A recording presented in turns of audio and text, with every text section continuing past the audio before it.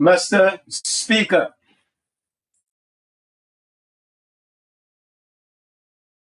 Let us pray. Almighty God, where you have called us to govern this province, we ask your help to make decisions and laws that will be just and that will promote the interest of our people. Almagtige God, ons bid dat u gedurende ons vergaderings ons die nodige wysheid sal gee en ons motiewe suiwer sal hou en dat u ons sal help om al ons tekortkominge te oorkom en al ons besluite aan u op te dra.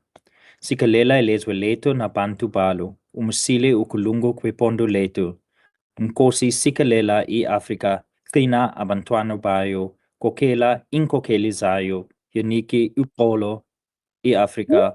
All this we beg in your holy name. Amen. Honourable members, before we proceed, I would like to make some comments about the logistical arrangements. Today's sitting shall be governed by the standing rules, and in instances where the standing rules cannot be applied, the ruling by the presiding officer is final. The quorum requirements for the sitting of the House are as provided for in the Constitution and the standing rules. The Sergeant at Arms will be recording members' attendance. Honourable members, you have all the privileges and immunities imparted by law, and unless there's an indication of unanimous concurrence, voting will be confined to members to only those members who are logged into the sitting that may cast their votes in accordance with our standing rules. Honourable members who are considered to be out of order by the presiding officer will have their microphones muted and will be called to order. When an honourable member wishes to raise a point of order, such an honourable member may address the presiding officer as normal, but must mute his or her microphone when he or she has completed speaking. Honourable members participating in this virtual sitting are requested not to sign into Microsoft Teams on more than one device. Honourable members are reminded that no interjections are permitted during these virtual sittings, and to this end, I draw the honourable members' attention to Rule 40 of our standing rules. Honourable members, I wish to re-emphasise that because this is a virtual sitting, no interjections are permitted in terms of Rule 40. The Secretary and the Administration will ensure that there's a dedicated technical support at all times during the sitting, and we will now proceed to the business of the House, and I recognise the Chief Whip. Good afternoon, Honourable Speaker and Honourable Members. Honourable Speaker, I move that notwithstanding the provisions of Rule 21, precedence be given to the matter of public importance as printed on the order paper. I so move. Thank you very much. Honourable Members, are there any objections to that motion?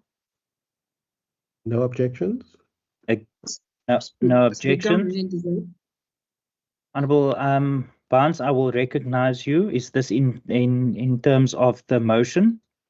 Is that an objection? No, Speaker, I'm raising on a point of order, Speaker. Okay, I'll deal with your point of order after that. I've already put the motion to the floor for a vote, so I will recognise you thereafter. Are there any objections to the motion raised by the Chief Whip? No. No objections. Agreed to. Honourable Barnes, before I recognise the Honourable Adams, what's your point of order? Thank you, Speaker. Speaker, we have been made aware that the sitting is virtual on the basis that the chamber is under construction. Can we be provided with a reason as to why we are having a virtual sitting and not even hybrid? Because this morning we learned that we are not having a sitting because of the weather conditions. Can we be taken into confidence as to the reason why we are having a virtual sitting? Thank you, Speaker.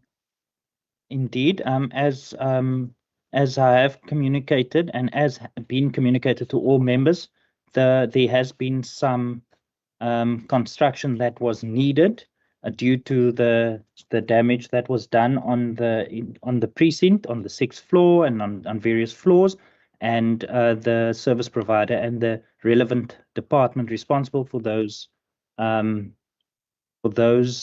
repairs have indicated that they would be busy with the repairs today, and I, as the presiding officer, then allowed the service provider to continue with the work that needed to be done in order to get Parliament after the damages back into into operations. For that reason, that decision was taken in terms of the rules.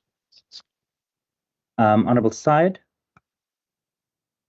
No, Speaker, thank you very much. Mine is also just to add to the Honourable Barnes that surely the service provider would have been provided with the parliamentary program so as not to, in a sense, disrupt the physical work of provincial parliament. I think these type of matters ought to be ventilated better. We're not necessarily putting the blame on you, Speaker, but just to say that I think going forward, the parliamentary program in its full ought to be taken into account by service providers and the relevant department in the executive that is doing this type of work. Thank you. Thank you very much. Without getting into a dialogue on this matter, the work of Parliament is not being hindered. Virtual and hybrid sittings are as provided for in the rules, and for that reason, the work of Parliament is continuing. It would have been a different story if the sittings has always just been in the chamber. The rules have been amended to make provision for exactly this purpose, and for that reason, the work of Parliament is continuing in line of the standing rules. With that being said, I move on to the subject in the name of the Honourable Adams, the matter of public importance, and I recognize the Honourable Adams. Thank you, Speaker. Thank you. Good day, honourable members. Good day, honourable Speaker. Good day to all of the people listening on the platform. Speaker, once again, thank you for allowing me to address the following issues. Honourable Speaker, I rise today in this urgent debate following the devastating floods and severe weather conditions that have affected communities around the Western Cape, from George and the Garden Road at large to the Karoo, the Cape Flats, the Overberg, Cape Winelands, and many informal settlements across the Cape Metro. The disaster has once again exposed the clear inequalities in service delivery between wealthy and less privileged communities. In affluent areas, infrastructure and stormwater systems are generally better maintained and upgraded regularly, while other communities, informal settlements and backyard dwellers are left flooded and devastated year after year. Same disaster, different year. Honourable Speaker, this is not only a weather crisis, it is also a housing crisis, and that has been ignored for far too long. Thousands of residents across the Western Cape, 700 to be quite exactly, still live in inadequate structures that cannot withstand heavy rain and strong winds, and not because they want to live there, Honourable Speaker, but because they have no alternative housing opportunities available to them. They are forced to live in these circumstances, and yet this government still cannot see the dire needs of our people, our residents. The very people this government is responsible for and accountable for. Speaker, the scale of its destruction across the province is heartbreaking, to say the least. In Khayelitsha alone, over 1,000 structures were damaged, leaving thousands of residents displaced and standing knee-deep in water trying to salvage what little they have left. In areas like Philippi, Pelican Park, Vygilaan, and many other flood areas, homes were flooded. Roads became inaccessible and families were left stranded in freezing conditions. In the Cape Winelands, communities such as in Paarl, Worcester, and Franschhoek experienced severe flooding and road closures and food shortages. The N1 and Huguenot Tunnel near Worcester had to be shut due to the dangerous flood waters, while agriculture land and vineyards in Robertson were completely submerged. Honourable Speaker, the road closures across the province are now creating another crisis altogether. Major transport routes have been cut off due to floods and collapsed roads and rockfalls, preventing trucks from entering certain towns and communities. This means that the food deliveries, medical supplies, and basic necessities cannot reach many of the affected areas. In places like Witzenberg and surrounding towns, local shops already have started running out of bread and essential goods. Communities are now facing the very real threat of food shortages because of supply trucks simply aren't to get through to them. Honorable speakers, in many of these communities, people have lost everything: their furniture, clothes, school clothes, identity documentation, food, and appliances have been destroyed overnight. Some residents are now sleeping on wet floors and overcrowded halls with blankets separating them from the cold. And the question we must ask this government today is simply, how are these people expected to survive now? Where do they go? How does a mother feed children when flood waters have destroyed the little groceries she had left? How does a pensioner rebuild a roof when they survive on social grants? How does a child return to school when their books, uniforms, and belongings are underwater? This is a disaster on its own.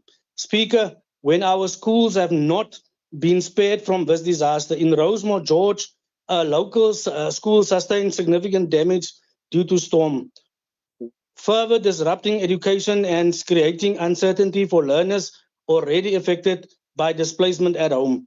Honorable Speaker, this government cannot continue acting surprised every winter while the same vulnerable communities drown in poverty and disaster year after year. In Georgia, Karoo, Witzenberg, and the Cape Winelands, many residents have suffered severe roof damage due to strong winds. Families are sleeping in cold, wet, and unsafe conditions while trying to protect their homes with temporary materials which will not suffice for the winter that lies ahead.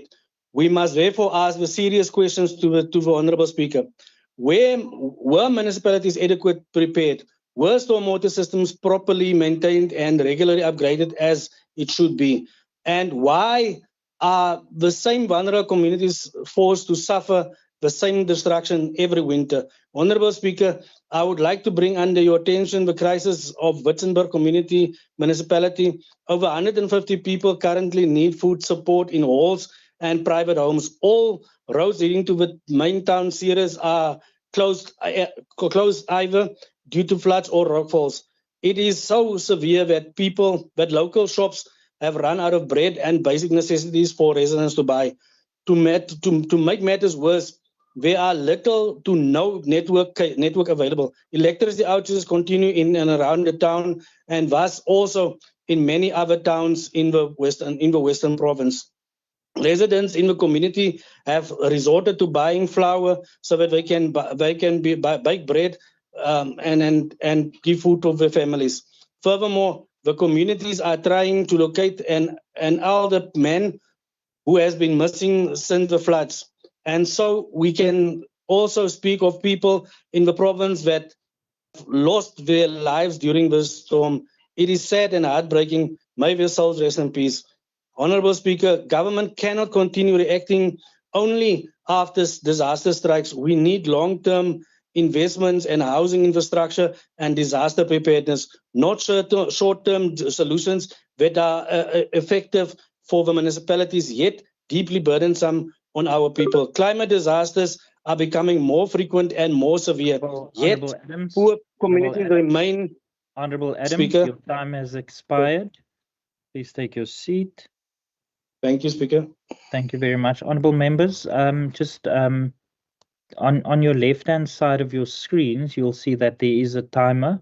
The timer is noticeable for all members to see. So I please ask that you work with me with regards to the time as allotted on the oral paper or the question paper. I now recognize the Honorable Vessels. Honourable Speaker, thank you very much. Over the past week, we witnessed relentless rain and gale-force winds uprooting ancient trees, swollen rivers, washing away bridges, and critical infrastructure suffering immense damage. Entire families in George, Haarlem, Uniondale, Plettenberg Bay, Knysna were cut off from essential services and experienced prolonged outages. Tog, Speaker, soos die vloedwaters gestyg en die wind sterker geraak het, het iets anders selfs hoër gestyg, die onbreekbare gees van ons mense. Ons kan nie die rigting van die wind beheer nie, maar ons kan altyd kies hoe ons saam staan om die storm te trotseer. Honourable Speaker, this was not an ordinary weather system. It has been classified as a national disaster and imparts the worst flooding in more than 30 years, the most severe since the 1981 Laingsburg floods, with gale-force winds significantly worsening the impact. In Georgia alone, 258 millimeters of rain was recorded within days. The Garden Route Dam rose from 41% to 84%, while Neisner and Plettenberg Bay experienced rainfall exceeding 200 millimeters on already saturated ground. Yet, despite this, and because of sustained investment in infrastructure and preparedness, we are already moving into mop-up and recovery planning from local to provincial level. Honourable Speaker, the human response to this crisis must also be recorded. In Calitzdorp, a baby was born in an area cut off by floodwaters. Through coordination between emergency services and medical teams, a video call was arranged with the mother. Support was provided, and both the mother and child were confirmed safe. A helicopter later extracted them to safety. This is what a coordinated disaster response looks like. Lives protected, even under severe, extreme conditions. Over the past 9 days, there have only been 2 fatalities, both due to fallen trees, tree incidents in Neisner and at Fancourt. Importantly, no fatalities were recorded in informal settlements, reflecting the effectiveness of a coordinated disaster management and early intervention. In addition, these areas are still partially isolated. More than 300 food parcels have already been delivered. Residents have been contacted and emergency radios were distributed when needed to maintain communication in the worst case scenarios. Honourable Speaker, DA-led municipalities acted before and during the crisis. Emergency personnel, engineers and disaster teams were deployed across all affected areas ahead of peak conditions. When electricity networks failed and communication towers were impacted, teams worked alongside SANRAL, ESCOM, and provincial departments to clear more than 81 affected roads and restore critical infrastructure as soon as the conditions allowed. This is what a capable government looks like. System designed to absorb shocks and protect the human life. The formal response was strengthened by the extraordinary humanitarian effort. And today I want to thank the Golden Hearts of the Garden Route, the NGOs, the neighborhood watchers, businesses, and volunteers who stepped out without any hesitation.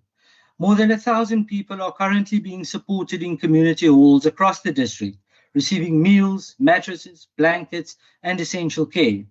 Honourable Speaker, it must also be clearly said that during this crisis, misinformation and political distortion attempted to undermine the work of those on the ground. It is irresponsible to turn human suffering into a political theatre while municipal workers are clearing roads and restoring access and saving lives. Disasters does not ask for voting cards. The rain fell on every community equally, and so did the response. The PA attempts to paint the Garden Route District Municipality and George Municipality as municipalities that were unprepared and absent during this disaster. But I hope they listen carefully to the contributions made in this House, because the facts clearly show that these municipalities acted decisively and continues to support communities throughout this crisis. Unfortunately, it is what the PA has chosen again to turn. Honourable Vessels, please take your seat. Can I just, okay, the table staff has stopped the clock. Honourable Adams, is that a point of order?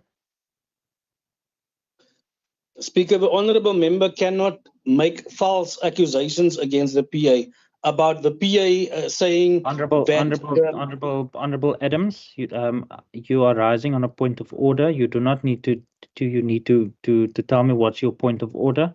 You do not need to motivate or communicate your your stance on the Honourable Vessel's input. So what is your point of order? Speaker, I'm bringing him to a point of order because he's lying. That is my point of order. He's a liar. Honourable Adams, that is not a point of order, but what is completely unparliamentary is you referring to an honourable member of the House as a liar, and I ask that you withdraw that statement. Speaker, he cannot say that he cannot cast false aspersions of what the PA is saying. That he must retract, and I will retract saying that he's lying, but he must retract saying that our party is saying that the municipality was ill prepared. They were not prepared. Honourable Adams, the point of order that you raised was not a point of order. The honourable member did not refer to a member, he referred to a political party, which is completely parliamentary. What is not parliamentary and against the rules is you referring to the Honourable Wessels as a liar. I'll ask that you unconditionally withdraw that statement.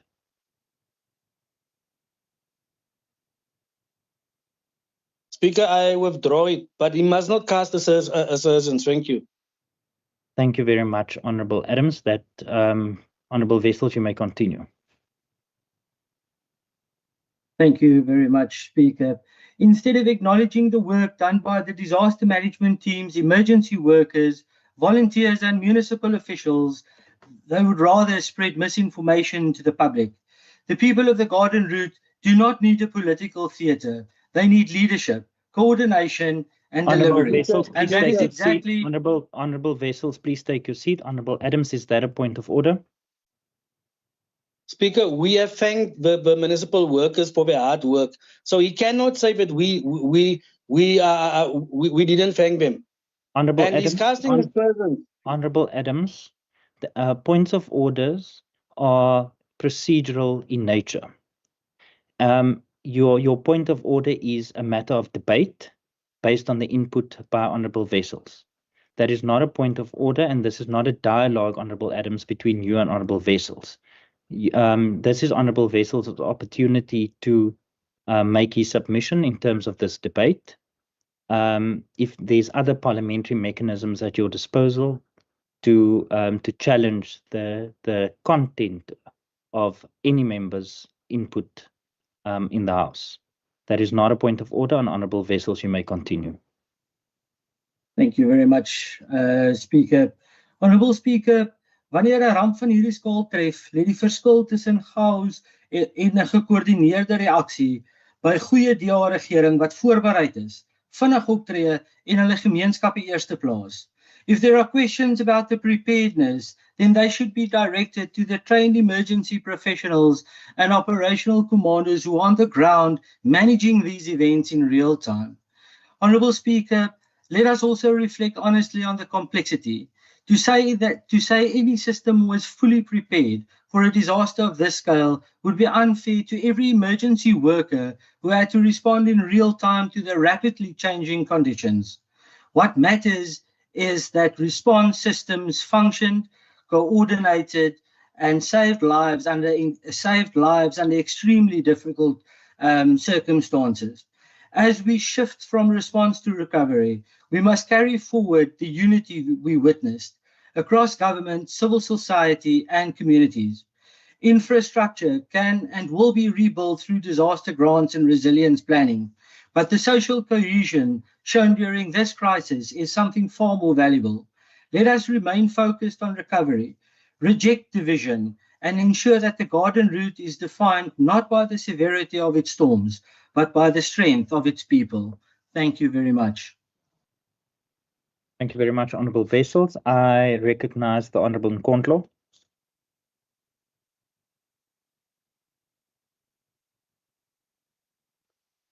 Thank you, Honourable Speaker. The African National Congress. There we go. I was just making sure that I protect your time. You may continue. Did you stop the clock? I did indeed. Okay, thank you, Speaker. The African National Congress expresses its deepest condolences to the families who have lost loved ones, homes, livelihoods, and dignity as a result of the devastating floods affecting the Garden Route region in the Western Cape. The debate is opportune and using the Garden Route to drill into the discussion of climate justice in this province. That a province that is hell-bent to lead the majority with lies, smokes, and screens, as we just listened to Member Vessels. An organized lie that masquerades behind sweet talk, sweet nothing, propaganda, and rhetoric of not so clean governance, as indeed the human crisis of the most vulnerable of the citizens led by DA bear witness. Before the state of the province, we crisscrossed this particular region. Honorable Nkondlo, please take your seat. Honorable Walters, is that a point of order? Yes, Chair, in the content of the speech, Member Vessels was referred to as telling lies. I would like that, I would regard that as unparliamentary in terms of the rules. If you can perhaps make a ruling. Right, I will do so. Honorable Nkondlo, do you refer to any member in the House as lying? I'm going to demonstrate, Speaker. I'm not sure why you would allow somebody who is engaging with my content, but not a procedural matter, as you just ruled on Member Adams. No, absolutely. I'm asked, that's why I'm putting it to you. Did you refer to any member in the House as a liar or as lying? I referred to the content of the debate that is being discussed here, and my speech is producing evidence to that effect. All right. Okay. So you did not. Am I correct? No, I didn't. Okay. That's all I needed to know. Honorable Walters, I will refer to Hansard and come back to the House if there is a need for a ruling. Honorable Nkondlo, you may continue. During the State of the Province address, we embarked on engaging communities. We were told by farmers, community members, health workers, and others that we were experiencing the devastating impact of drought. And already these communities were indicating the shortages of water affecting livestock, agriculture, and jobs. Today, only 2 months later, we are sitting in this house debating another disaster, devastating floods. What are we witnessing are two extreme weather conditions in the space of 2 months, severe drought followed by destructive flooding. While the conditions differ, the consequences remain the same. Both disasters affect our economy, destroy infrastructure, place pressure on public resources, threaten food security, and hit poor and working class communities the hardest. The reality is that climate disasters are no longer future possibilities. They are here, they are happening now. Environmental justice philosophy teaches us that all people, regardless of race, income, or geographic location, have the same right to a clean, safe, and healthy environment and equal protection from environmental hazards. Yet every disaster in this province exposes the same painful reality. It is always poor and working class communities who suffer the most. The lie of disaster resilience of this province, as it was articulated, as the proof is in the lives of the most vulnerable that lost their lives, 3 of them instead of 2, as it was said by the previous speaker, just along N1 to Worcester by Rossendale. This was reported widely. 23 people were rescued while 3 others were tragically found dead on that flooded farm. And these are farm workers, and their inhumane conditions continues to be disregarded when raised in this house, receiving stone-deaf ears from the DA leaders. Councillors are sent on a witch hunt in George to draw up list of houses without roofs, damage to property, and essentials that has been washed away. Yet, as we debate now, trunks of trees are still on roofs and on the roads in Thembalethu. And so this is the lie that I was referring to. The very councillors are dismissed and told that those living in RDP houses cannot receive support as they are private property. Yet this very government, through CASP, sends teams of public officials to support private businesses in commercial farmers during similar disasters. KwaNokuthula, a contaminated pond behind Tuba Street, has overflowed during these heavy rains, a matter of failing sewer infrastructure and poor drainage system that has been reported and ignored for years by the DA-led coalition in Pito. 700 families in Cederberg municipalities have been directly affected, and the list is with the provincial disaster teams to respond to this crisis. In Zawa informal settlements in Pito, it's been calling itself to be overlooked in support. So transparency of the disaster support is one issue that must be exposed here in this debate. The floods have also caused severe destruction to infrastructure, directly affecting water reticulation systems and water catchment areas. Waste, sewage and chemicals have contaminated parts of the environment, creating secondary health and environmental hazards for communities already traumatized by disaster. Schools had to be closed, and in poor areas, they become alternative spaces in the absence of temporary shelters to displaced families. Speaker, we had warned this government after the day zero that unless meaningful climate adaptation and disaster preparedness measures were implemented, this province would face increasingly severe disasters. So there is no shock. We can't be expected as if this situation is happening for the first time in this particular province. COVID-19 period further exposed the sectors of the Western Cape that are most vulnerable to disasters, and yet no earth-shaking rethink of policy design and solution bears witness to claims of evidence-based planning by this province. History repeats itself first as tragedy and secondly as a farce, especially when the clown have taken over the crown, leaving the empire to a circus than a respected house with due regard of responsibility of leadership. We warned this government when they were asked by National Treasury, like all other provinces and municipalities, to review their budgets and trim the fat. The city of Cape Town, as an example, and all other DA municipalities cut the emergency kit funding, which in any way they were hopeless in utilizing, as year in and year out, they failed to assist communities ravaged by fires in Khayelitsha, in Hout Bay and other areas. They went into their lies claiming their money was taken by national government, yet this was their own choice, and such was confirmed by the then Provincial Treasury's head of department. Lies have short legs, and today with informal settlements washed away, this province has no intervention of temporary shelters needed in these emergencies and will be blaming national government. Danone is another example of DA lies. As in COVID times, the area was to be decongested by the DA, but it was busy and playing politics with people's lives, and that area remains overpopulated and an obvious primary victim of such disaster and flooding. What we are seeing, Speaker, now is the direct consequence of absent planning, weak adaptation strategies, and delayed implementation. Disaster resources are increasingly being spent reactively instead of strategically. This creates a cycle of wasteful expenditure where government repeatedly pays for recovery instead of investing adequately in prevention and resilience. We must ask serious questions today. Where is the Western Cape climate adaptation funding reaching local municipalities? Are smaller municipalities receiving the technical engineering support they require to prepare for climate-related disasters? Are municipalities adequately supported with infrastructure planning, drainage systems, flood mitigation expertise, and emergency response resources? Municipalities are expected to respond immediately when disasters strike, yet funding and authority often remain centralized at provincial level. Municipalities cannot relocate vulnerable communities from flood-prone areas without a provincial housing program and coordinated intergovernmental support.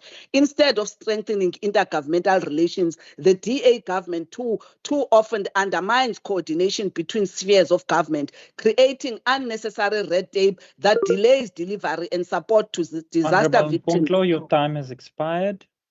Thank you, Speaker. Thank you very much. I now recognize the Honorable Kasim. Thank you very much, Speaker. Speaker, the recent weather conditions in the Western Cape have left devastating and long-lasting impact on both infrastructure and people's lives, which in some instances sadly resulted in fatalities. Whilst the death toll of those who died as a result of floods continues to rise in the province, Speaker, it is also sad to note that about 6,000 people have been left vulnerable and stranded as a result of severe weather conditions, which often result in floods and damage to infrastructure. Speaker, more than 2,000 homes have been destroyed in the Cape Metro region alone. A majority of people affected are those residing in informal settlements and in areas such as Mfuleni, Philippi, Khayelitsha, Dunoon, and parts of Mitchell's Plain, to list but a few. These are poor people who are neglected by this DA-run City of Cape Town and Western Cape Provincial government. Lack of access to suitable land and adequate housing opportunities for these vulnerable people has left them with no choice but to reside in unsuitable landscape which is susceptible to flooding. Speaker, the worst part is that emergency services in this province have either been slow or non-responsive in some instances, which also made the situation even worse. The situation in the Garden Route region has also been the same, with a lot of tree falling and damaging people's houses, as well as infrastructure such as electrical lines, which often left people with power blackouts. As we speak, areas such as Timberlake and Conville in George still do not have electricity as a result of power cuts resulting from damage to infrastructure. Speaker, it is also important to stress out that municipalities in this province are also failing our communities. In terms of calm and quietness, our municipalities are failing to service infrastructure in the form of clearing storm drains in order to make sure that there is a free flowing of water so that there are no floods. Speaker, there are a lot of trees which pose danger to electrical power lines in the event of being blown by wind and falling. Municipalities are often aware of these trees and can easily identify them on a daily basis. But again, these trees are neglected to a point where they fall and damage power lines, which result in power blackouts. Honorable Kasim, your time has expired. Thank you very much. I recognize the Honorable Mbombo. Thank you, Speaker. Over the past few days, the Western Cape has endured severe and devastating weather conditions that have left communities traumatized, infrastructure damaged, and families grieving unimaginable losses. Before we speak about the road stormwater systems emergency responses or political accountability, we must first remember the human cost of this disaster. Simele siqale ngokukhumbula abo baphulukene nobomi babo. Emva kuzo zonke izingxoxo sizenzayo kuba kukho iintsapho ezisentlungwini, kukho abantu abangasenabazali, kukho kuye uluntu olusazama ukuphila emva kwale ntlekele.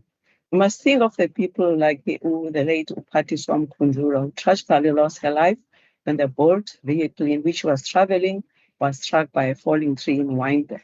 We must also think of the people like Umamu Gail Crows, a beloved finance employee at the Fencourt estate in George, who lost her life after a tree fell on her in George on Monday. In the Western Cape, we must be able to say on Sfuljopain and Salford Khan, on the Chemienskap, the Pescaran, and the Understand Hederen, the Ritimo date.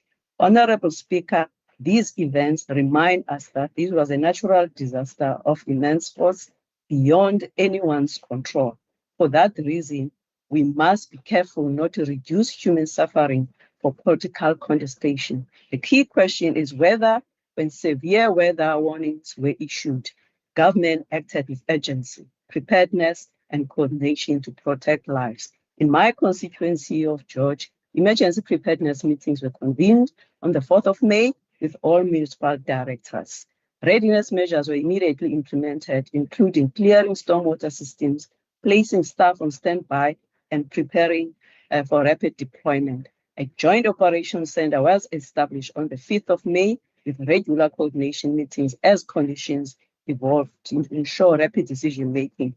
Public communication was continuously issued to keep residents informed and safe. In Uniondale and Harlem, flooding disrupted water and electricity services, and in some cases, left communities inaccessible due to road damage. Some areas remain difficult to access while assessments continue.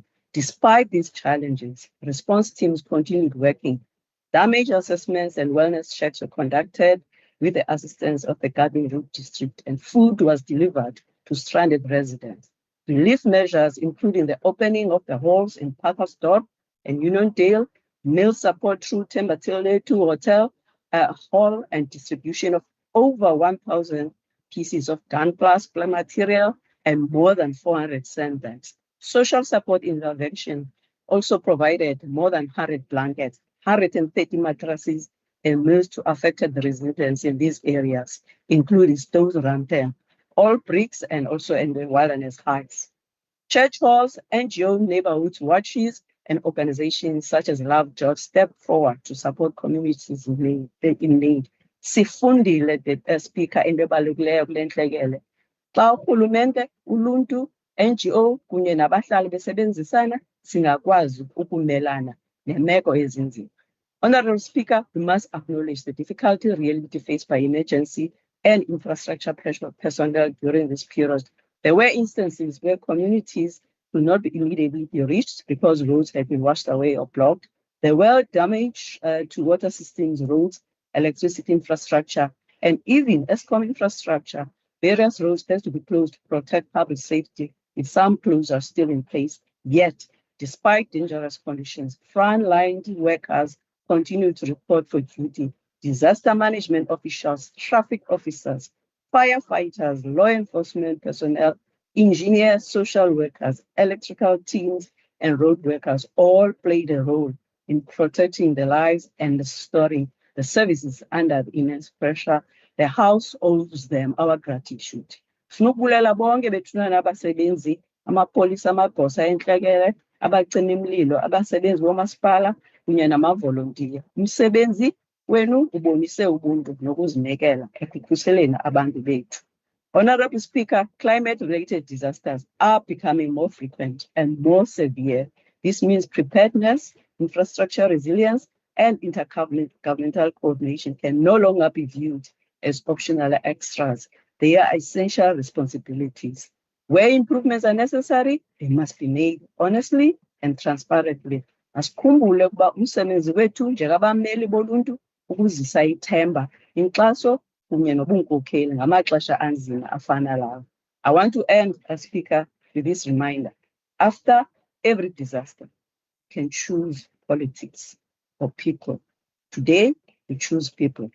The families grieving, the communities recovering, and the frontline workers protecting lives. I thank you. Thank you very much, Honorable Mbombo.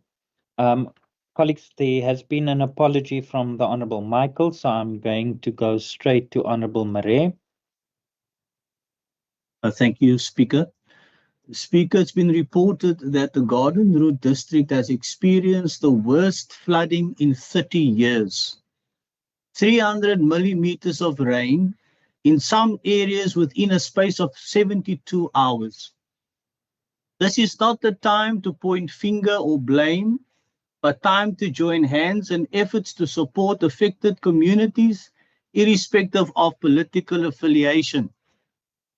We think of those who are now hard at work, working around the clock to get our roads repaired and our infrastructure restored, especially those in the Disaster Management Center. The storm was a bittersweet occurrence. It brought much needed water to the Western Cape, but unfortunately the cause of great devastation and hardship too.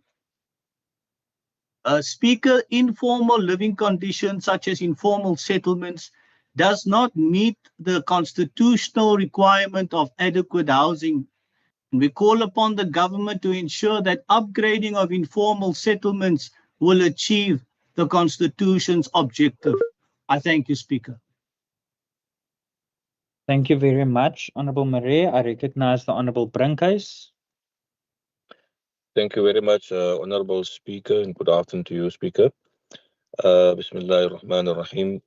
The Garden Route region is one of the Western Cape's major economic hub driven by tourism, agriculture, and finance. This region, despite some growth, however, faces significant socio-economic disparities such as high unemployment, a large youth population without education, and dependence on public infrastructure. It is therefore no surprising that the people worst affected by the floods, described as the worst in 30 years, are the poor and the vulnerable communities. Particularly impacted by the floods are those living in informal settlements low-lying areas where inadequate drainage and structural vulnerabilities have increased the damage. In the city of Cape Town, the same disastrous situation is no different on the Cape Honorable Flats. Brinkens, your time has expired. Thank you very much. Thank you very much, Speaker. Thank you. I recognize the Minister of Social Development, Minister Lond. Thank you. Honourable Speaker and honourable members, I did touch on it last week, but I do think it's appropriate that we speak about all the lives that we have lost during the disaster. However, one that is very close to the hearts of the DSD family is the tragic accident where Ms. Lauren Fredericks lost her life. She did show incredible dedication right to the end, and her commitment to the team, but more importantly to the residents of the Western Cape, which she served, must not be forgotten. It is a tragedy, but one we should remember her and what she did. The silver lining that we have during these storms that caused havoc across the province. I'm good on you. The silver lining that we have during this period of storms that we have across the province is that government, private sector, and NGOs were coming together and helping those in need. We owe an immense gratitude to these selfless men and women who often put themselves at risk to protect and care for others. Honourable Nkondlo and Honourable Adams complained about the weather causing havoc and blaming the DA. Now, it is well known that the DA governs better than both the ANC and the PA. But the one thing that we cannot determine is the weather. Honourable Mbombo and Wessels, however, said it well, is that we need to do preparations well. And that is the difference between where the DA governs and where the ANC and the PA governs. We do what is expected Honourable of Speaker. a competent government. What we can do is to prepare for Honourable disasters, Speaker. which is what we did. Honourable Minister, please take your seat. Honourable Nkondlo, is that a point of order? Please always remind your ministers, if they want to address us directly, not through you, we shall do the same and respond to them. So if Honourable Minister want to address me, I am capable of responding to him. So he must address what I said in the debate through you. Absolutely. I will remind the Minister. Thank you very much. Honourable Minister, can I please remind you to speak to me and not directly to any member? Honourable Adams, is that a new point of order? Speaker, no honourable member covered me. I was just about to say that he must speak through you. Thank you, Speaker. Thank you very much, Honourable Adams. Honourable Minister, you may continue. Honourable Speaker, I've been looking at you all this time, but I will continue looking at you, speaking through you to do this speech. What we can do is to prepare for disasters, which is what we did. It is for this reason that we are able to assist residents who are most in need. When I started this term, one of the gaps that we have seen is that short-term relief before the SASSA relief steps in was in need. And we went to the Treasury and we got funding. Now we are funding 5 humanitarian relief organizations, Mustarafin Foundation, the Salvation Army, Community Chest of the Western Cape, Al Imdaad Foundation, and For Africa to provide this post-disaster support. These organizations, together with many other organizations, do incredible work to ensure that when people are most in need, they get that support. Through you, Honourable Speaker, Honourable Adams asked for transparency, but that is what we do on a daily basis. To date, 3,628 people across the Western Cape have been displaced and are being housed in community hall. So over 800 in the West Coast, over 2,200 Cape Winelands, Garden Route 290, Overberg 315. It is this detail that we've got to a nuclear level that we'll be able to tell the members to say, we're complaining that we're not doing the services, and we can go through the different municipalities. If we go through Beaufort West, we can tell you which organizations are helping in Beaufort West. The Al Imdaad Foundation for Africa, what they are doing in supporting the residents in Beaufort West. We can tell how many people are... Honourable Minister, please take your seat. Honourable Adams, is that a new point of order? Speaker, the honourable minister cannot cast assertions here in the House. The community halls by us were not open for the people, and he is saying that it was. And I don't want to call him a liar, but he must please not do this what he's doing now. Thank you, Speaker. Honorable Adams, firstly, as I previously ruled, you cannot call any member, an honorable member in this house, a liar. That's the first point. The second point is that a point of order is procedural in its very nature.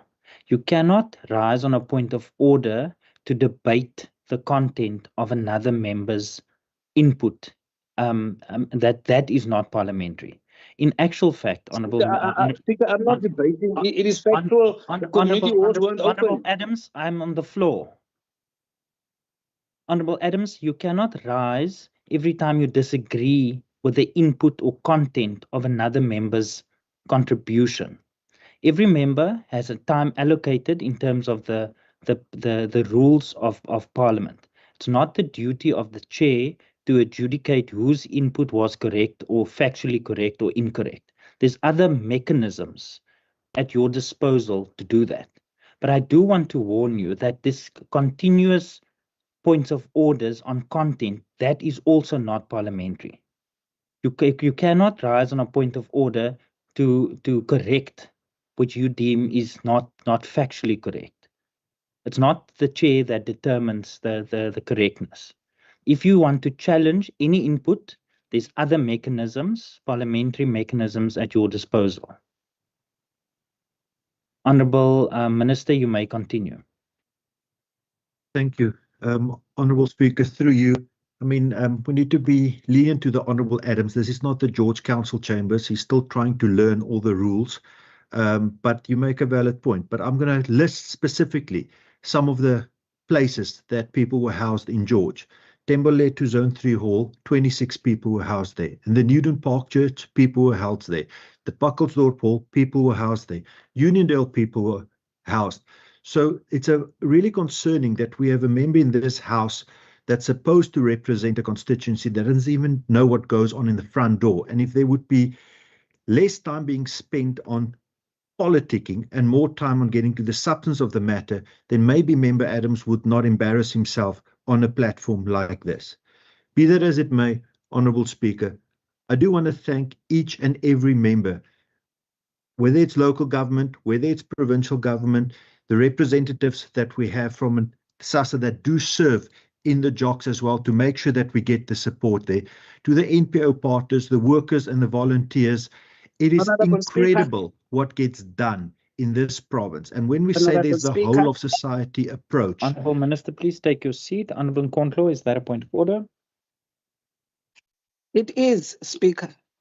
Speaker, it becomes a trend for this specific MEC who likes when he disagrees with members to actually attack their characters. And you should rule on this, because this thing of speaking about the member in this manner, engage the content, leave the character of the member, because there is a procedure in this house on how, if you've got any issues about the character of the member, on how you deal with. We can't allow MEC Lond to always do this thing when he is debating. He must just grow up and learn how to debate. Thank you very much, Honourable Nkontlo. I will revert to Hansard, and if there was any reflection on the character or integrity of a member, I will come back to the House with a ruling. Honourable Minister, you may continue. Thank you. So as I was saying, we need to thank all the NPO partners, the workers, the volunteers, all the frontline staff from the municipalities, from provincial government, from the disaster management, from the private sector, individuals that have gone out of the way. The stories we have heard is incredible. And this is what makes this province work. It's the ongoing efforts to bring humanitarian relief to affected communities across government. And now what we need to do is we need to take hands, support the departments that now needs to rebuild what was destroyed by nature. I want to say thank you to everybody that does this incredible work. Thank you for the ongoing work that you're doing, and also all the best in the rebuilding. Thank you, Speaker. Thank you very much, Honourable Minister. I recognize the Honourable Christians. Thank you, Speaker. Speaker, the ACDP wants to celebrate the unity shown when people facing difficulty or devastation or loss of life, where people, the human spirit comes together, irrespective of color, irrespective of religion, rich or poor. Western Cape residents has shown that when we stand together, we can overcome anything. But Speaker, we cannot. The weather cannot be ordered in a neatly packaged parcels of sunny days or cloudy skies. The weather is extremely unpredictable and prone to sudden changes. But Speaker, as the ACDP, we want to thank all role players, disaster management, province, municipalities, volunteers, for assisting those in need. As I say again, when we stand together, we can overcome anything. Thank you, Speaker. Thank you very much, Honourable Christians. I now recognize the Honourable Heron. Thank you, Speaker. Speaker, the Garden Route was just crowned one of the greatest road trips on earth, sold to the world through postcard coastlines, dramatic mountain passes, and endless natural beauty. But behind the tourism campaigns and glossy travel photos, the same Garden Route is now drowning under devastation. And as always, it is the working communities, the people who keep these towns alive long after the tourists leave, who are paying the highest price. Plettenberg Bay, Knysna, George, Oaksra, and Mossel Bay, all battered by winter before winter has even truly begun. Flooding, damage, fear, infrastructure overwhelmed, communities left exposed. How can a region globally celebrated as a world-class destination still leave its people so vulnerable every single winter? We cannot continue building a country where only metros are protected while towns and villages are left to fend for themselves. These communities are not side notes to the economy, they are lifelines. And the people who live there deserve more than disaster response after the damage is done. They deserve safety, dignity, and infrastructure that can withstand the climate reality we are already living in. Honourable Heron, your time has expired. Thank you very much. I recognize the Minister of Local Government, Environmental Affairs and Development Planning, Minister Bradell. Honourable Speaker, I could speak at length about the ANC and its coalition partners have spent the past 30 years running this country into the ground, but today is not the appropriate occasion for that. Instead, I want this House to understand the following today. Mother Nature does not care about your back and forth arguments here in Parliament. The world out there is changing, and if we do not wake up, we are going to feel the consequences more and more. The world is changing in two ways simultaneously. Nature is responding to human impact through changing weather patterns and long-term climate change. People around the world are losing patience with traditional political parties. Ordinary citizens no longer trust that we truly have the interests at heart. We see this in South Africa, we see this in America, and we recently saw it in England with the rise of the Reform Party. When established political parties... Honourable Minister, please take your time. Please take your seat. Honourable Gensu, is that a point of order? Is the MEC prepared to take a question? One is interested to understanding the source No, of why the honourable Is he prepared to take a member, question? that is not how we do it. You have asked if the minister is prepared to take a question. I will put it to the minister, and then you can pose your question. No, Honourable Minister, are you prepared to take a question? The minister is not prepared to take a question. Honourable Minister, you may continue. When established political parties speak about stability, people on the street hear that you are paralyzed and do not know how to deal decisively with problems. Speaker, we can insult one another here in this House and make clever political remarks, but the reality is that people have died in the storm weather in our province over the past few days. At a time when trust in politics is extremely low, we must be the leaders who confront the challenges posed by disasters and climate change. While we are debating here today, there are rescue workers across this province risking their own lives to save others. While we are talking here, welfare organizations and volunteers are reaching out to isolated communities, providing shelter hot meals, and dry clothing to people who are currently homeless, cold, and soaked by the rain. Speaker, can we all in this Parliament agree to say a sincere thank you to these rescue workers, humanitarian organizations, and everyone who supported them? During the December holiday period, my Department of Local Government and I worked 7 days a week to prevent Knysna from running out of water. The entire Southern Cape struggled under drought conditions, but Knysna suffered particularly severely. The drought had barely passed when the Southern Cape was struck by the intense cold front, bringing flood, rains, and gale force winds. Damage assessments still needs to be completed, but I am certain that much of the work we carried out during the summer has now been undone by the floods, and winter has not even properly begun yet. This is the reality of climate change and how it will impact our part of the world in the future.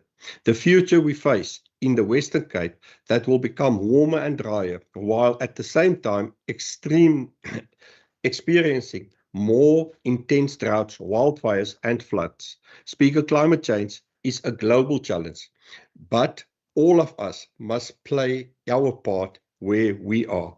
What is our role as politicians in this situation?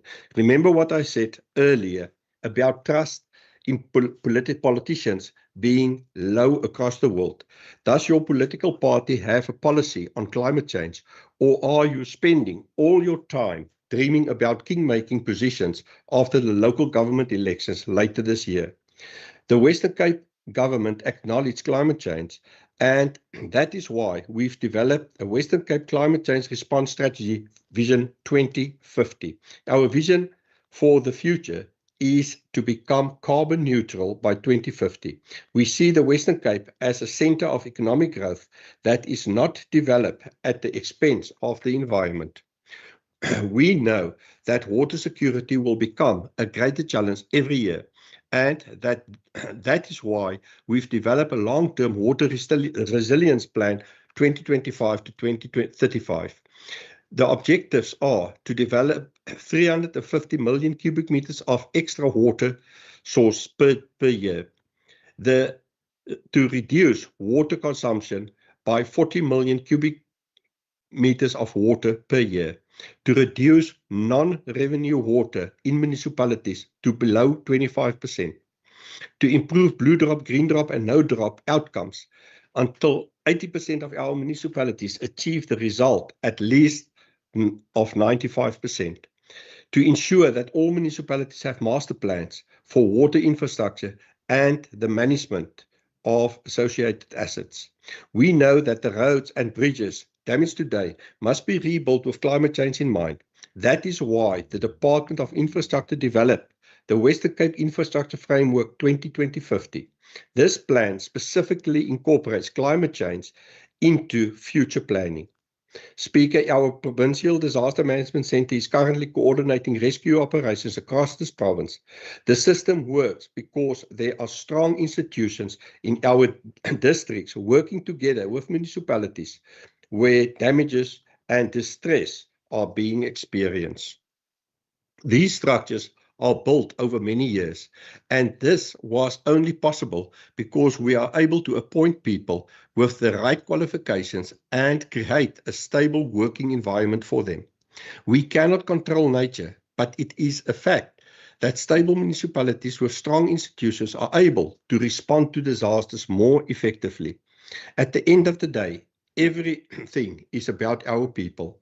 The photographs, the videos, the stories of people who are currently homeless, wet and hungry leave no one untouched. The challenges of poverty, unemployment and crime are thrown into sharp focus during disasters like this. I see it when I walk in poor communities. Our country has enough money to solve most of these problems, but a few things needs to happen. Everyone who can afford to pay for services must pay. There are too many people in South Africa who are not contributing their fair share. This applies especially to basic services such as water, sanitation, refuge removal, and electricity. Politicians in South Africa must stop stealing Corruption is destroying our country's future. If everyone contributes their fair share, and if we can ensure that money reaches where it's supposed to go without being stolen, we can do much more for our people. Everyone wants to live in a community that is clean, safe, and provided reliable basic services such as water and electricity. As the Western Cape government, we want to provide this to every resident in our province as well.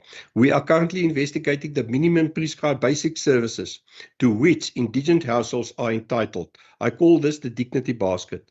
I believe that the current allocation of water and electricity in this dignity basket is no longer aligned with reality, and that we have to do more to give people the dignity they deserve. We must also understand the broader benefits that comes with access to basic services such as electricity, water, and regular refuse removal. A community with street lights is safer and experiences less crime. The homes with electricity, children are able to do homework and study at night. This improves education outcomes and strengthens the future workforce. Access to clean and safe tap water improves health outcomes and reduce pressures on our healthcare facilities. The same applies to a clean environment where refuse is removed effectively. Speaker, this is not merely a debate about taxes, tariffs, or affordability. It's a moral and ethical debate about whether we as a country can afford not to invest in the dignity of our people. Honourable Speaker, if I turn to some of the members, I want to thank the DA members for their input, their positive inputs, also for Member Christians. It is a beauty to see how our people can just work together, come together, support one another. I want to say to Honourable Member Lont that your social workers are the silent heroes, working behind the scenes, supporting families where nobody else go into. I really appreciate all the people working together. To Honourable Adams, the stormwater design in municipalities, any municipality design their stormwater for 35 millimeters of rain per hour. That's the maximum it can take. After that, the road becomes the stormwater challenge, and after that, it just spill over. If you start to talk about, 100 millimeters of rain. Honourable Minister, please take your seat. Honourable Adams, is that a point of order? Honourable Speaker, you're really not protecting me. All of these honourable members, they're not speaking through you to me. They're speaking directly to me. But when I respond, they want to call me names and stuff. So please, Honourable Speaker, protect me from this. I note your point. I will remind the minister, honourable minister, please speak to me and not directly to the member. And this is, honourable members, this is the last warning to all members. Please address the chair and not the members, the honourable members directly. It's online, so we look at the chair. So sorry for that, Honourable Chair. Honourable Chair, through you to the Honourable Adams, the stormwater design, he understands it. He was in a municipality, and I've explained that. Municipalities are well prepared in this province. Otherwise, we will have lost even more people. We've up till now lost 10 people. It's very sad. It's always very sad. We don't want to lose any lives, but I can tell you that we've saved thousands of lives. And if you look at the figures, just last night, during the night, we've saved in the West Coast, I think something like 72 people that we managed to get out from farms, from rooftops, etc.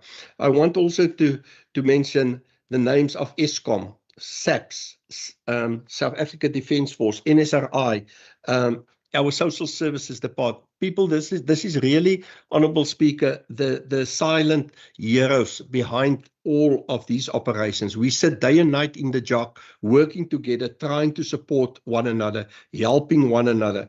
So I disagree with Honourable Adams. Our municipalities are well prepared. There's certain things you cannot prepare for because we're busy rebuilding a country, and there will always be a shortage of resources. Through you to the Honourable Nkandla, yes, we've lost 10 people, and it's very sad. And we're going to deal with droughts and floods, but we don't just get a budget for that. You need a machine to prepare the country for that. You need the national government to come to the table, if we like it or not. So actually, what we need to do is first fix the ANC disaster, and then we will be able to fix climate change.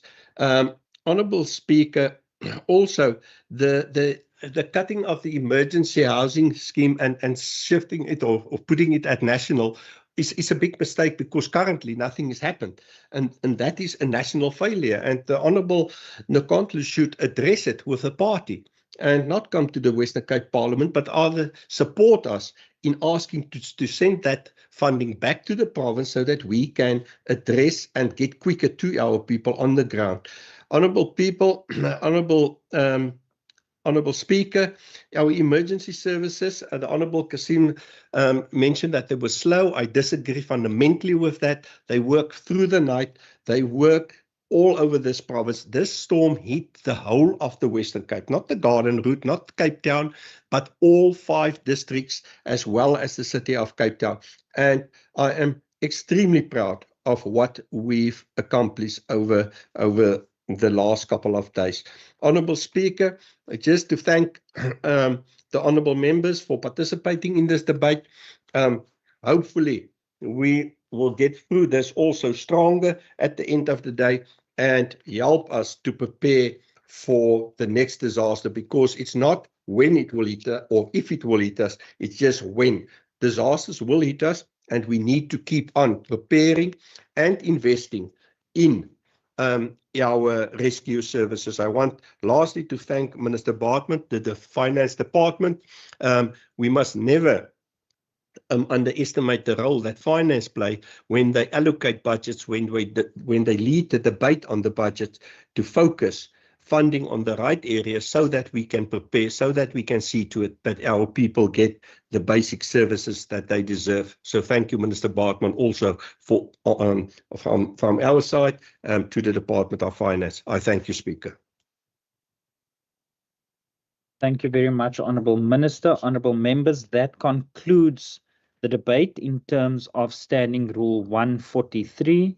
And I will now recognise the Chief Whip. Thank you very much, Honourable Speaker. Honourable Speaker, I move that notwithstanding the provisions of Rule 21, precedence be given to the subject for discussion in the name of Honourable Syed as printed on the order paper. I so move. Thank you very much, Honourable Chief Whip. Honourable members, are there any objections to that motion being moved? No objections. Agreed to. Honourable members, we will now deal with the subject for discussion in the name of the Honourable M.K. Syed as printed on the order paper. I recognise the Honourable Syed.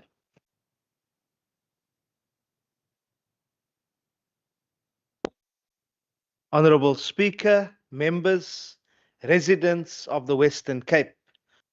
The ANC rises in this debate not to reject majority rule, but to defend our constitutional values.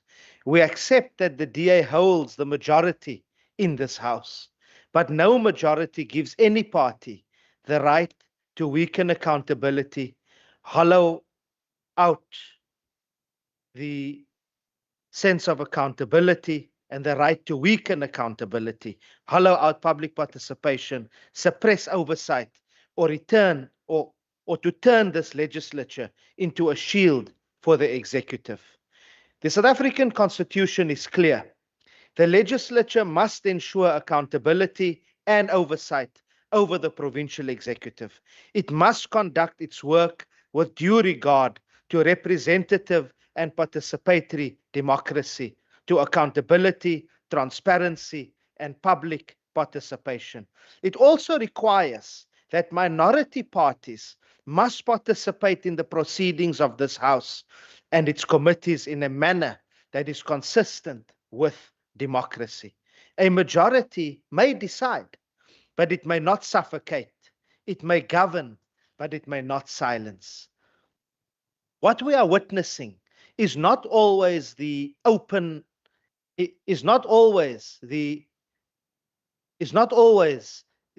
fact that we have oversight being abolished. It is more subtle than that.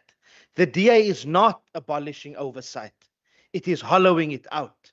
It happens when public participation is reduced to a procedural exercise. It happens when committees are managed in a way that protects the executive. It happens when opposition MPLs, especially women of color, are victimized for robust oversight. It happens when the rules are applied inconsistently, depending on who is speaking and whose interests are being protected. The DA cannot go to court nationally demanding meaningful public participation on the budget, while here at home, budget processes are compressed, rushed, pushed online, and structured in a way that limits proper deliberation by MPLs and meaningful impact by residents. Public participation is not a live stream link. It is not a checkbox. It is not a feedback session after decisions have already been shaped. It is the right of residents to influence decisions before they are taken. The double standards are clear.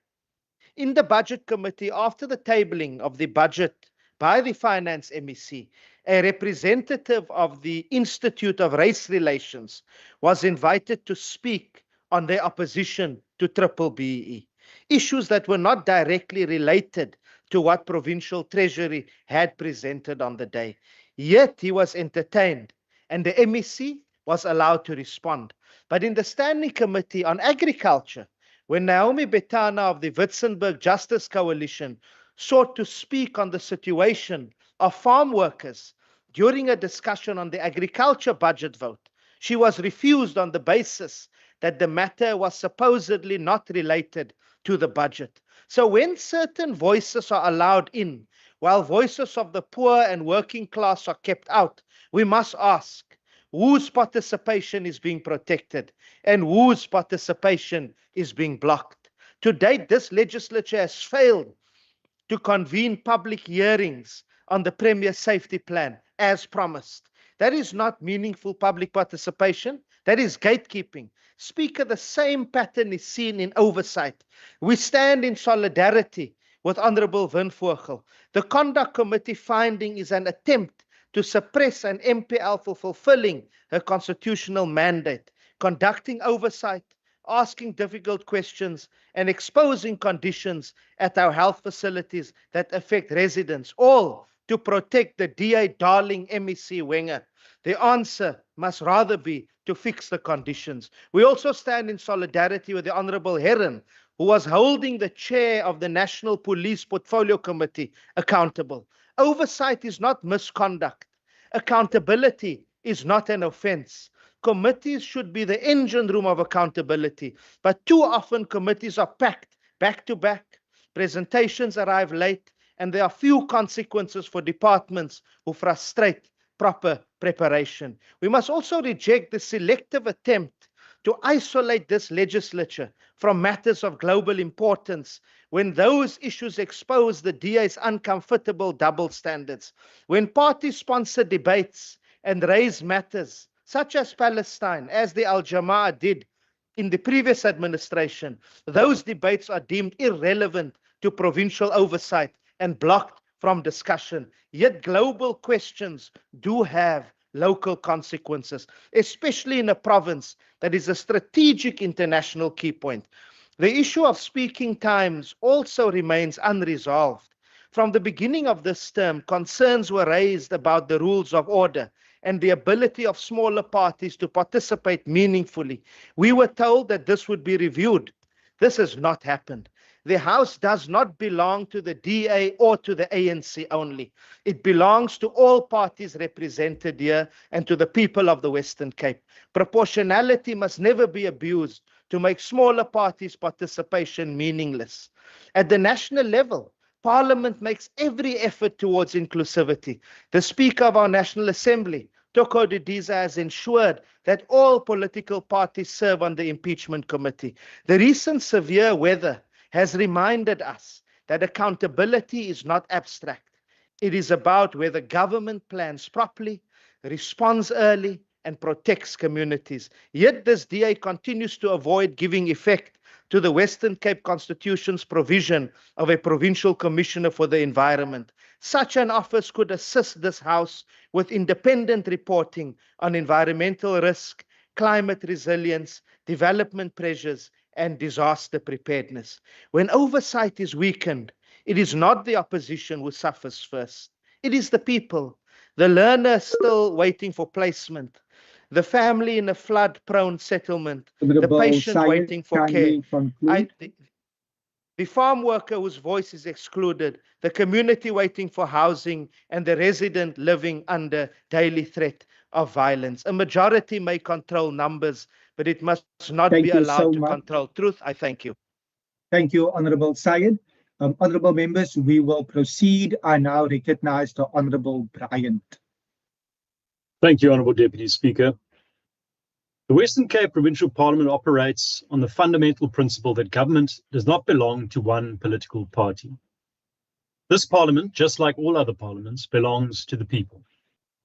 Every resident of the Western Cape, regardless of who they voted for or whether they voted at all, has the right to be heard, represented, and respected in this House.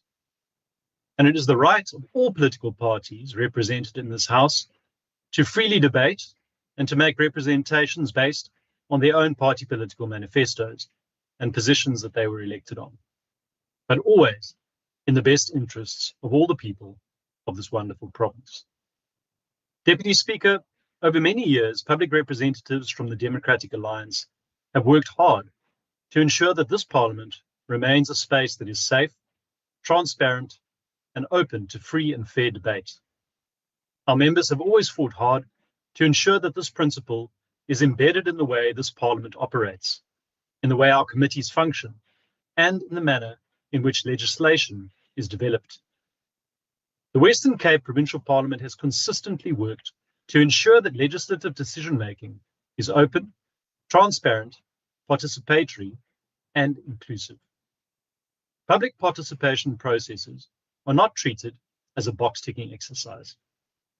They're taken seriously because this government understands that better decisions are made when the public is genuinely involved. Can we do better? Absolutely. Especially when it comes to empowering more members of the public to interact with and understand the various pieces of legislation that are presented at public hearings. But we must also take into consideration and recognize the hard work that is already undertaken by our parliamentary staff, who often operate with scant resources while taking on additional responsibilities. We've recently heard in a portfolio chairs briefing how often the issue of resource allocation for parliament activity is raised, and this is certainly something that we need to address collectively. Deputy Speaker, when legislation comes before our committees, the public is always invited to make submissions. Hearings are advertised. Civil society organizations, community groups, academics, labor organizations, businesses, and ordinary residents are given opportunities to engage directly with lawmakers where they wish to do so. Our standing committees travel to communities across the province to conduct public hearings and also conduct virtual hearings for those who are not able to attend. Are these processes compliant? Yes, they are.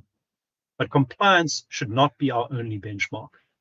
We can and we must continue to do better. And I would encourage all members of this House to support me in the call for increased resource allocation so that we can expand the work of our standing committees and public hearing processes to reach more people. Deputy Speaker, it's also essential that we emphasize the opposition party.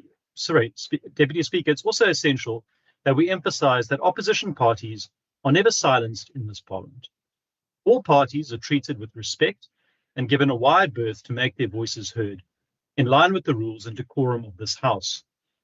Whether members choose to abide by these rules is obviously their prerogative, although for the most part, Speaker, I've enjoyed the collegial environment that you have helped to maintain in this 7th Parliament, which allows for robust debate without proceedings degenerating beyond control, and certainly never the possibility of physical violence between members, as we've seen in some other legislatures. It's sad that we even have to mention the prospect of honourable members of this House engaging in physical violence. But sadly, this has become a reality in some parts of our beautiful country. Speaker, at the end of last year, violence broke out in the KwaZulu-Natal legislature, after the Mkhonto weSizwe party lost a vote in the House. Members of that party disrupted proceedings and ended up in a brawl with police on the floor of the House.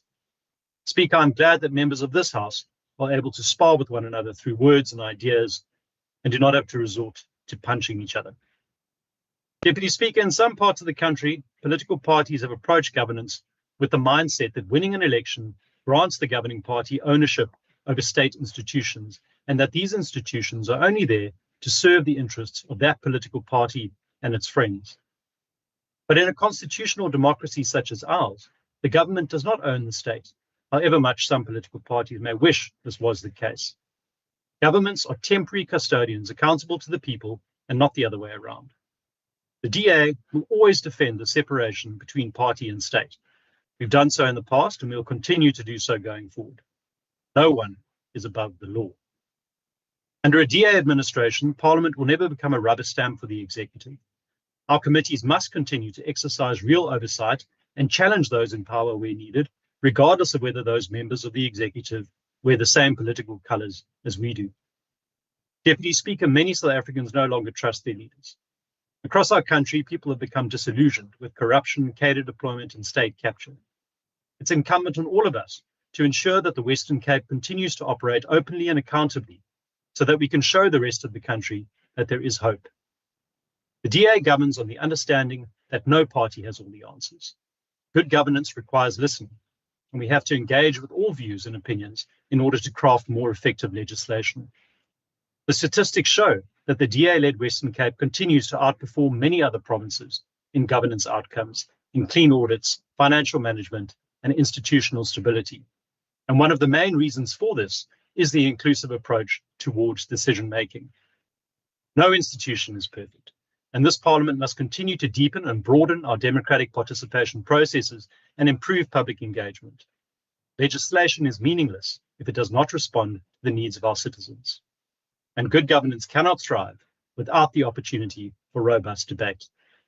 Good governments are not afraid of criticism. In fact, they embrace it. Any member of our executive should be able to defend all aspects of their administration and should be able to take on valid criticism where it is warranted. Indeed, they've proven time and again that they are willing and able to do so. The Democratic Alliance welcomes this debate as an opportunity to showcase the fantastic work being undertaken by this DA-led administration and to look constructively at areas where we all can do better. Thank you.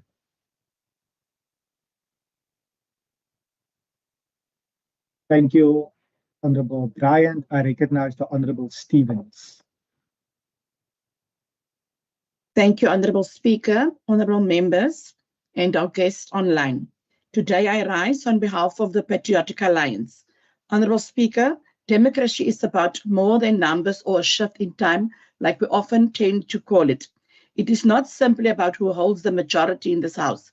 Democracy requires accountability, transparency, and meaningful engagement with the people we were elected to serve.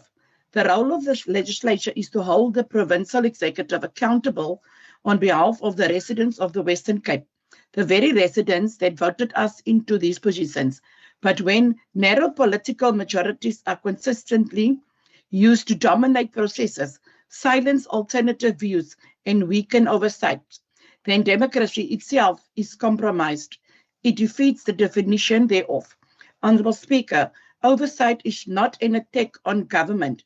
Oversight is a constitutional responsibility as it ensures that public funds are spent responsibly, their departments deliver services effectively, and that the concerns of our communities are taken seriously. Yet many residents across the Western Cape continue to face daily struggles.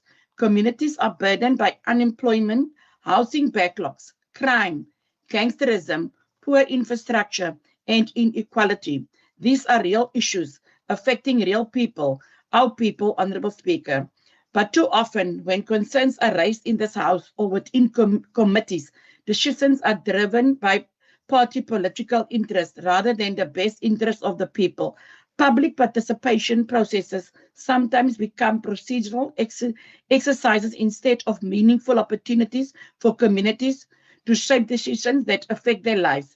It has become a tick-off box excursion which is unacceptable.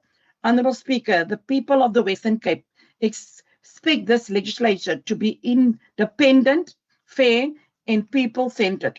They expect us to ask difficult questions and to ensure that the executive is held accountable at all times. A legislation that merely protects the executive instead of scrutinizing it fails the very people it was elected to represent. We must strengthen oversight.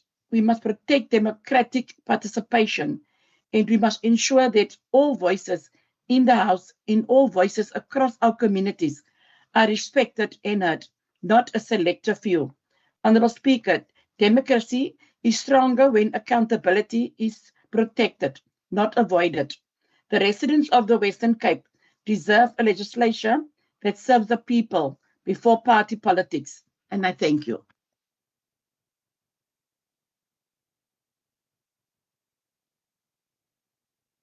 Thank you, Honourable Stevens. I recognize the Honourable Kasim.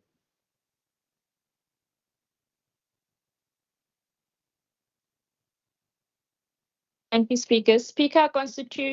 Speaker, this is an important topic which not only affect our people in the province, but also affect us as members of the Western Cape Provincial Parliament, so far as holding the provincial executive into account is concerned. Speaker, our constitutional design is made in such a way that citizens of this country and province, by extension, elect political parties to represent them in institutions such as this provincial parliament. The Premier of this province then elects members of this provincial executive from amongst members of the institution who serve at his behest but still remain accountable together with the Premier to members of this House and by extension the public who might either have voted or not voted. Speaker, this debate is a reminder to those in the opposite benches in blue that the mandate flows from the Constitution itself, and the duty is that of holding the provincial executive into account, including the Premier. Speaker, our colleagues from the opposite benches of the House must constantly be reminded that they are duty-bound to serve the interests of the communities by holding those who control the levers of government into account. Political party patronage amongst the DA members must not be the reason why they go soft on the political party members running the operations of the executive. This also applies to the Premier of this province. The Premier violates if the Premier violates the ethic code, it is the responsibility of the relevant committee and this House to hold the Premier of this province into account without any fear, favour or prejudice into the constitution of this country and the people of this province. Speaker, Western Cape is in a disastrous situation when it comes to crime because those who are in the same party with the Premier of this province are scared to tell him that his safety plan policy is flawed and out of touch with reality, and that it is part of the reason why millions of rands are being spent with little to no results to show for it. Speaker, today we have a housing backlog in this province because of our colleagues in opposite benches who are quick to defend that member of the executive responsible for the provincial infrastructure and who continues to fail the people of this province. It is a shame for those who have taken on the oath in this House to promote the ethics of the Constitution and to act on behalf of the citizens to hold the executive into account, only for them to later serve as protectors of this provincial executive and not the people of this province.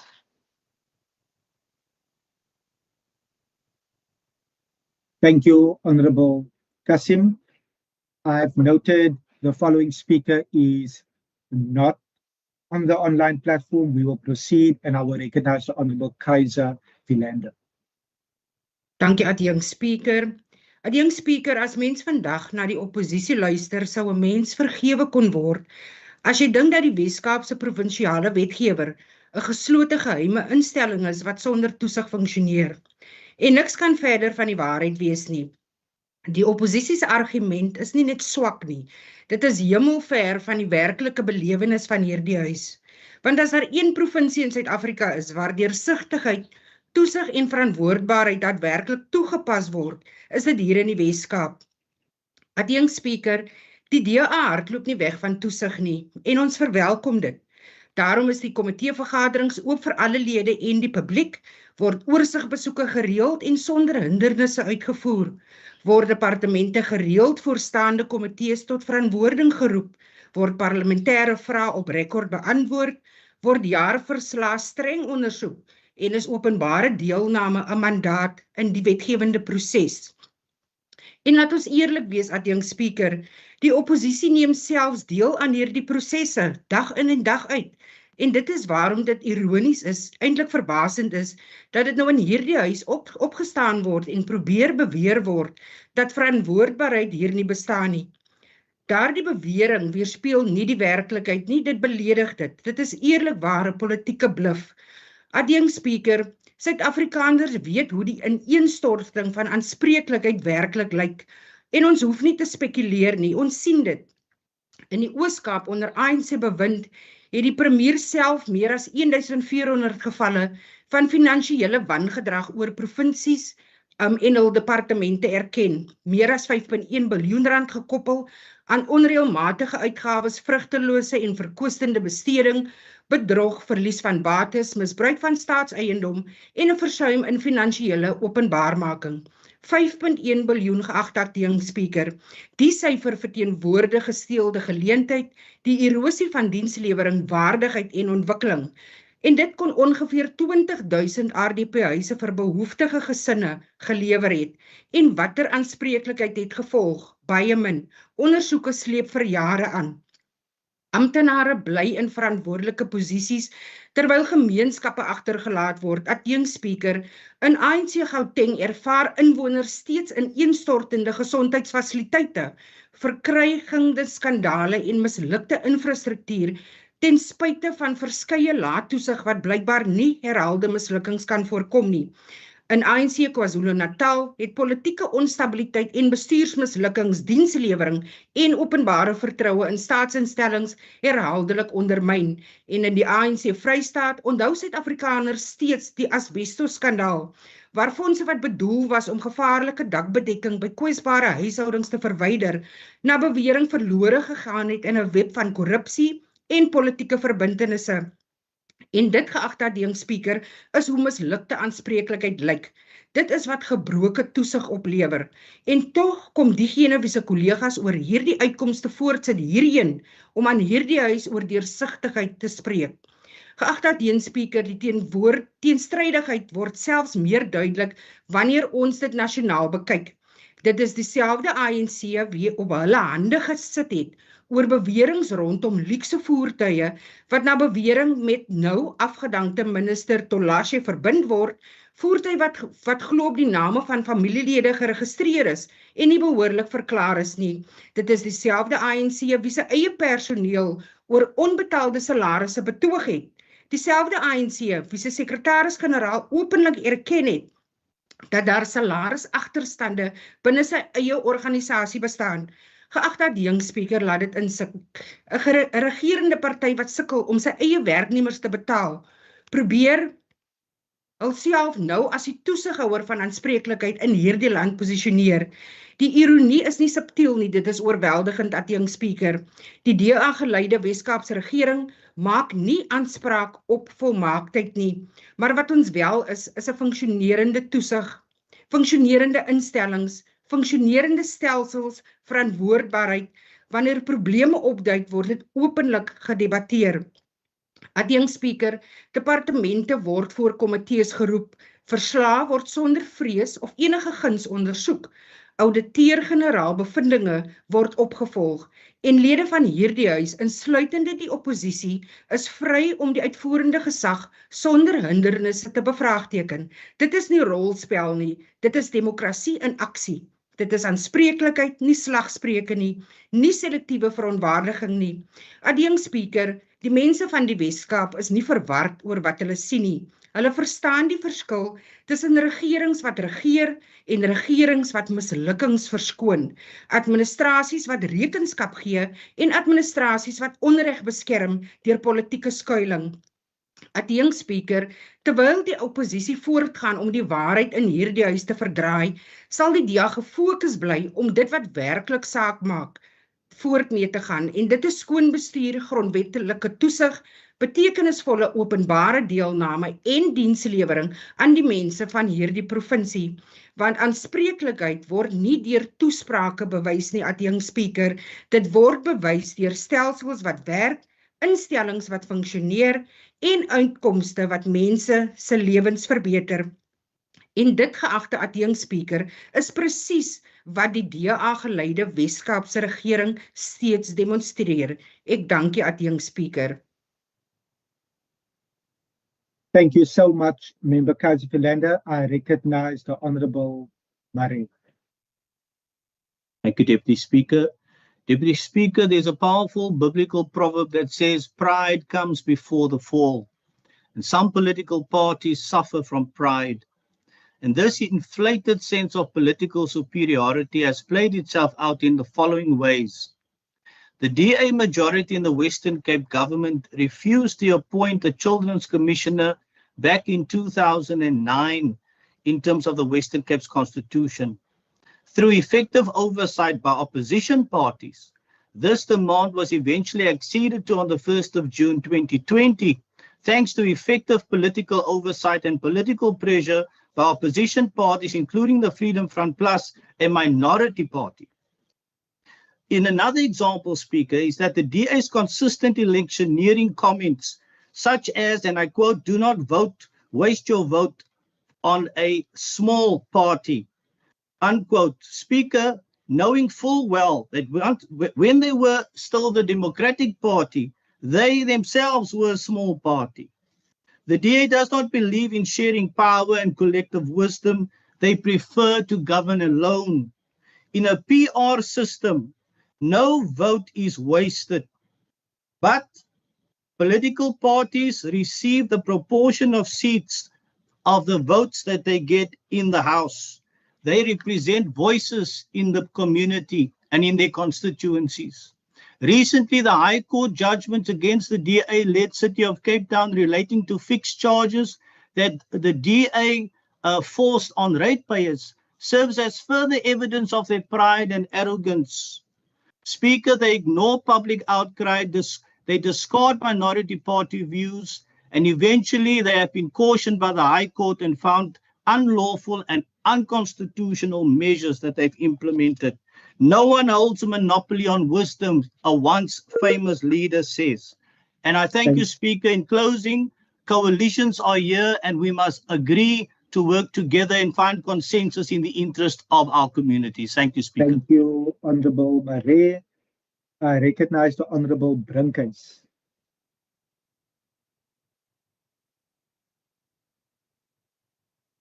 I've noted that the Honorable Brinkens is not on the platform. I recognize the Honorable Christians. Thank you, Deputy Speaker. Deputy Speaker, the ACDP believes that meaningful public participation is fundamental to a healthy and functioning democracy. This provincial parliament must remain the dignified platform where residents are heard, respected, and included in decisions that may affect them directly, which affect their families, which affect their lives. They must have a say, and the say that they have is when we have more opportunities for public participation, getting out to communities that only see provincial parliament, national parliament, and councils on TV. It's a good thing. And we applaud, as ACP, we applaud what the parliament has done to get to communities, but I think more should be done to get there. Speaker, maybe another thing is voter apathy. People vote and they do not see changes, and that is a major problem. People still do not know the difference between many people, national parliament, provincial parliament, and local government. They address matters that is supposed to be for local government on provincial government level, and that is maybe, I don't know, maybe it's a lack of education, but maybe provincial parliament will have to do more to ensure that our people are educated when it comes to the services that the provincial government renders to our people. Another important thing, Deputy Speaker, is that when you as a party govern, we must make sure that when you are the legislature and executive, that there's enough oversight over the executive. I thank you. Thank you, Honorable Christians. I recognize the Chief Whip, Honorable Bosman. Thank you very much, Honourable Deputy Speaker. Transparency, Honourable Deputy Speaker, and public participation in the legislative process lies at the heart of our democracy. As the Chief Whip of the DA in the Western Cape Provincial Parliament, I'm proud to declare that our commitment to these principles is unwavering. The DA-led Western Cape has set the gold standard for open, accountable governance. We have opened the doors of this Parliament, inviting the public to witness the workings of their elected representatives firsthand. Our committee meetings are forums for robust public engagement, and we have actively sought out the input of citizens and stakeholders through regular public hearings and consultations. But we haven't stopped there. The Western Cape Parliament has embarked on an extensive program of public education and outreach, hosting workshops and information sessions across this province. We have empowered our citizens to hold their government accountable. This is what true democracy looks like. Sadly, the same cannot be said for ANC-governed provinces.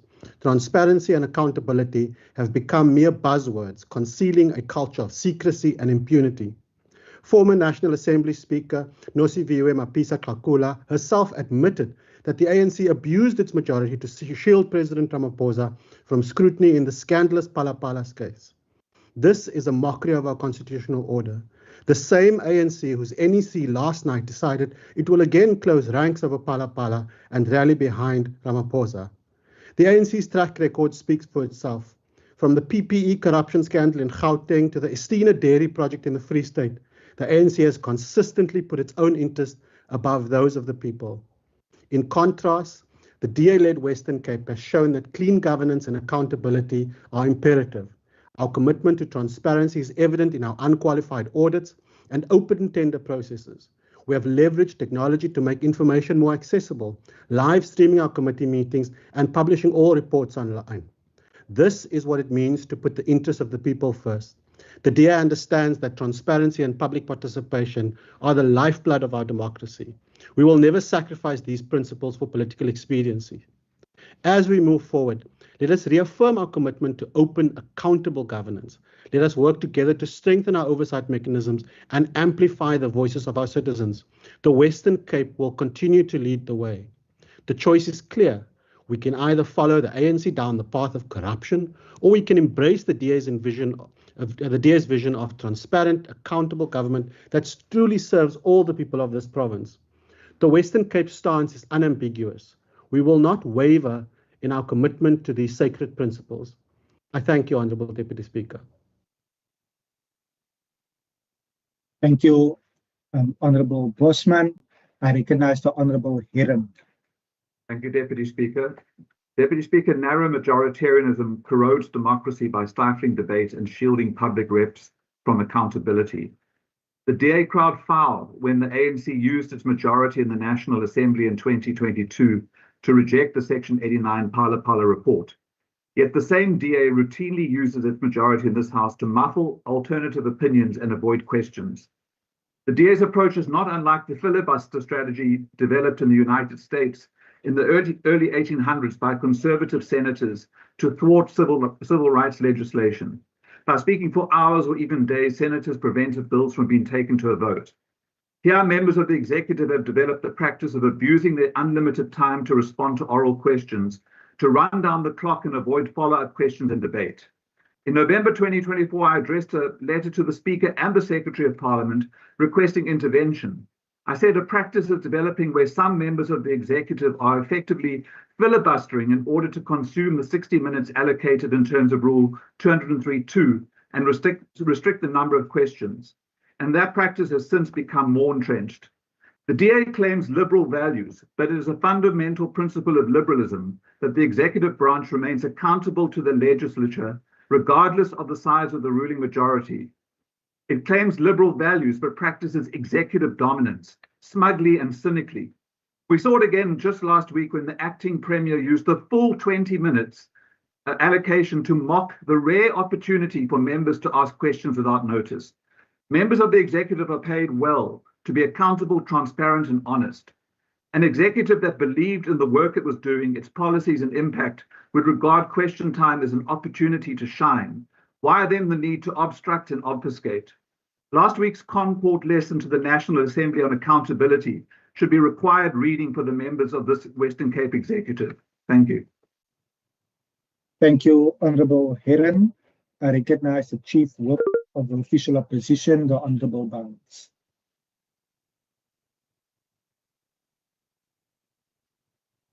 Thank you, Deputy Speaker. Deputy Speaker, we are in a democratic dispensation. The DA must realize that gone are the days of oppression where the boss decides on how to speak to his boyki. The mentality of the white people that they are the only human beings clever ever on this planet has been voted out and defeated already in 1994.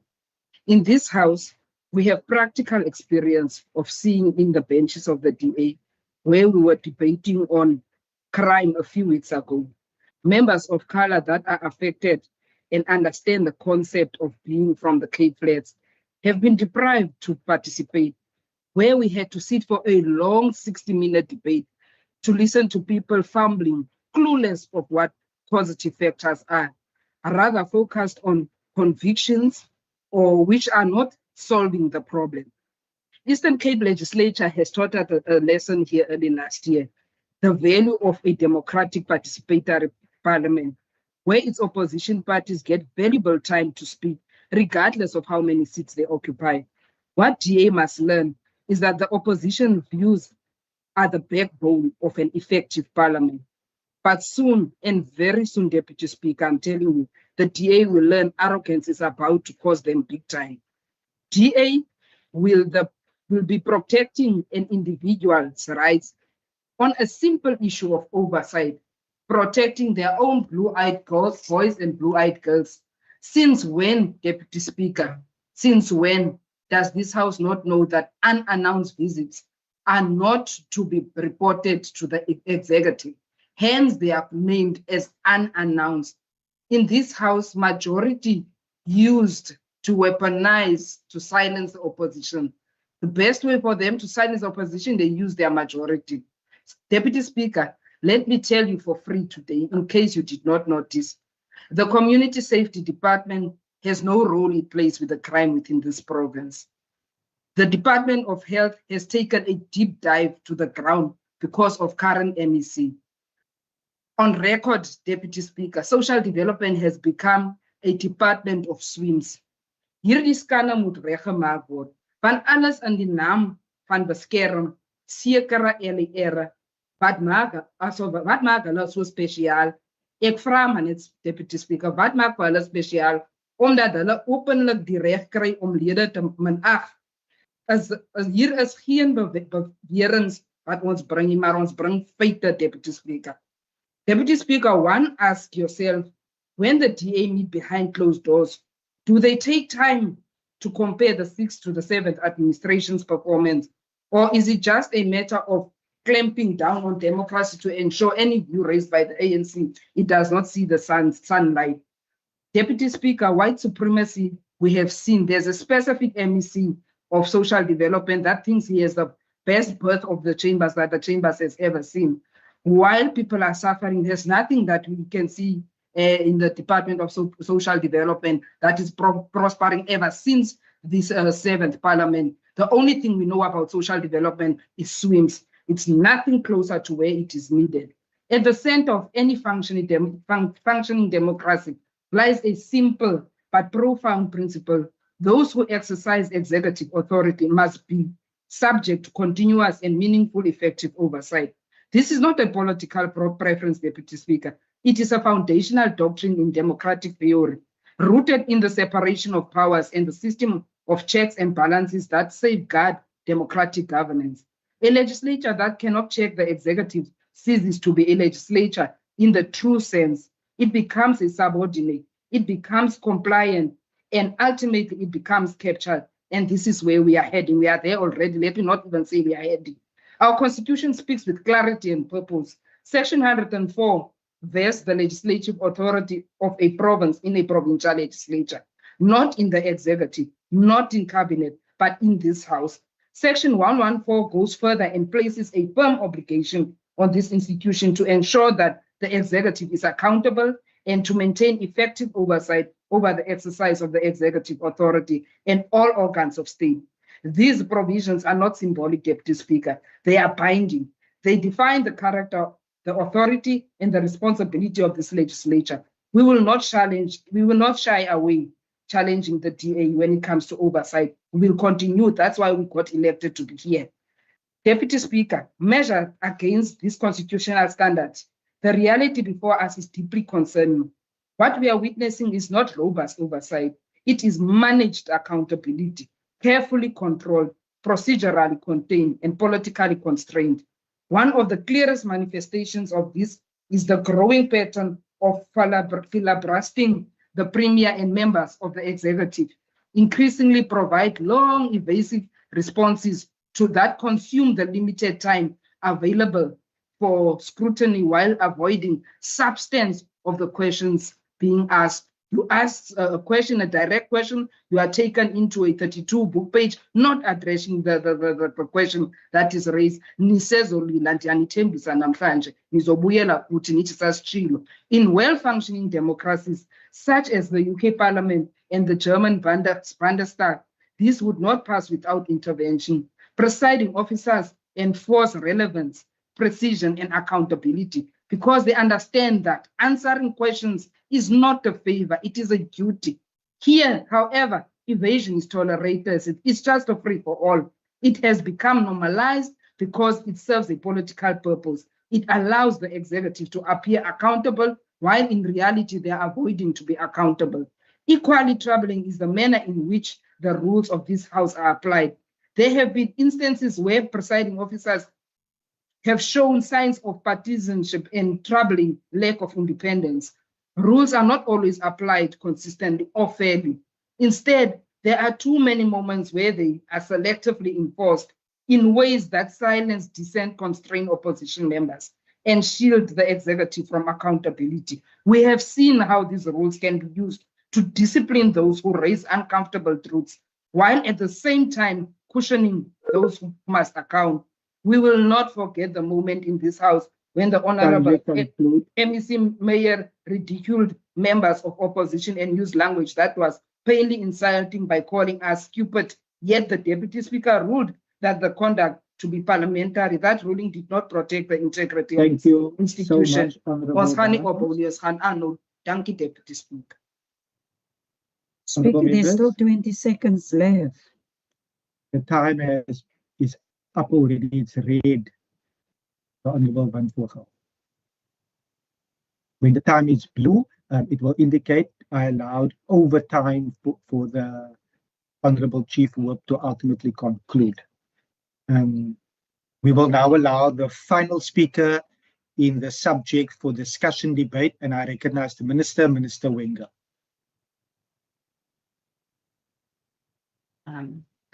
Thank you, Deputy Speaker. Today we are debating a serious topic, but unfortunately much of what we've heard from the opposition is a familiar set of accusations dressed up as principle.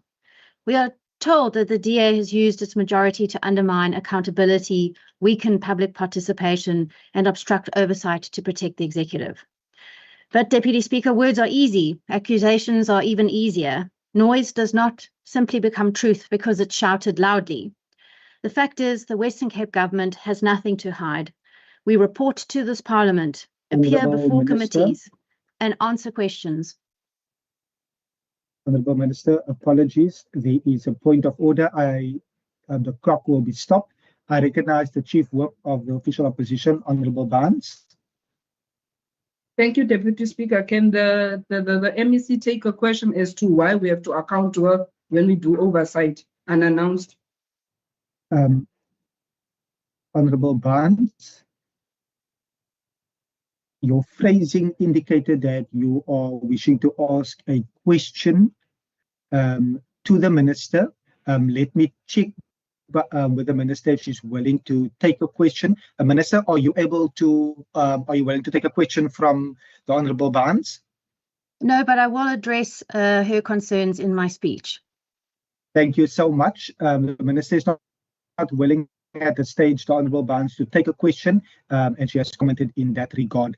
Minister, it's 7:19 and you may commence. Yep, we answer parliamentary questions in this House and in the NA and in the NCOP. We participate in debates, engage with independent oversight bodies, and communicate openly with the public. In fact, we are the only government, perhaps in the world, to have open sessions monthly where anyone can speak to a member of the executive. We are also honest about the challenges, and we are equally clear about the work that we are doing to address them. The opposition may not agree with our answers. They may not like our policy choices, but disagreements are not the same as obstruction.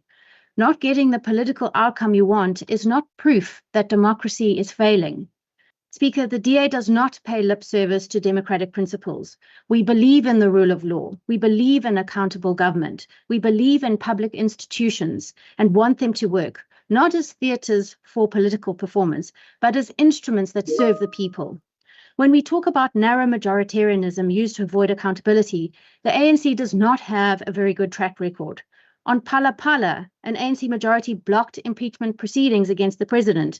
Instead of allowing Parliament to test findings, the majority simply shut it down, just like they did with President Zuma's fire pool in Nkandla. And on public participation, mere lip service was paid on the NHI bill in the NCOP.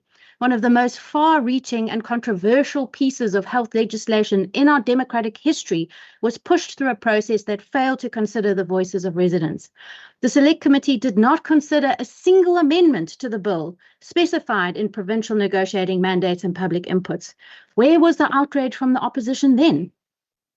Deputy Speaker, the DA does have a majority in the Western Cape, and it is a mandate given to us by the people of this province through democratic elections. For 17 years, the residents of the Western Cape have placed their trust in the DA to govern according to our values: clean government, accountability, delivery, and respect for the Constitution.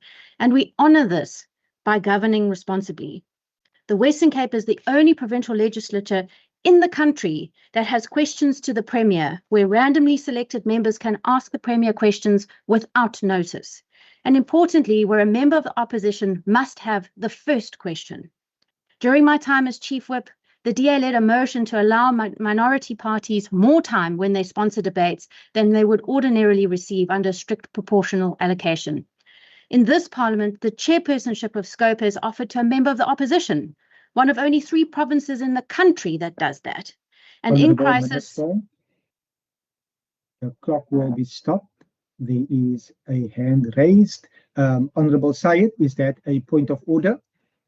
No, it's I want to know whether the MEC for Health is willing to take a question on when exactly Honourable the Syed, questions to the Premier without pose- notice started in this legislature. It did not start during the time of the DA. Thank you. Honourable Syed, Honourable Minister, are you willing to take a question from the Honourable Syed?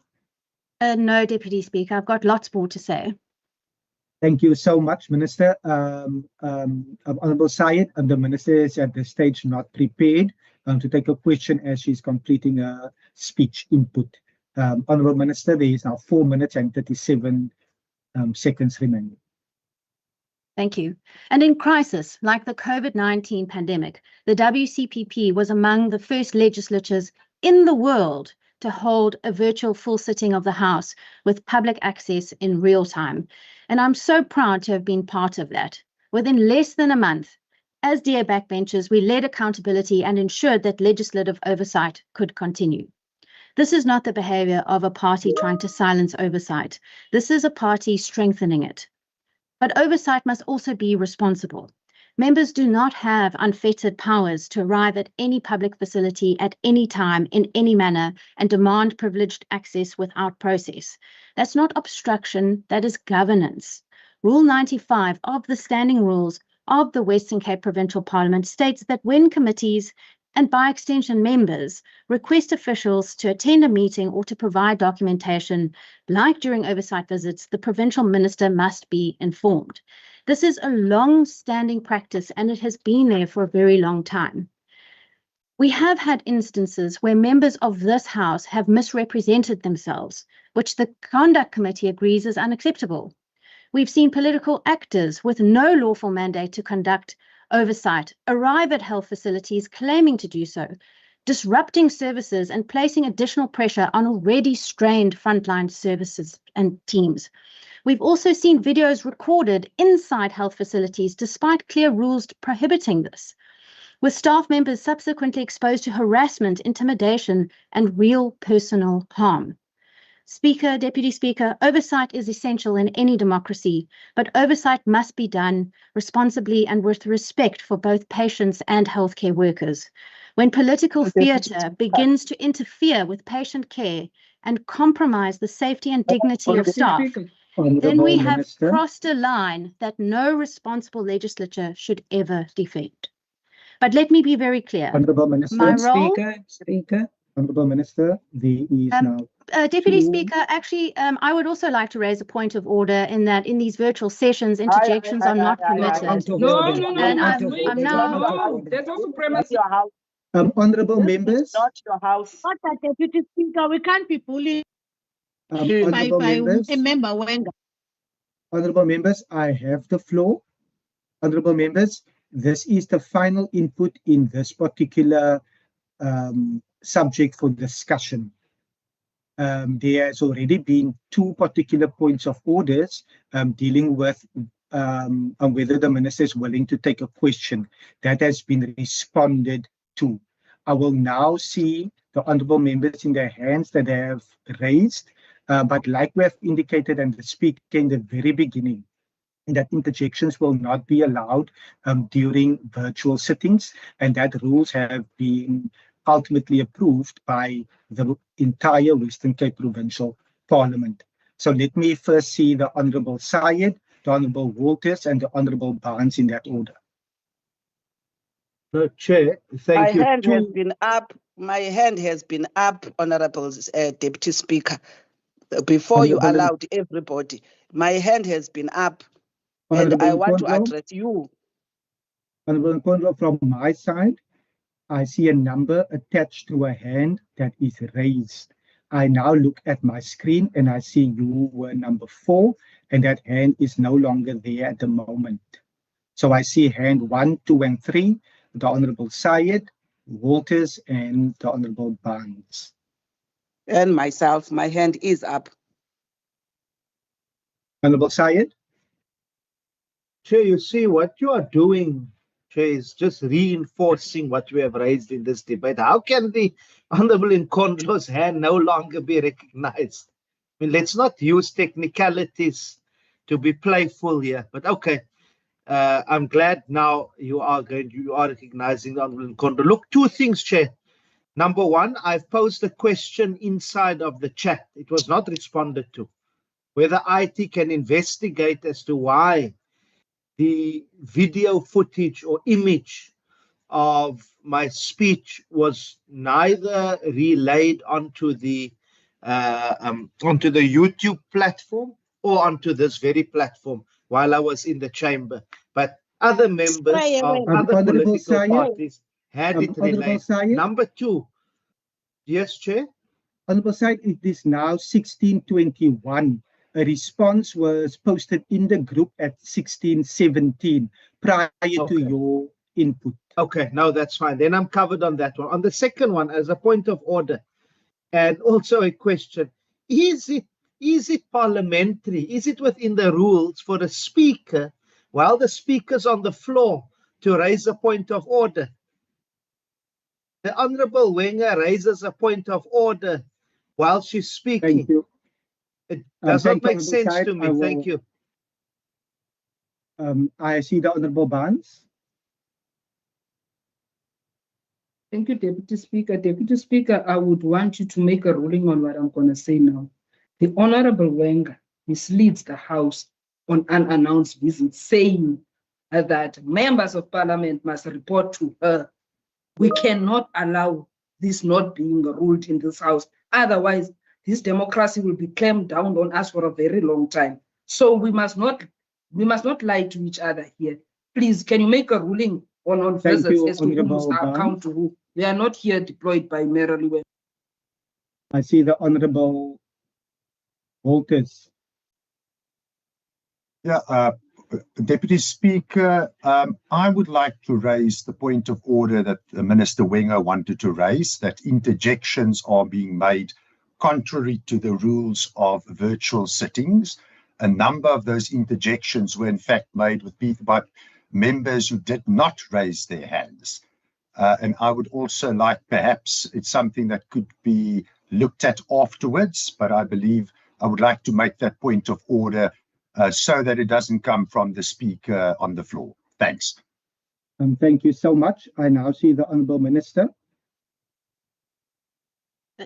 Honourable Deputy Speaker, I agree with Honourable Barnes that we shouldn't mislead the House here, and I would then ask that you do look at the Hansard. I never once said that anybody should report to me, so that would be great if we could clarify that.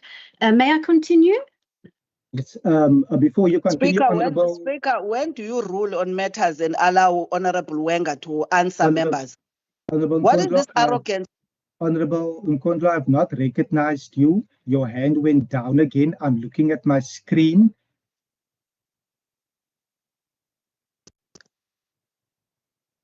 I've not recognized you. Are you raising your hand? I will now take the Honourable Nkondlo and then the Honourable Bosman.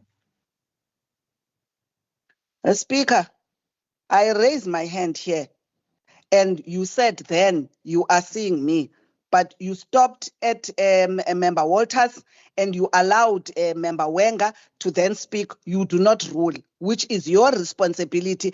Every other member, when they raise something and interject, for you to rule.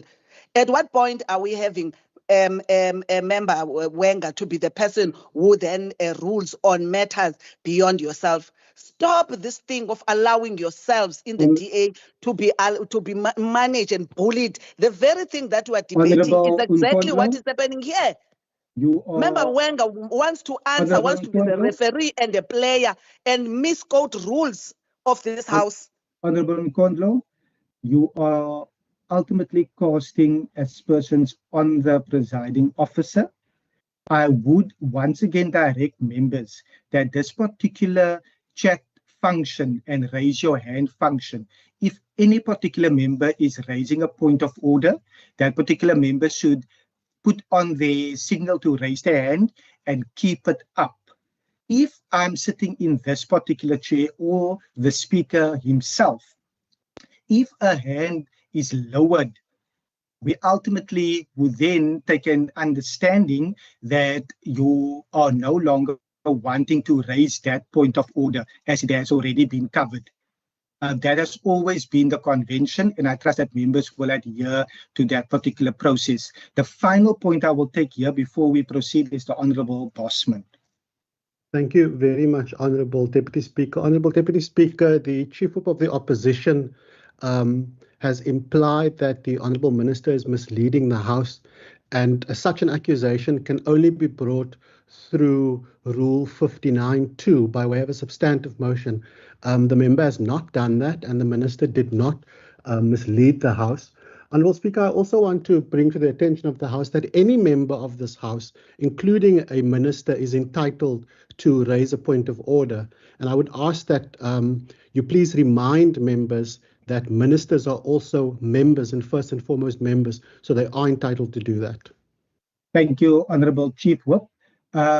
I will, at this particular time, indicate that on Member Syed's point of order, in terms of the chat function, that has been responded to. He has also then responded in that regard. In terms of the comment made by the Honourable Barnes, we will then look at the Hansard and revert back to the House if need be. And members, I would want to again remind members that we are ultimately on this virtual sitting.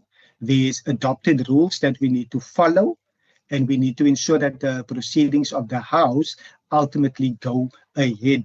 So yes, if any member is feeling that there is a minister or a member misleading the House, they must do that via a substantive motion. Honourable members, we have now prolonged this particular stage, but let me for the final time now see the Honourable Syed and the Honourable Barnes. Honorable Deputy Speaker, I know we do not want to also prolong sittings unnecessarily, but I just want to on this one. I think you had ruled, but now the Honorable Bosman is misleading the House when he calls upon you, when he calls upon you to teach us that MECs or ministers are also members of us. Nobody denied that. The point of order I was raising was a sitting speaker. Whether that sitting speaker is an MEC or a leader of the opposition or a chief whip of a minority party, I was referring to a speaker who's currently speaking, not an MEC. He must not twist words here to try to ridicule. This is essentially why the House is descending into chaos and why democracy is being undermined by this democratic alliance. Thank you. I take your view. If any particular persons that is listening, I trust that we will be able to proceed, and I will now see the Honourable Barnes and then proceed from there. As I've already indicated, I'm not going to entertain further hands in this regard. The Honourable Barnes. Respectfully, Deputy Speaker, I've raised a point of order to say that the MEC is misleading us. It's upon your honors as the Deputy Speaker that's presiding to decide whether what I heard is wrong or it is right. The Chief Whip of the DA cannot come and make decisions on your behalf. When he undermines your seat as your party, what is he expecting us to do? Because undermining you as the Deputy Speaker is making rules. He must be a speaker if he wants to be a speaker and not come and speak on our behalf here. Honourable Barnes, thank you so much. We will now proceed. And I will recognize the minister, but once again indicate that if any member is wanting to bring a substantive motion, members are aware of the rules and the procedures that they need to follow in that regard. Honourable Minister, you may now proceed. I see there's 2 minutes and 41 seconds remaining. Thank you, Deputy Speaker. I think the DA could learn some filibuster lessons from the ANC. So as I was saying, when political theatre begins to interfere with patient care and compromise the safety and dignity of staff, then we've crossed a line that no legislature should ever defend.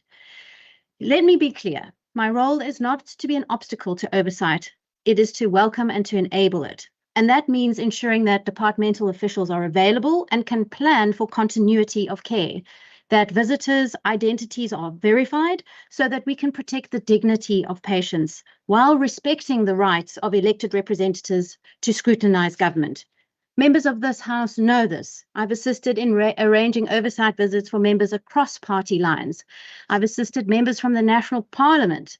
And where members engage, the process works. In one instance, I had to ask a member's permission to move their visit to the following day as the hospital was being audited by the health standards compliance, and the facility just did not have the capacity on that day. By contrast, Deputy Speaker, when I chaired the Standing Committee on Policing, and Honourable Christians will remember this, we did experience real obstruction. In our cluster week, we notified SAPS of our visit to the training college in Paarl weeks beforehand, again the week before, and 48 hours before we arrived. But when we arrived, we were refused entry. The gates were locked in front of us. So it's clear that the ANC simply does not practice what it preaches. Accountability is not measured by who shouts the loudest. Oversight is not strengthened by disrupting services or placing staff and patients at risk. This government will continue to account and answer questions, but we will not confuse democratic accountability with political theatre. The opposition raises issues about how women parliamentarians are treated, but I would encourage them to have a long, hard look in the mirror, because when you refer to a woman politician as darling and princess, that is coded sexism. It does not respect female politicians, and such remarks perpetuate sexist stereotypes that have no place in this House. The people of the Western Cape deserve a government that is stable, transparent, and focused on service delivery. They also deserve a parliament that conducts oversight seriously, responsibly, and in the best interests of the public. And that is the standard, Deputy Speaker, that we will uphold. Thank you. We shall not be told by you how to do our oversight. Thank you, Honourable Minister. I recognize Honourable Van Vogel before I indicate that concludes the debate. No, Deputy Speaker, I just wanted to check with the MECFC prepared to take a question. The Minister has already concluded She her ran side. away. She's already concluded her side, and we will now proceed, the Honourable Van Vogel. Honourable members, in terms of rule, that concludes the debate on the subject of, for discussion in the name of the Honourable Syed. We will now proceed in terms of Rule 197 in terms of the interpellations that is printed on the order paper and the question paper. I recognize the Honourable Minister, Minister Bradell.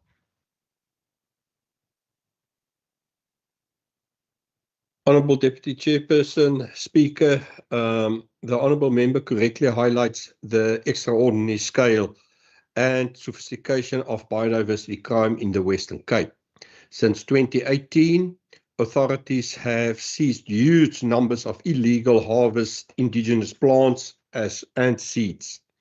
The volume of these illegal operations is evidence of the highly organized and transnational criminal economy targeting our unique floral kingdom. While enforcement operations have yielded significant seizure and arrest, the Honourable Member is equally correct that the rate of high-level convictions, particularly those targeting organisers, financiers, and exporters, remains a critical constraint in dismantling these syndicates. Addressing this challenge requires a systematic multi-agency response across the entire justice value chain for investigations through the prosecution and sentencing. The Department, together with its entity Cape Nature, provincial and national partners, is pursuing and supports the following key interventions: elevating environmental crime as organized crime. In other words, environmental crimes, particularly plant poaching, must be consistently recognized as treated as serious organized criminal offences, not as a minor or isolated regulatory infringement. There is a growing body of knowledge and evidence on these criminal syndicates, including their operations across borders on the continent and globally. Secondly, strengthening interagency coordination. Effective prosecution depends on seamless collaboration through Cape Nature's compliance and enforcement officials, SAP Specialized Unit, the Hawks Directorate for Priority Crime Investigations, and the National Prosecuting Authority. To this end, the Department supports the establishment and strengthening of joint operational task teams, and secondly, early involvement in prosecuting in complex cases to guide evidence gathering and case strategy. Thirdly, improving case quality and evidence standards. One of the key barriers to successfully prosecuting the high levels is the quantity and quality and complexity of evidence required to prove organized crime. Fourthly, building institutional capacity within Cape Nature. Honourable Member will be aware of the enforcement capacity has been under pressure in this regard. Cape Nature has recently advised two critical, or advertised two critical long-standing vacancies since 2023, namely the compliance specialist and the enforcement specialist. Filling these long-standing vacancy posts is a priority intervention to ensure that cases entering the justice system are robust, well-supported, and capable of sustaining more complex prosecutions, and that staff involved in these cases are properly trained, equipped, and capacitated. While this is a positive start, there remains a growing need for additional human capacity owing to both the volume and the complexity of these crimes. I thank you. Your time has expired. I recognize the Honourable Bryant.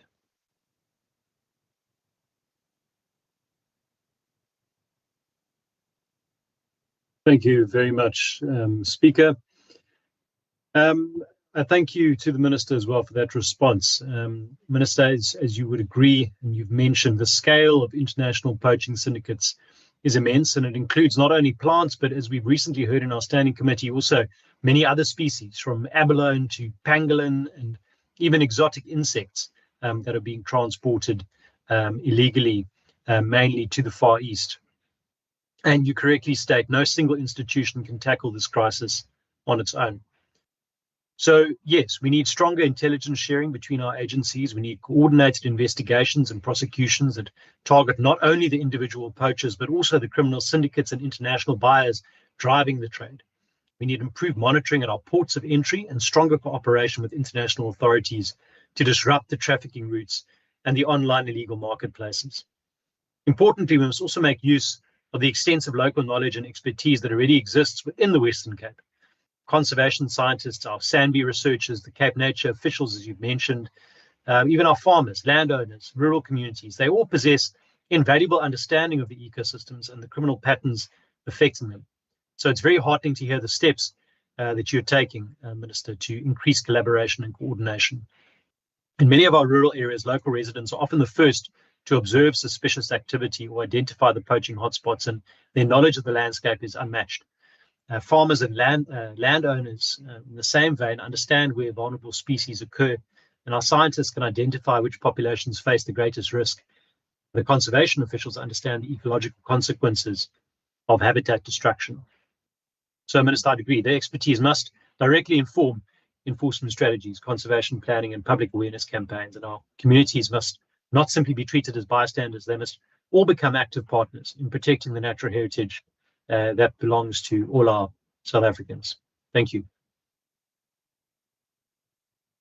Thank you very much, Honourable Bryant. I recognize the Honourable Stoffel.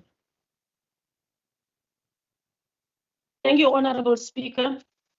Honourable Speaker, this interpellation raises an important issue, but it also exposes a deeper weakness in how the DA government is managing the environmental protection in this province. Yes, we are seeing increasing uncontrol of poached plants and seeds, but where are the convictions? Where are the syndicates being dismantled? What we are seeing is a system that catches those at the bottom, while those who organize and profit from this criminal economy continue untouched. But, Honourable Speaker, this problem goes beyond poaching. The DA-led government is failing more broadly in its responsibility to protect the environment. We see ongoing land invasion, environmentally sensitivity areas, weak enforcement against illegal developments, and a lack of decisive intervention where our natural resources are under threat. This reflects a government that reacts rather than leads. We must also recognize that many of those arrested for poaching are vulnerable individuals driven by poverty, whilst the real masterminds operate through organized international networks. The ANC believes that what is missing is clear leadership, coordination, and accountability at the provincial level. We therefore call for the establishment of a provincial environmental commissioner, an office that will coordinate enforcement, work closely with the National Prosecution Authority, engage institutions such as South African National Biodiversity Institutions, and to ensure that environmental protection across poaching, land use, and conservation is treated with the necessary and seriousness it deserves. Without that level of oversight, we will continue to see arrest without justice and environmental degradation without consequences. Honourable Member, your time has expired. Thank you very much. Your time has expired. Honourable Member, your time has expired. I recognize the Honourable Bryant. Thank you very much, Speaker. Speaker, it's good to hear the ANC talking about convictions. We were told earlier that there was too much focus on convictions, but I fully agree. We should be focusing on convictions. And one of the challenges that we have with dealing with environmental crime is the many pieces of legislation that exist disparately that make it difficult sometimes to ensure that prosecutions are effected and that convictions take place.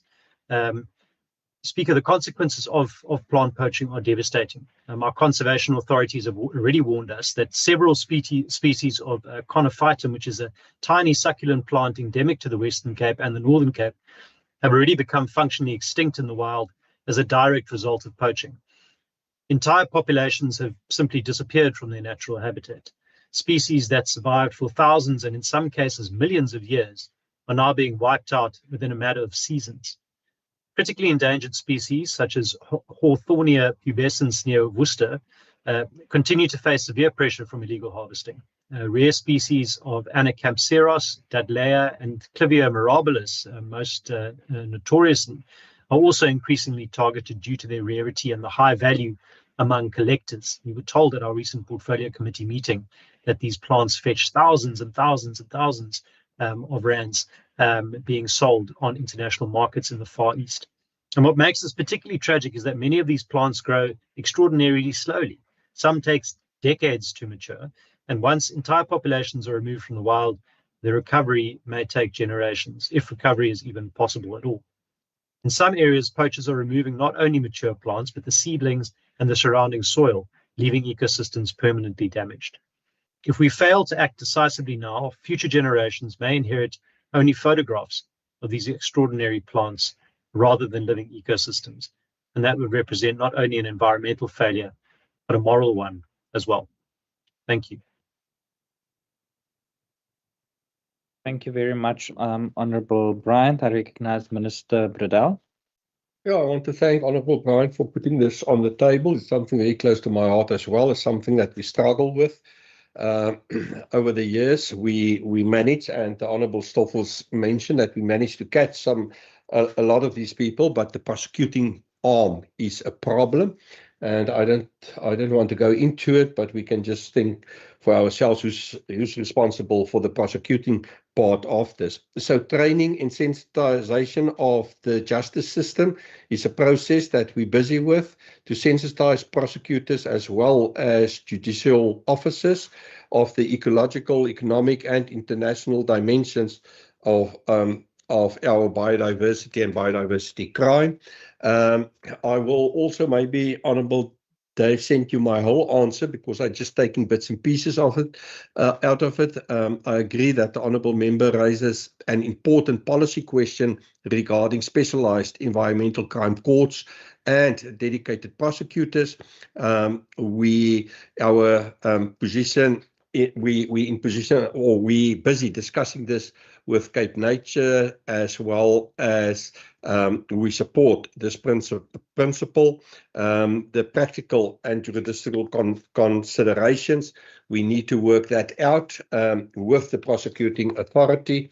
And yeah, by working closer together through all legal arms, we will get more people in front of the courts. Obviously, this has become a big issue of wider spread crime, not only environmental crime, but as you mentioned, Honourable Member, the poaching of abalone, and even you can connect drug smuggling, etc. with this. This is big syndicates. Now, what makes this also very problematic, and therefore you need hands on the ground, and therefore you need more sectors involved within the monitoring of our environment, is because of the huge vast areas where the plants grow. So we're busy with this whole process. We had a couple of successes, but the prosecutors need to get on board and needs to help us. With that, I thank you for putting this on the table, and I will send you the complete answer also. Thank you very much.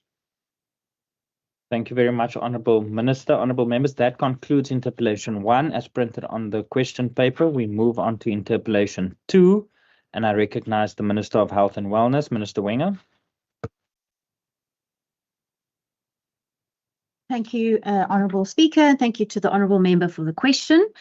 In response, part 1, the term patient or hospital capacity standards can refer to several related planning and operational measures. The Western Cape Department of Health and Wellness does not apply a single standalone capacity standard to all hospitals. Capacity is assessed according to the hospital's role and level of care, its approved service package, infrastructure, beds, staffing, utilization, referral pathways, and quality and safety indicators.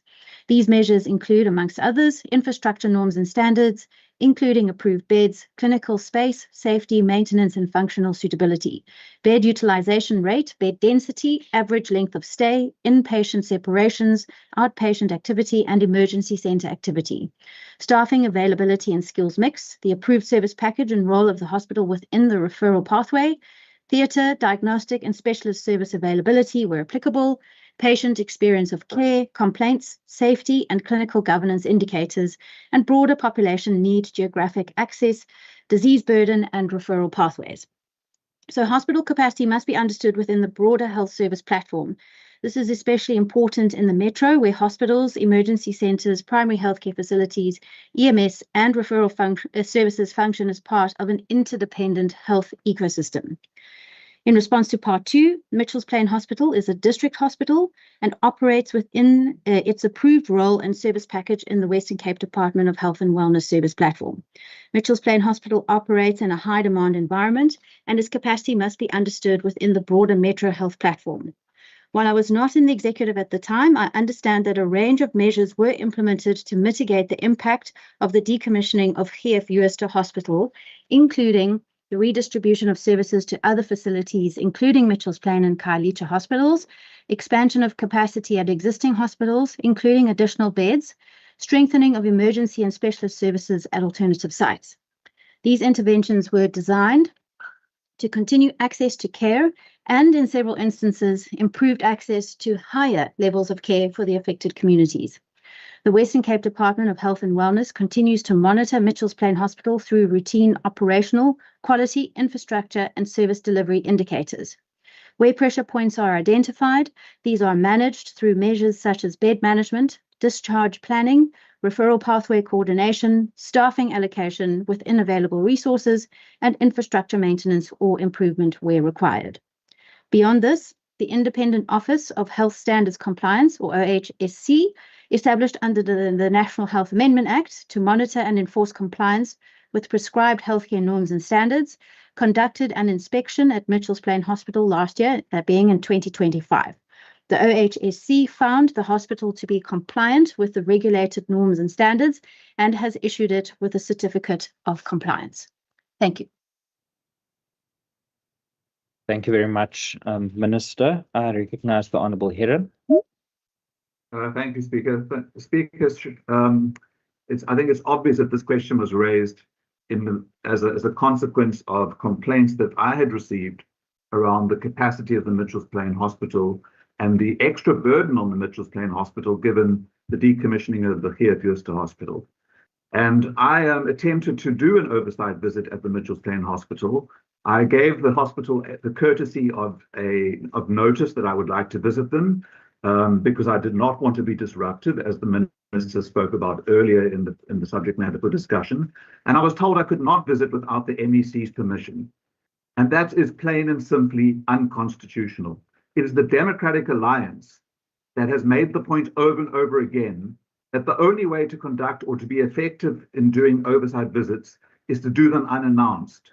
And when I gave the hospital an opportunity to accommodate me, I was referred to the MEC's office to make the arrangements for an oversight visit. That is not how the democracy works, and it's not how the Democratic Alliance understands how democracy works. But nevertheless, let me get on to the subject matter. Mitchells Plain Hospital has roughly 420 beds, but serves a catchment that has increased to 1.5 million people. So the hospital is constantly operating at a capacity of between 90 and 100%. And when a hospital operates above 85%, there's no room left for emergencies. And people who are severely injured or critically ill have nowhere else to go. And people are, unfortunately, at risk. In an area such as Mitchells Plain, heavily affected by gang violence, emergencies are not uncommon. They are part of daily life.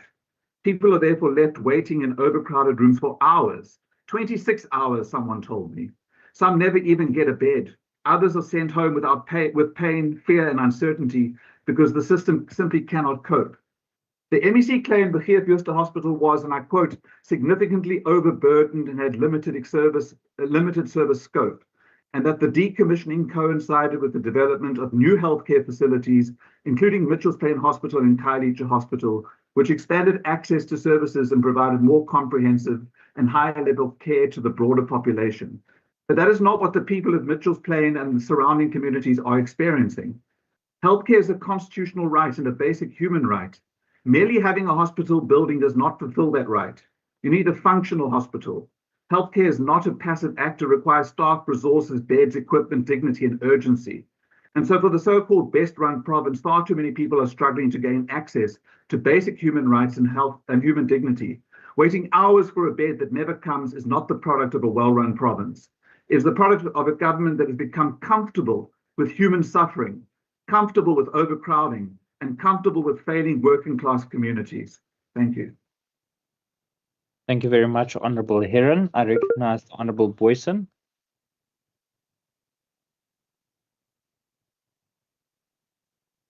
Honourable Speaker, the question before this House is not about individual facilities such as Mitchells respond to a growing population and rising demand for care. Healthcare does not exist in a static environment. Populations expand, migration patterns shift, and the burden of disease change over time. A functional health system must therefore constantly adapt, not reactively, but through deliberate planning and ongoing capacity management.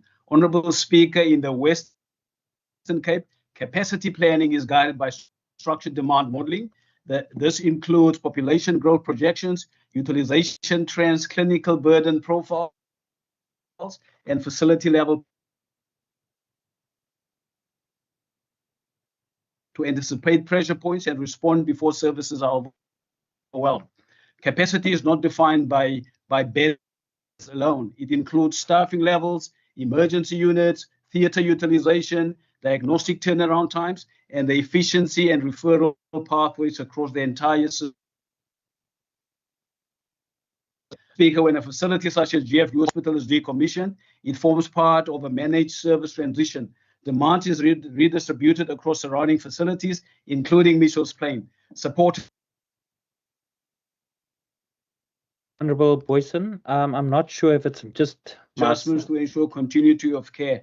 Honourable Boyson, the objective or Honourable Boyson, we are not able to hear your contribution. Yes, Speaker. So the Minister that must respond to your contribution. Yes, Speaker, can you hear me, Speaker? Yes, we can hear you now. I don't know if it's your connectivity, but you are not audible. So the Minister is not able to hear your contribution in order to respond. So I'm just highlighting that to you, just for the record.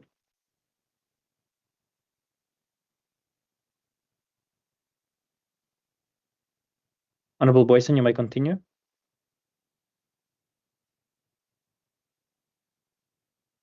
We have connectivity problems. My apologies, Speaker, in Beetle.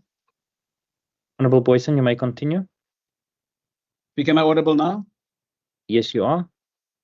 When a facility, GF Jooste Hospital, is decommissioned, it forms part of a managed service transition. Demand is redistributed across surrounding facilities, including Mitchells Plain, supported by strengthened primary services, improved referral coordination, and system-wide adjustment to ensure continuity of care. The objective, Honourable Boyson, your time is expired. Is not selection of patients, Honourable Boyson, but protection of service quality. Honourable Boyson, your time is expired. Thank you very much. I recognize the Honourable Van Vogel. Thank you, Speaker. Speaker, the truth is simple. The DA closed GF Jooste Hospital without a credible plan for the patients it served. There was no proper funded transition, no adequate replacement facility, and no honest assessment of the pressure that will fall on surrounding hospitals. I also want to understand whether the MEC agree that the Rule 95 of the Standing Rule of the Western Cape Provincial Parliament is a procedural notification requirement and not a limitation on the constitutional oversight mandate of members of the Provincial Parliament. And if not, why not? If so, whether the Department of Health and Wellness has at any stage interpret Rule 95 as requiring members to obtain permission from the MEC or the department before conducting oversight visits. Today, our community is paying the price for more than a decade. The people of Mynenburg, Gugulethu, Nyanga, and the broader Klipfontein corridor have been left without a hospital of their own. Patients are forced into Mitchell's Plain Hospital and Khayelitsha District Hospital and a clinic in Heideveld, all of which are overwhelmed and operating far beyond capacity. These are district hospitals and a clinic, yet they are expected to function like a regional hospital. They deal with complex trauma, rising patient numbers and referral level care without the resources and staff or infrastructures required. Let us correct the record. Mitchell's Plain Hospital and Khayelitsha District Hospital were planned and developed under the ANC to expand access to healthcare. The DA inherited this system and cut ribbons, but has failed to strengthen the system under growing demand. The DA itself admits that a regional hospital is needed in the Klipfontein corridor, yet there is still no delivery, only plans and delays. One of these facilities, Mitchell's Plain or Khayelitsha District Hospital, must be upgraded into a fully resourced regional hospital with the best specialists and funding requirements. Honourable What we Van have Poppel, now your time is has expired. unacceptable. Honourable Van Thank Poppel, your time has expired. Thank you very much. I recognize thank you, Speaker. the Honourable Heron. Thank you, Speaker. Speaker, I must disagree with Honourable Boyson. Capacity must be defined by the number of beds, especially when a hospital turns patients away because it doesn't have a bed. That's the very different definition of capacity. A hospital built for 150,000 people is now serving 1.5 million people. You don't need to be an expert to understand that that is a failure of health care governance. More especially when the government closed a functional major hospital with amongst the best trauma units in the world and doesn't rebuild it for over a decade. Speaker, we've just lived through one of the worst storms in the province's history. Entire communities were flooded, roads collapsed, homes were damaged, and people were left terrified. And if this government is serious about being winter ready, then that preparation cannot begin and end with holding press conferences, because hospitals need to be ready too. Because when storms hit, when roads floods, and when violence escalates, when accidents increase, when vulnerable people become displaced and sick, hospitals become the front line of survival. And the Mitchell's Plain Hospital was not ready. The hospital already experienced a power outage, and winter hasn't even begun. If a single major weather event can destabilize critical infrastructure this early into the season, what exactly is the plan for the months ahead? What happens during the next storm? What happens when lives depend on equipment, lighting, emergency systems, and functioning wards? And this power outage did not happen in isolation. It happened in a hospital already struggling with severe capacity pressures. Mitchell's Plain Hospital operates at 0.28 beds per 1,000 people. The recommended benchmark is 2.5 to 3 beds per 1,000 people. This alone is a huge safety risk, and now the people must operate in the dark. We've also heard complaints from members of the public about unprofessional behavior and poor treatment. Let me be clear, healthcare workers are themselves operating under impossible conditions. Many are overworked, understaffed, emotionally exhausted, and expected to carry the burden of a collapsing system on their backs. But when a healthcare system is pushed beyond its limits for years, dignity breaks down for staff and for patients. And this is the real issue here. This government continues to speak the language of excellence while communities experience the reality of decline. The MEC speaks about infrastructure and statistics, but people experience fear, overcrowding, darkness during power outages, and endless waiting rooms. A healthcare system cannot call itself successful when basic functionality feels uncertain, and it certainly cannot boast about being ready while working class communities are made to feel invisible every time they walk through the doors of a public hospital. Thank you. Thank you very much, Honourable Heron. I recognize the Minister, Minister Wenger. Thank you, Honourable Speaker. The reality is that neither I nor the Department of Health and Wellness are under any illusions about the pressure facing the Metro healthcare platform, and the service is not always what we would like it to be. Many of the pressures stem from factors that are beyond the control of the provincial government, including the impact of the COVID-19 pandemic, the growing burden of disease, and years of fiscal austerity. At the same time, where matters have been within our control, the department has worked relentlessly to strengthen the healthcare system. We've expanded and upgraded infrastructure, implemented systems to improve efficiency and patient flow, and strengthened referral pathways. And we've sought to distribute pressure across the broader healthcare ecosystem as effectively as possible. As mentioned before, a range of measures were implemented to mitigate the impact of the decommissioning of Gees Jooste Hospital. However, since then, the population has increased significantly and demand for services is rising. And that's why the Western Cape government continues to invest in major infrastructure projects, including the new Metro West Regional Hospital. The project is currently in stage 2, the concept design phase, and earlier this year underwent peer review by both the National Department of Health and the IDMS Gateway review process. The design was approved, providing further assurance that the project is progressing. The hospital is planned to provide more than 400 beds and will play a critical role in strengthening healthcare services in the metro. The time frame attached to this regional hospital reflects the scale and complexity of the project, including funding availability, planning and design processes, as well as land readiness requirements and the need for coordination with municipal services and infrastructure. We are also redesigning acute and emergency services, especially for ECs under the most pressure. And that is a project that is underway currently to ensure the provision of the right care at the right time, in the right place, for the right price, putting people first across the acute care ecosystem. Now, Speaker, I'd like to address the issues of oversight. Constitutional oversight powers should be balanced with operational requirements, especially in healthcare facilities, because we have vulnerable people in our hospitals. The National Health Act requires that hospitals provide access to health services, and hospital managers actually have an obligation to prioritize patient care and facility integrity. Therefore, the notice of an oversight visit helps to make sure that we have contingency plans in place so that services are not interrupted. It's not about permission, it's about information so that we can put systems and plans in place.